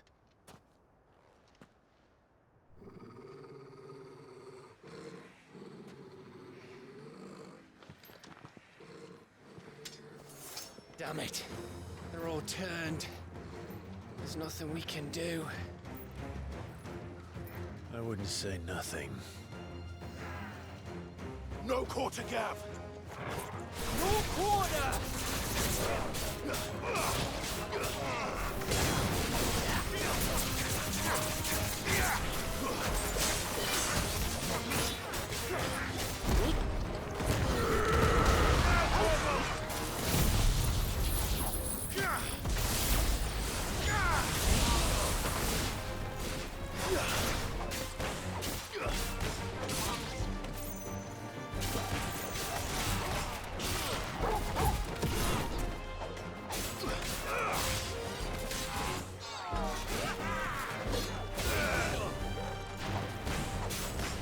You think all the villages in Ash are like this? A question for later, Gav.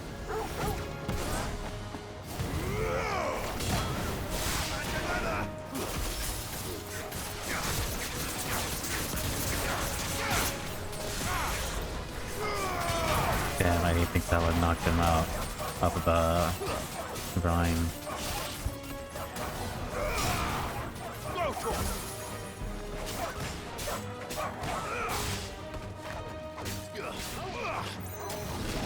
That was sick combo with the pet, yeah.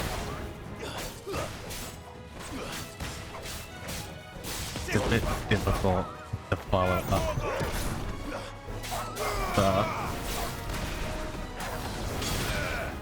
Because I don't have Phoenix Shift. Because it works really well with Phoenix Shift. Come.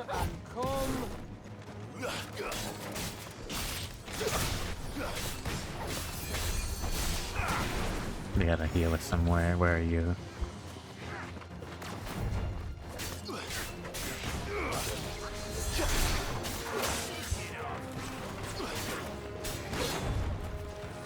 There you are.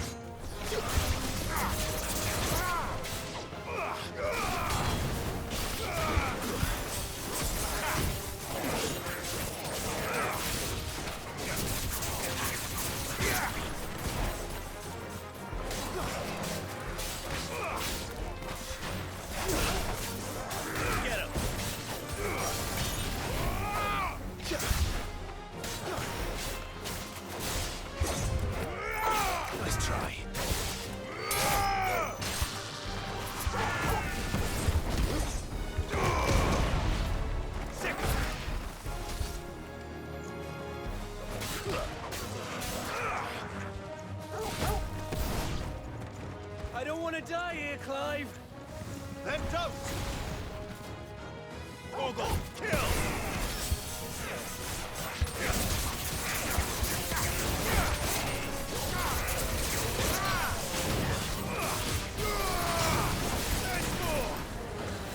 On Avis.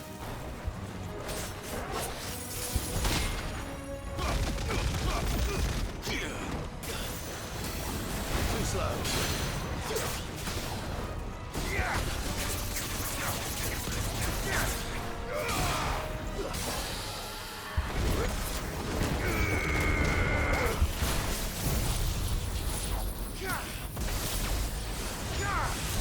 It's cool because I didn't think you can get games that the pets will help in combat. I do like how he's implemented here though. So I do agree with you on that. A lot of the times where games implement like pets and whatnot, it's kind of like automated. But they did a good job implementing Torko's mechanics in like action combat. It isn't over yet. Of course it bloody isn't. Let's try.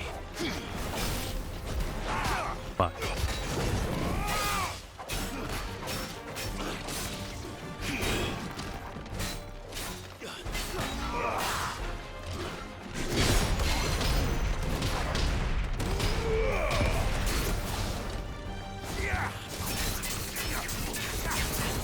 This one.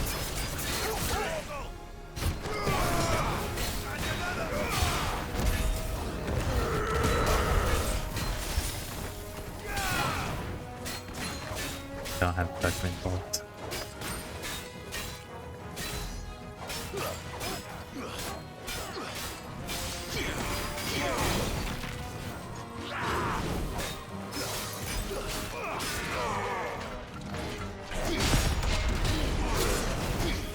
There's a good boy. Not good. Bad choice.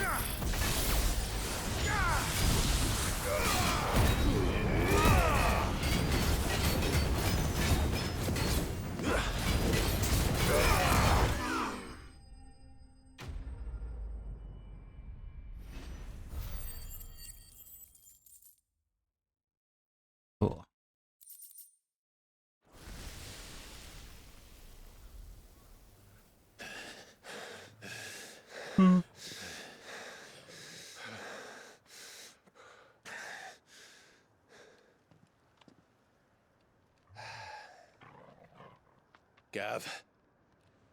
Gav! Don't tell me there's more of the bastards. Oh, fuck. Oh shit.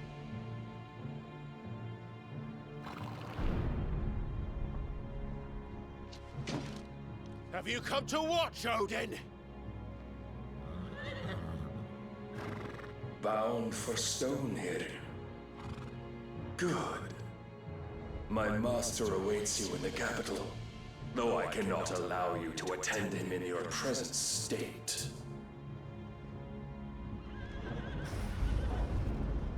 And how are you going to stop us? Don't tempt him, Clive.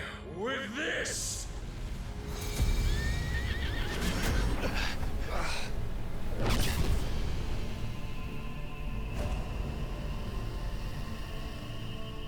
Is he summoning Gungnir?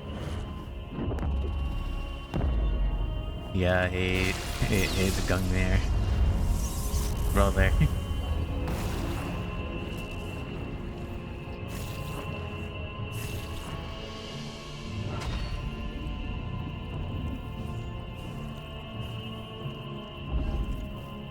Force field.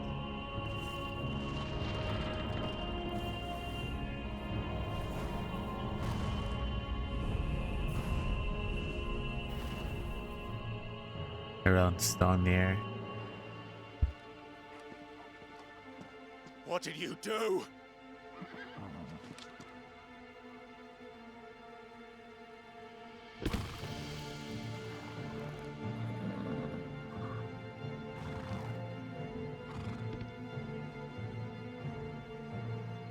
What If the vessel would see the path opened, it has but to ask.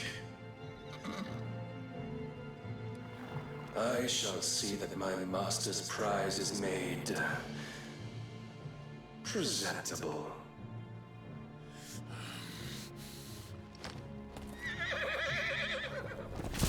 Shit! No!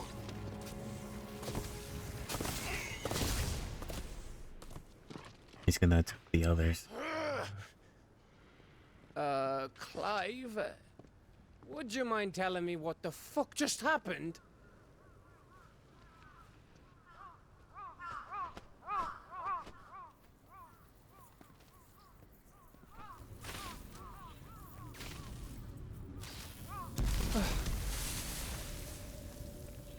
Damn. Oh, you've got to be. How are we supposed to get through that?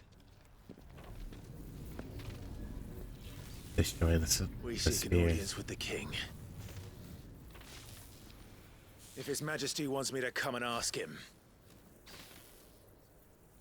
then that is exactly what I'll do.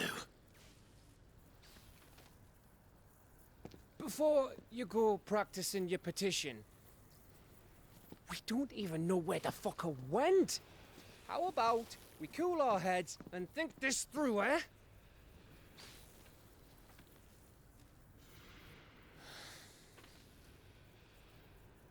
All right. Maybe there's something here we can use.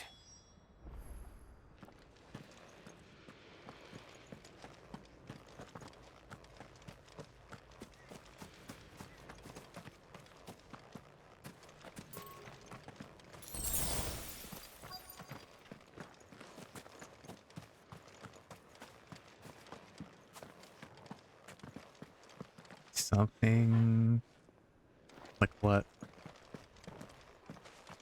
The beacon? I thought we got them all. So did I.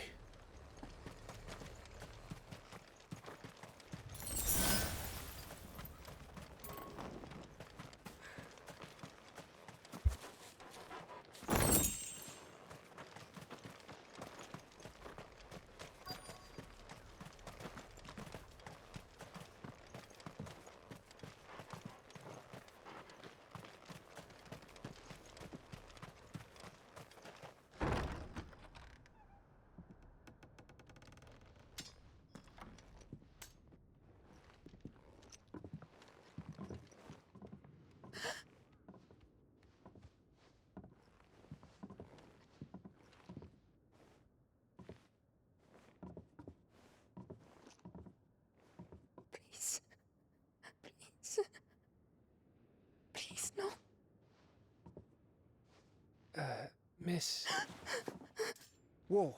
Easy. Easy. We're not turned, all right?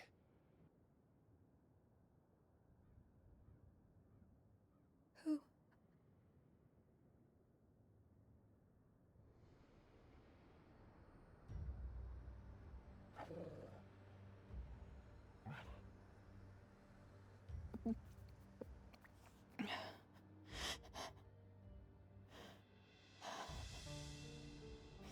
My thanks, kind travelers.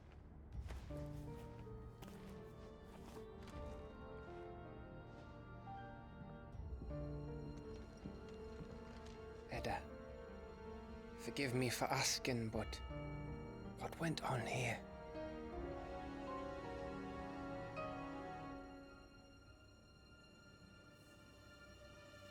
And she's pregnant too, damn.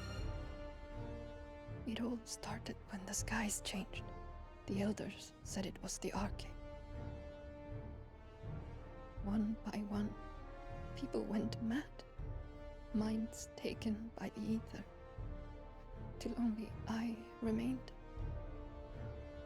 By then, I was too far along to run. And then the nights came. And I didn't know what to do.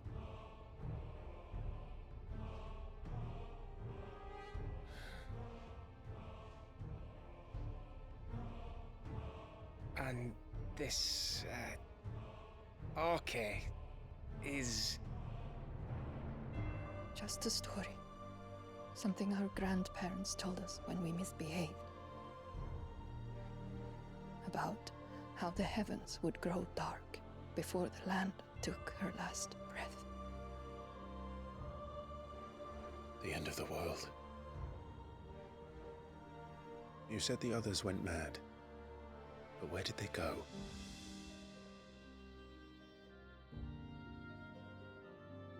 They all left. Drawn east to the tower, to Reverie. The elders, the healer, the blacksmith, my husband. They already turned.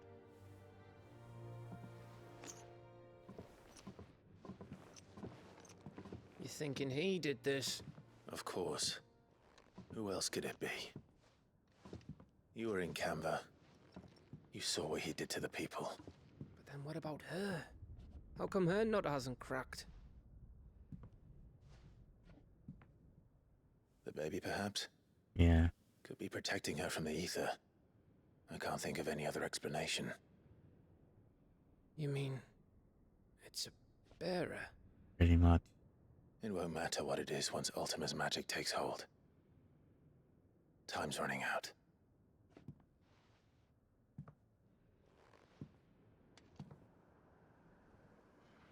This tower. That's where we'll find the king.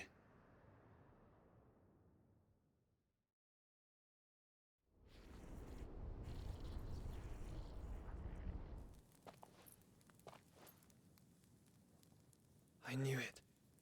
It's the same as Phoenix Gate.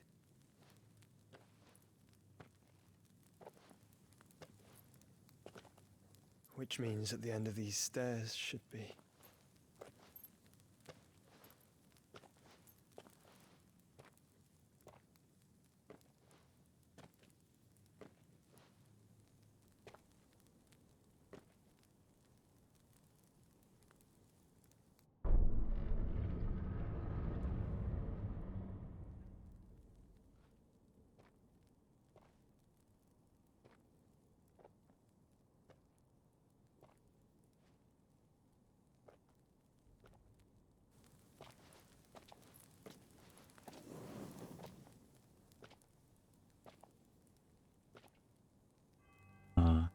A mural. The mural is complete.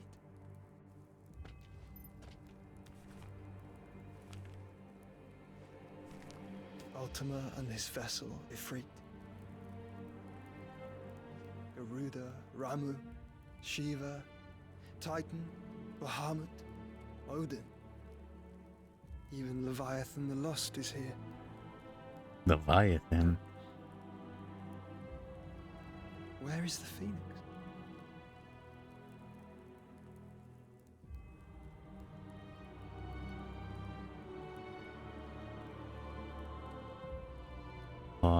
Ultima is Phoenix.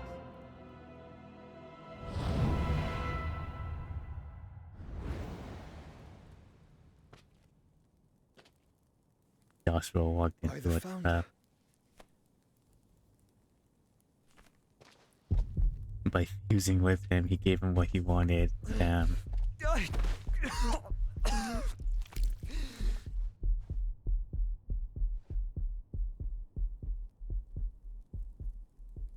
By sealing him, he gave him what he wanted.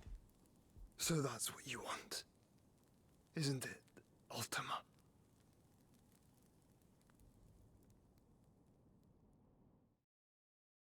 Norse mythology, hello? A bit, yeah. So that's how it's gonna be then?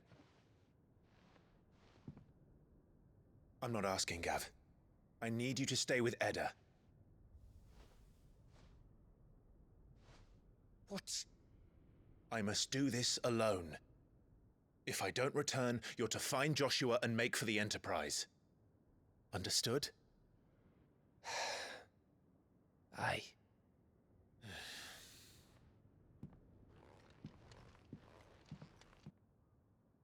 Just don't you go dying on me. Sid's name suits your miserable mug better than mine. Don't worry. I haven't finished with it yet.